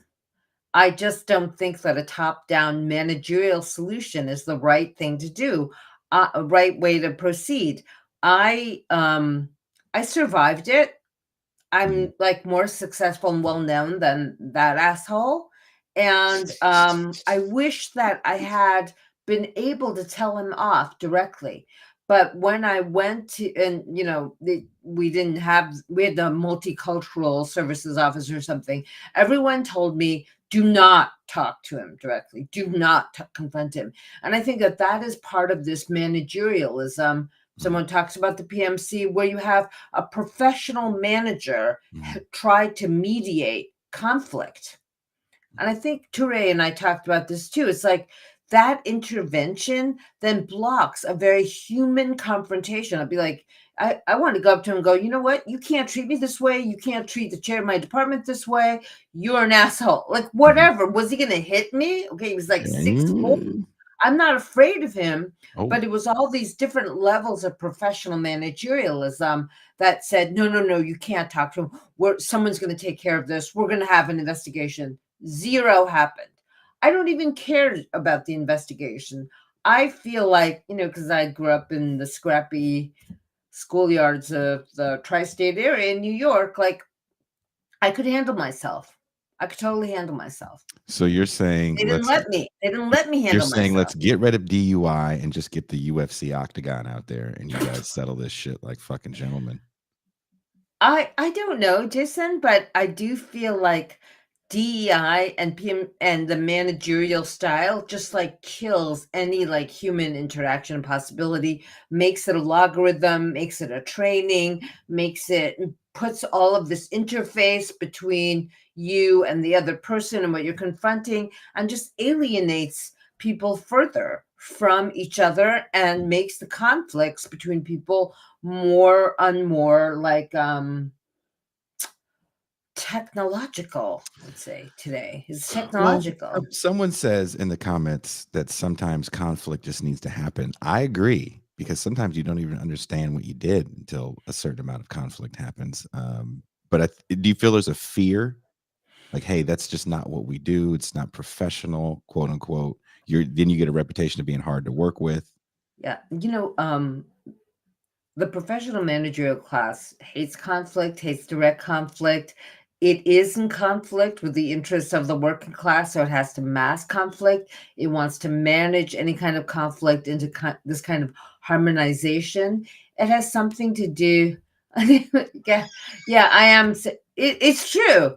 It's true. That is what I would have liked to have said, and then we could have an argument. But it took me a long time to realize that that kind of thing will never happen in academia or in a professional setting. And it's a real pity. It's a real shame, because I think he could have learned something from me more than he could have learned from DEI training, pay me $3 million. And the training is, resented by people. And Jason shared this article with me, which says that, DEI training, and this Jen Pan discovered this too in her research, is that training actually produces more resentment, more self-censorship, more quiet anger, less trust. I mean, so the article also said that a lot of white people get offended by these diversity trainings because they definitely feel picked on. You don't like that a little bit? You don't get a little kick out of that? Oh, that white people, they feel picked on? No, I want them to. Oh, you know what? I would like the executive vice chancellor to be picked on. I'd like to be like, go in there and go, how did we get $6 million in a hole? I would like upper administration to be unhappy if we had like more direct confrontation about how they mismanaged the university budget and stuff like that. White people being made uncomfortable for being racist, I think is not my business. I'd rather, I don't care. I don't care if they're racist. I would rather strengthen the critical faculties of young leftists of any color to be able to be like more stoic, more aggressive, more controlled in their anger, and more in solidarity with each other. Because that's what we need. It's Do you more think solidarity. do you think some of this stuff actually works against solidarity and kind of can create racial silos? I don't know about racial silos, but it certainly feeds into a silent resentment and fear of the people? other. Yeah. So, for example, do you think, I'm just asking, again, here at TIR, which Okay. is very racially diverse. Okay. Yeah. Did you do your training though? The training was we had to watch a Spike Lee movie. And then we watched Roots. And we figured it out. My name is Kunta Kinte. Yeah, after that we were like, John Amos is very underrated, and we figured it out. We figured it out after that. That's cute. I like it. And also, in reading some of the materials you had, and then in reading that article, Teray sent me that article this morning. I was like, man, I'm doing the wrong thing. I need to get into the DEI thing. Ooh, yeah. Oh get a my tie God. on and be like, as a black man, I understand, and then I'll just make up some identity that I don't have. I'm a pansexual black man that identifies with another black man. You'll have to hire my polycule because I don't have just one partner. I'm polyamorous. We were discussing the leftist polycule. Bert Cooper is watching this show. Bertram Cooper, New York Times and Atlantic columnist, and he sent me a text message. Yes, that means it's urgent. Anyone that sends a text message that isn't my child. Yeah. So he says, "Yo, tell Catherine we talk about this all the time. Say that shit to my fucking face." Not as elegant as her point about killing human interaction, but same idea. Say it to my face. I know. It's like I can't. Okay, let me give you an example of how this went. I don't think I'm breaking any confidentiality agreements. So for those that don't know, the man she's talking about is Noam Chomsky. No, it is not Noam Chomsky. You would never have known. Can you imagine like Noam some French professor guy. There's an Oriental woman in film. Yeah. Racist Noam Chomsky is a new character. That's a good name for a band. Racist Noam Chomsky. I like that band. So people are terrified to speak directly about things, but I also think that the DEI teaches young scholars of color to have an attitude of, let me speak to your manager. And is that really, I want to speak to the manager, is Mhm. that really how we want people to treat a social situation or an institutional situation, is to go in the mode of complaint to a manager, to report other people? I think that there has this kind of ideological training that DEI does is infantilizing people of color, Ooh. making them feel like the offense is something that I can only litigate through HR, Mm. which is just not true. But the other thing, and I talked to you about this, Jason, is that we're having this issue in my department because we have a lot of young Chinese students from China, international students, Mhm. who do not know the discourse, right? They're from China. Mhm. And a lot of the graduate students have to teach them are really appalled by certain things that they say, which I know has to do with translation, but nobody can say this openly. And so, you know what the solution, because, okay, let me just give you an example. Jason, my one black friend, I already told him, ha ha ha ha. I have more than one black friend. That's not true. I hope he has more than one Asian friend.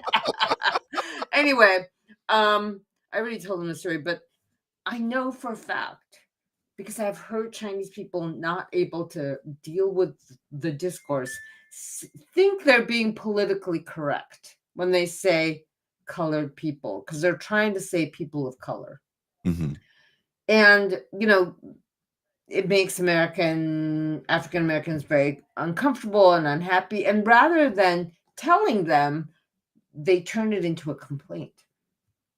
And so this kind of training to be unable to confront people directly, Mhm. translates into every level of organization. So when we're like talking about this in the meeting, I'm like, okay, you guys, I know what you're talking about. You're talking about the Chinese students. Because no one could even say that, right? Were they afraid that you would get mad because you're in the room? Like if you weren't there, No, they'd be just like, like, no. Even if I wasn't there, they would be afraid to say, there's one group. And there's something like really, really culturally different about the way that the Chinese view themselves in China and the United States Mhm. from the American pluralist identity politics way of dealing with people. And we are exporting this kind of language to Europe, to our client states. But China is not our client state. So they have not adopted this language. They this language of liberal pluralism, but the students are like genuinely trying to be with the discourse. But someone complained about how they were called like Professor Kathy. Let's just put me in this thing. You know why the Chinese students do that? Because in China, your last name comes first. So they think they're being respectful. Oh. And they were complaining about this. And I'm like, wow, like you So don't do have they any need to have a idea. different? So okay, this is the question. If you don't understand, as someone that has traveled all over the place, right? Right. And even within these very United States of America, there's a Right. lot of different social norms that you have to get used to and understand that not everything is about you. What did Amber say in her book? Oh, they don't even notice you. Not everything is about you, Right. and you can't get offended That's by right. everything. That's right. Do they need then maybe a class? Because I've been on the campus of UCI, and not to sound racist, there seems to be a lot of Asian students there. Why would that be racist? Just a few, It's just maybe. fact. Just a few, maybe. I don't. The question is there white students? Are there white students? I don't That's- know.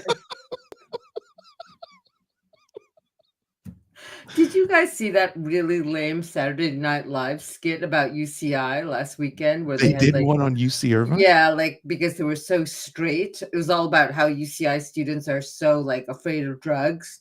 And there was this one student talking about how he had done psilocybin, and the other students were like, "You're gonna die." And Ayo Edebiri was in it, and they Yeah. had like their token Asian guy, like 5 white guys, and 1 African American woman. I'm like, Have they been to campus? It's like 75% Asian and Latina. The Asians that I've been Latinx. around do fuck tons of drugs. So I don't know who these Asians is it that model? That's maybe Saturday Night Live needs is like, DEI training. And it's like, hey, it's from the Asians 2000. They need to love just hard update. drugs. And then you Yeah. take them to a rave in Hong Kong. They are like dealing with like 1980s racial Ideas problems. of who Yeah. this is really interesting. So trying not to be racist here, Catherine Lou. I'm trying to remember my own training. I'm And gonna just come thinking, and give you. I'm gonna train your ass. Come over and give you some training.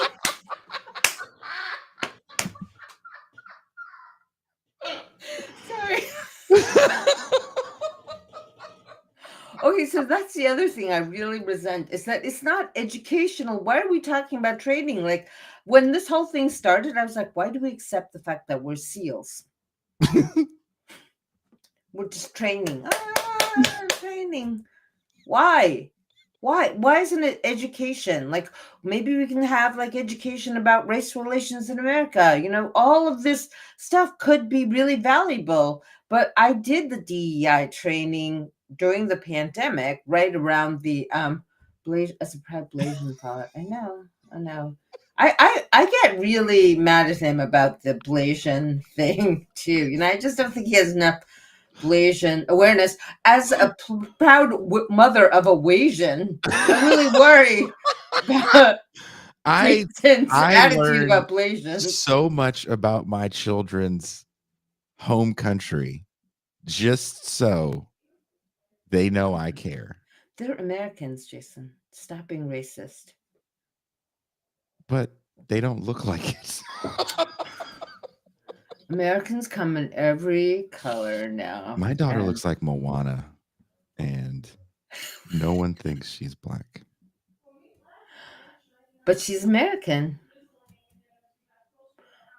She's American. No, they're just some different combinations. Now, I thought my son was going to look like what's his name, Aquaman, but he looks more white. Jason Momoa. I'm kidding. He's tall. He's tall. He is tall. He is But he tall. looks very white.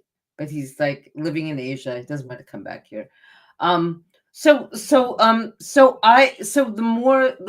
more serious question is, how is all this focus on identity, on training, on the management of difference actually distracting us from the private equity profit extraction from public institutions?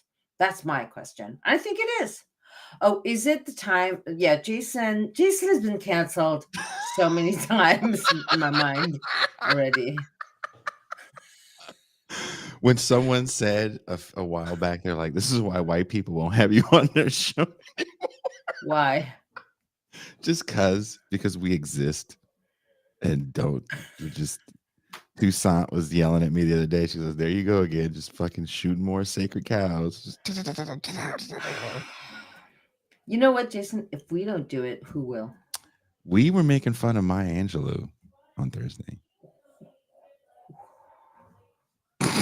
Oh my goodness! I gotta find that for you because it was probably one of the funny. I laughed. Well, anyway, let's get back to this. Speaking of racial sensitivity. That term is just so wrong, right? Racial sensitivity. I mean, just like you have to be, it describes, you were talking about the state of hypervigilance. Yes. And if that's the way that you're going to be in the world, no one can maintain that state of hypervigilance. And what is the threat? You know, if you're not vigilant enough, I don't know. On the other hand, like here's what should be happening if you really cared about racial justice and racial equity at this point. We should make the UC free. We should make it, as it was in 1968, we should even create open admissions. We should ban elite private high schools that funnel people in to elite universities. We should invest heavily in math, science, and languages. within African American communities. We should be pulling out all the stops. You should dissolve private equity and take that money and But invest whoa, it in teacher okay, education. what you're talking about? Hey, hold on here, dangerous woman. This is What? why Noam Chomsky yelled at you in 1978. I was much later than 70. Don't make me that old. You're such a. You know what? On top of being racist, you're ageist. I really demand to see your manager right now. But what you're saying is not making elite institutions elite and letting the norms come in. And we can't have that, right? Because if I'm a PMC of color, I'm a special snowflake. Oh, you are. You are. I am on a pedestal. I am Yep. a savior to the community. Yeah. Oh, yeah. Now, also another thing I'm able to do with this privileged position is now, instead of looking down my nose at poor people that may Yes. look like me, Yes. like, you know, with a la Bill Cosby, right? Yes. Now I can write a book about their dysfunction in AAVE. I can. But you can also pretend that you are helping them. Yeah. Like, Kendi. Yeah, I was gonna say, like, I can do like Kendi now. I can say, Like look at Kendi. me. I have dreadlocks. I went to a Wait, you black can college. teach white people. That's what's really important for the Black PMC, is that you can teach white people how to be guilty. That does sound fun, though. You wouldn't have a little fun at that? A little? I think that's why you married that white man, so you could just every other month. He's not guilt. He, strangely enough, he doesn't feel white guilt. He might feel German guilt, but no white guilt because he doesn't get America. Really, that's yeah. I don't want to like how to, I don't want to be doling out forgiveness to white people. That to but me, you can monetize it. I know. Try it one day. Instead of writing a book like Virtue Hoarders, write a book like, I don't know, call it Tiger Lily. And it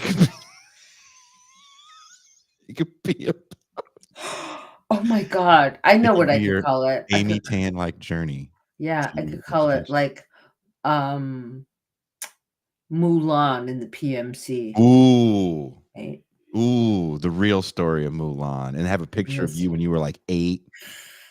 Fucking, with like just big ass glasses. And then have some fucked up story that isn't 100% true. Like, when I was working at my parents' laundromat, all the kids teased me. We did have a little store called Panda Gifts, and kids did tease me. But am I going to make that my life story? I guess I could. Right? And then you do a TED Talk, and everyone in the crowd is crying, and then all the rich Asians love you because they're like, she's telling our story. Oh, yeah.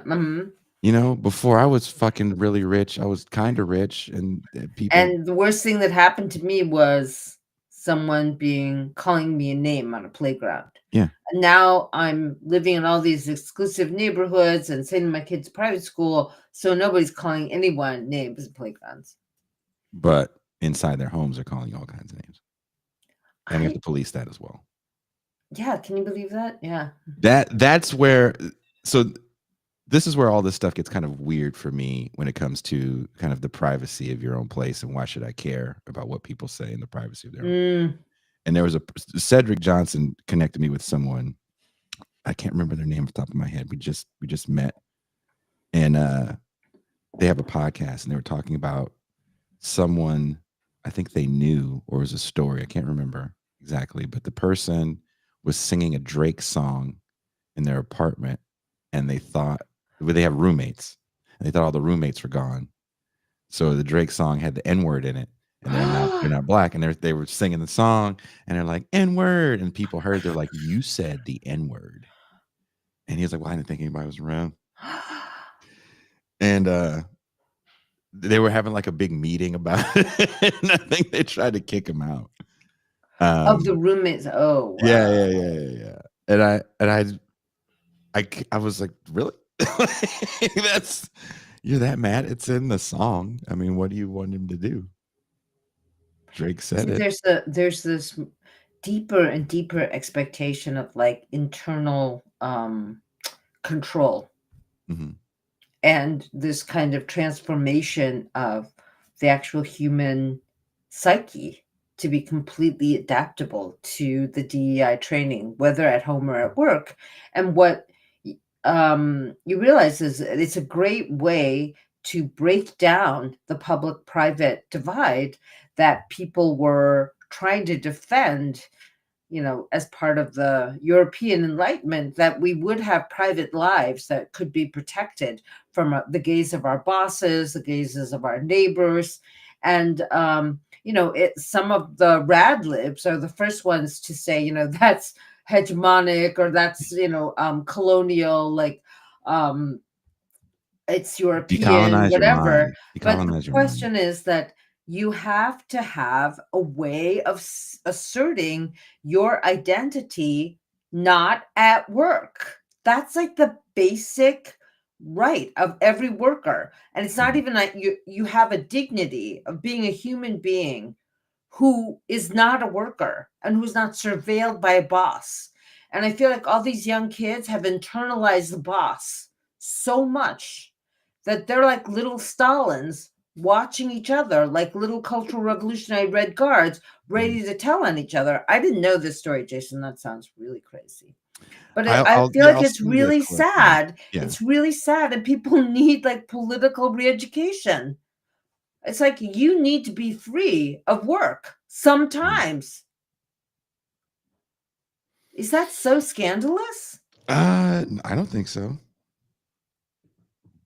I don't think so. Now here's what so you with the stuff you sent me about all these companies that do all these DEI trainings. I was looking through who worked where and positions they had, and they looked very diverse. A lot of smiley faces. But the top was also it was always very white. white. It was very white. Male, white male. It was kind of like it felt like dad. Like, hey, I love my multiracial kids, but only one person writes the checks. Dun-dun-dun. The president, CEO is always white, and then all these like people of color in the VP area, and they're all smiling. And like the lower you go, the darker they get, and their titles sound bigger. But it's like I'm the third page of employees, and I finally saw like the blackest woman on here, right? Does DEI allow racial minority groups the ability to leverage their ethnicity for upward mobility, or has the industry itself created more BIPOC, LGBTGIA persons the ability to become C-suite executives within DEI? And if so, is that a bad thing? According to leanin.org, yep, I went to leanin.org. Okay. To add to their burden, Black women are far more likely than other employees to be coping with the impact of racism and racial trauma. More than 60% of Black women have been personally affected by racial trauma in the past year. Given that they face bias on a regular basis at work, it should come as no surprise that Black women are relatively pessimistic about their company's commitment to diversity, equity, and inclusion. Black women are twice as likely as women overall to say their company has not followed on their commitments to racial equity. And less than half of Black women feel that DEI is an important priority at their company.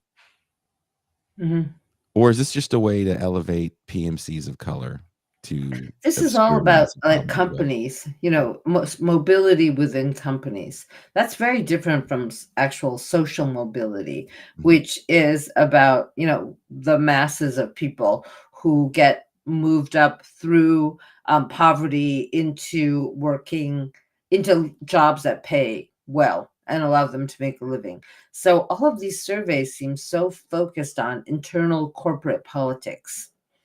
And internal corporate politics are terrible for not just Black women, but I would say women of color. Are you a woman of color? Yeah, technically, yeah. In America, yellow, that yeah. color. But we Yeah, and so that kind of thing in academia now, you can, if you don't ascribe to the DEI language, you cannot rise in the ranks Mm, through administration. mm. Now, again, we've mentioned already you've been around It- since I'm worried. 76 is when you started teaching. Oh, will you stop it? Oh my God. Okay. Before, as we're first rolling out kind of these kind of racial trainings because of civil rights laws and such, Mm, affirmative action laws mhm, as mhm. well that the Reagan administration definitely tried to roll back. Do you think affirmative action laws are important? I don't know. I don't know if they've done actually what they wanted to do. I Mhm. don't think that upper administration or the government is much more diverse, and I don't think that the civil rights dreams of King are accomplishable through affirmative action rights. Mm. King was becoming more and more of a socialist and understanding like what the class issue was. Yeah.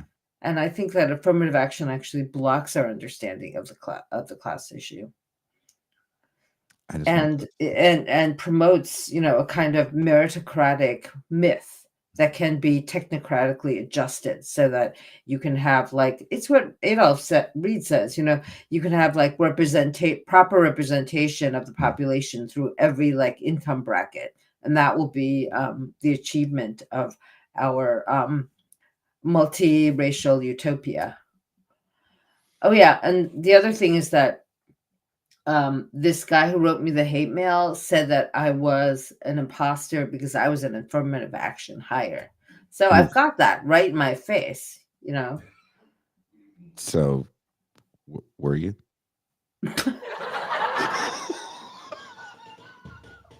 No, I was just like sociopathically charming at the They time. weren't like, we got a dame here.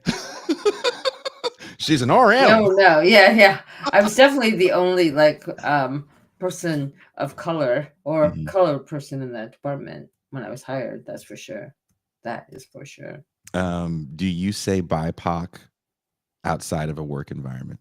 I never say BIPOC. I only say it to you. Oh, okay. 'Cause, I just learned what it meant not too long ago. I thought it was by people of color. Yeah, you know what? You really need some training. I mean, it took me forever to realize that FTW was for the win and not fuck the world. I was like, oh man, people just love talking like Tupac. So if you have an abbreviation, you better tell me what it means. Like, look, dude, I don't give a shit about abbreviations. I try not to use them. So, like, I type out okay in a text. Like, I'm that bad. That's because you're old too, like me. Even though you're trying to pretend to be so young, if you type out okay, I think I'm you're old officially too. old. My kids tell me I'm old. Okay, but you can still pull the young card on me. I All I can can't. say is, we'll all be old one day. So don't be too proud of being young. Young Things people, hurt. young people, don't be too proud of being young. That too. That is yes. Oof.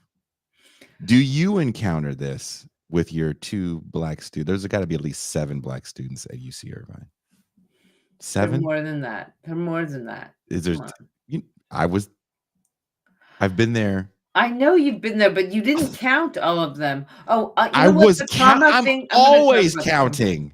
You're I'm always counting. I was in a band with my Asian ex-wife Mhm. for 7 years. And for Yeah. 7 years, we played one game. And it wasn't counting license plates. It was called Count Your Race. And whenever we left the Bay Area, we would play Count Your Race. I'm still playing Count Your Race 11 Jason, years later. there are 27,000 undergraduates. How many did you actually see that day? I don't know. There's a lot of them walking around. I like how anecdotal your evidence is. Obviously, you do not understand the protocols of being a professional academic. Okay, that is not a statistically significant. Do you want me, if I Google, there's someone right now that needs to Google the racial breakdown of University of California, Irvine. Okay, I think it's 2 or 3% black, which means I that didn't there's see like black hundreds of people them. in Irvine. There are more and more of them. Are you mad All right, about well, this? I don't know. There's still very few of them. Jason, okay, if this is what's going to get your goat, what about the fact that like the average home price in Irvine is like $1 million or something? Does that bother you? Is there black people paying it? There's some black people who are paying it. I hope that makes you happy. It's a win for me, according to everyone else. The fact that those people get to live in $1 million house and I'm an economic refugee in Mexico means Win. Yeah. means a win for everyone. DEI. It won again, just We're- like the picture on the background here, all these smiling faces. Yeah. Win. Oh yeah, I love all this. Oh, you know what gets me really mad, guys? This is gonna cancel me. Please cancel me now. Okay, Jason is right. There are very few African American students. It's like 3% out of not 27,000. They keep wanting to up the numbers, which is good. And we have like maybe 55% Asian American, so international, and then like 35% Latino. I don't know. It's like, okay, 40% Asian, 40% Latino, 3% African American, the rest white. I'm making these numbers up. But in our publicity, there's always an African American person featured, like doing in a lab on the lawn reading a book. It's the same guy. Like going to get boba, heading to the classroom, and I'm like really mad about that. Like, if you're going to do this kind of thing, do proportional representation in our PR. Even going to eat with you in the nearby strip mall, I didn't feel represented in my food choices.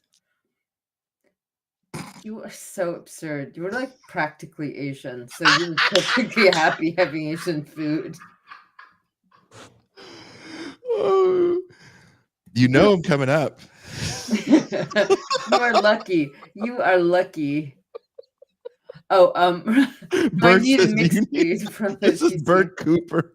Bert Cooper says, "Yo, do y'all need a mixed dude for these UC ads? Because writing don't pay that well."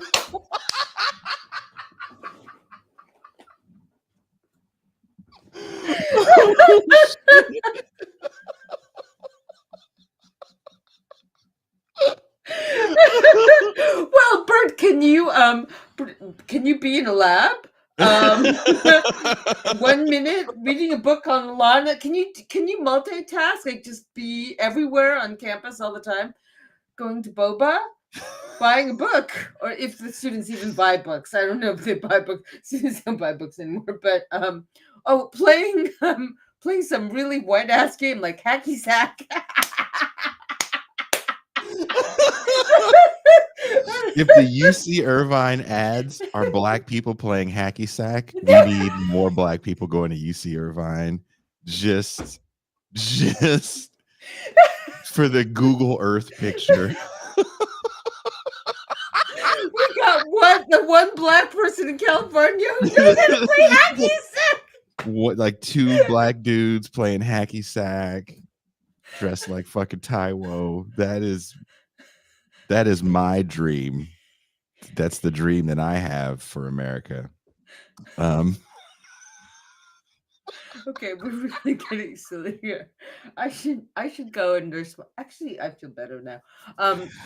I'm just gonna say right here, right now, that we actually Jason are very serious about all these issues, and we are only laughing because it's the laughter of despair. It is. And the laughter of solidarity, because what else do we have in the face of this insanity? There's a question that TIR subscriber Dizzle McFizzle has for most of our guests. Okay. And he's asking you, what is Dr. Lou's opinion on the hose? Loyal, not loyal? Which hose? Which hose? Which ones? Can we ask Dizzle McBizzle? I don't know. Like, there's so many different kinds of hoes.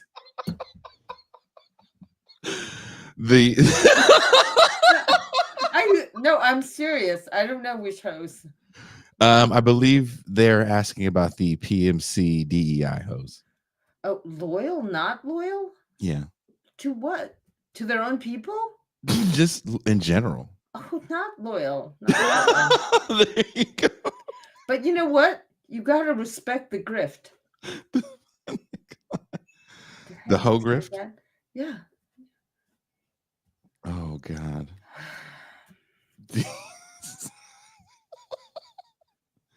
This is why I can't get a real job. I don't. Yeah, this is why we will be canceled. You know, I don't respect the grift, but at the same time, like, I just wonder if some of these people have grown up with like professor moms and lawyers, and they're just all in like they've all been, you know, like Claudine Gay, gone to Exeter, then Harvard, then Stanford, then Harvard again, whatever. Like, they actually believe that their success is good for African Americans. And maybe like they're so ideologically like infused with liberal representational politics that they just believe that like my being a really successful person at Harvard means like African Americans are succeeding in America. But I'm not. I can never question them. I mean, they're not going to like answer my question. But isn't that what they've been taught though? Like, if you think about mass media, you know, I'm 46, so I've been seeing images of Black people doing good the majority of my, I would say, a life that I can remember watching television and reading books. Right. And that, sadly, that's kind of what Black History Month can become, right? Just a series of these Black achievements, and that's what it is, like a weird trivia. You mean, we got a new name for our band, Blackademic. Okay, go on. Sorry. But can we? Jason's life is proof that shit don't work. Thanks, Bert. You know what, Bert Cooper? Keep fucking with me. You know that's. But seriously, it's easy to see middle class Black people growing up, or just Mexicans, you people growing up and feeling like a credit to your race because you're succeeding, because that's what you've been told by society at large. I guess. I mean, it's back to what you said about kind of taking everybody to the, you know, mental gulag and teaching them how to think critically. Yeah. I mean, I guess. I mean, I think it's a form of false consciousness, but yeah, the liberal ideology is strong. And the thing that I think we need in terms of counter propaganda, I know this doesn't sound very happy making, but I like it, is that we shouldn't have to say we celebrate extraordinary people of color. We should be celebrating ordinary people, ordinary working class people. I also have this joke about if they give you a month in America to celebrate you, you know you're in trouble.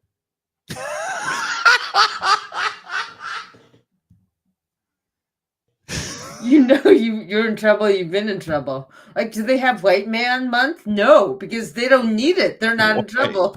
Man. Not White Man Month. Okay, Rich Man Month. Now you're gonna make some Black person go, every month is White Man Month.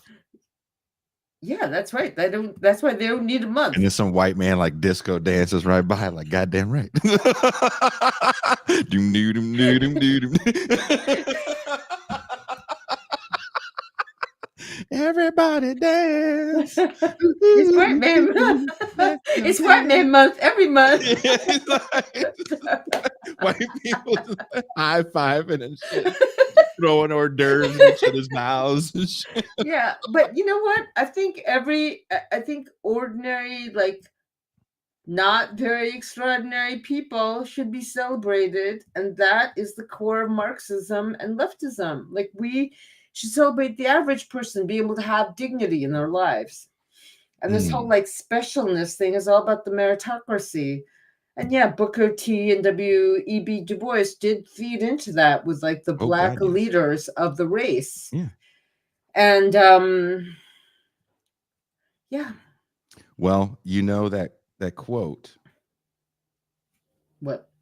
You know why God loved ordinary people?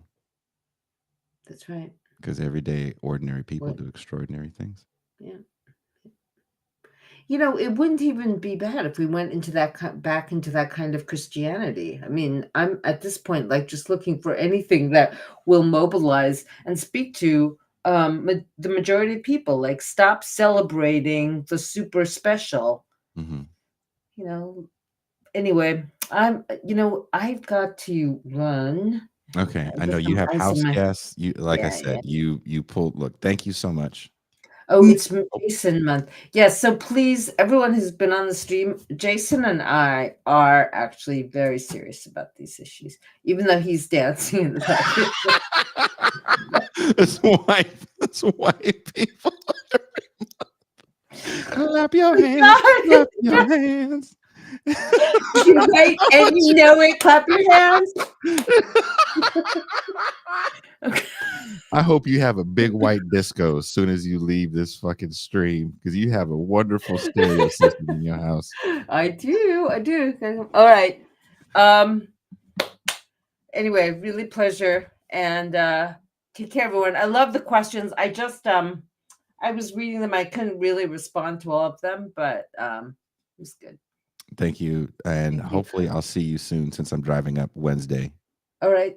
Oh yeah, and I do want to give a shout out to my Substack, CluAnon, CLU Anon at Substack.com, and I'm on and off Twitter at BureaucratLou.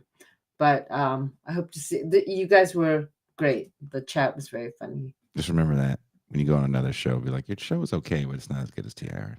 I need you to say that more. When Jason and I actually boogie down because we're not white. All right, let's get off the stream before you get canceled. I want you to have your house. Okay. Right. Bye, guys.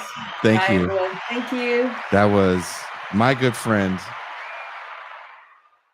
Bit of a mentor. I don't think I'm underselling that by saying that. Bit of a mentor, Catherine Liu. I hope you guys enjoyed the show. I want to find that clip of Jimmy V making that say that thing about ordinary people, because it is very Christian, and I think he was Catholic. But there's nobody here, and I can't pull it up and talk to you guys at the same time. That didn't sound right at all. At all. Oops. We coming for you, nigga. That's double oops. But I think that is the sound of people mad about this show. Bert Cooper, thank you. Thank you for the text message. I'm going to try to find that. Hold on, guys. Give me a second. I'm going to try to find this. Jimmy V. God speech. Because he's got so many parts of that speech.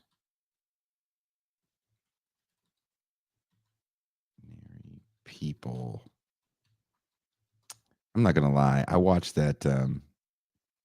I found it. I watched the Jimmy V documentary probably 7 times, at least, and cried every time. It is really, really, really, really good, really moving, really motivating. If you know me, my morning routine looks like a Rocky training montage. So let's watch this. Thank you guys. Hopefully playing this won't get the show demonetized. Sadly, we've been having that happen without even doing stuff like this. So he's now deceased. He had cancer. Jimmy Valvano was a college basketball coach that won a championship. Oh God, what school was that? Someone will remember the school. I can't even remember the school right now. A personal philosophy of how you live your life. Here's mine, very simply put. You plus motivation equals success. I have that only thing in my locker room. There's nothing else in my locker room but that sign. You plus motivation equals success. I have it on cards, bookmarkers. I have it on everything. It drives me. It's a passion. I was 16 years old. I heard the Reverend Bob Richards speak. Remember him, the Wheaties guy, the decathlon pole vault champion Olympics? And this is what he said, right? Gentleman said it before, but this is what I was 16. Bob Richards looked over a group of these young kids at a basketball camp and said, "The Lord must have loved ordinary people because he made so many of us." And here I am, 16, thinking I'm special. And here's a man I respect said, "The Lord must have loved ordinary people. He made so many of us ordinary." And I was a little, you get a little down at 16 when someone's telling you that. And then he said the line that changed my life at 16 that I felt then. I'm 41 years old. I've been working 21 years in my business, and I feel it the same way today. He said, every single day, in every walk of life, ordinary people do extraordinary things. Ordinary people accomplish extraordinary things. And I raised my hand. I'm applying for the job right now. I'm an ordinary guy. I want to do extraordinary things in my life. And I believe it. And I think that's strong. I think that's what it's all about. There you guys go. It's also part of the documentary. They have these little clips of that speech. I think that was right around the time he got his diagnosis. Very, very motivational guy. NC State was a school. Thank you. I wasn't sure if it was NC State, Timothy Cornerson. But yes. So tell me what you guys think. Catherine and I were serious for about an hour. About 20 minutes, some non-seriousness, some tomfoolery, if you will. But I want to know what you guys think about diversity, equity, inclusion. Does it help? Has it made your workplace better or your academic environment better? I don't know. Do you feel it's doing anything? I mean, these companies charge ridiculous amounts of money for these trainings. Ridiculous amounts of money for these trainings. And to think they're going to double in the amount of money they bring in is insane. In just a year, $7.5 billion. It's insane. So we should leave with a training video. Some wonderful person uploaded a training video. Or not. No, maybe we'll save it. I don't want to get the stream cut down. We'll save it for the champagne room for next week. Next week, we'll be back talking Lenin and some USSR history and break down the Tucker Carlson conversation with Vladimir Lenin with one of our sometimes wise here on TIR, good friend Alex Herbert.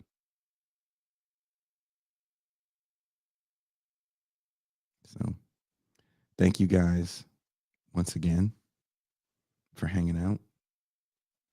We'll see you later. Oh, fuck, I forgot. And then Wednesday, if you're in the LA area, come hang out with me and Ben at the Rainbow. We're going to have our commie single guy Valentine's Day again. It was a lot of fun. Jason having a Biden moment. No, I have to do too many things at once. Go fuck yourself. Hey. Keep fucking with me.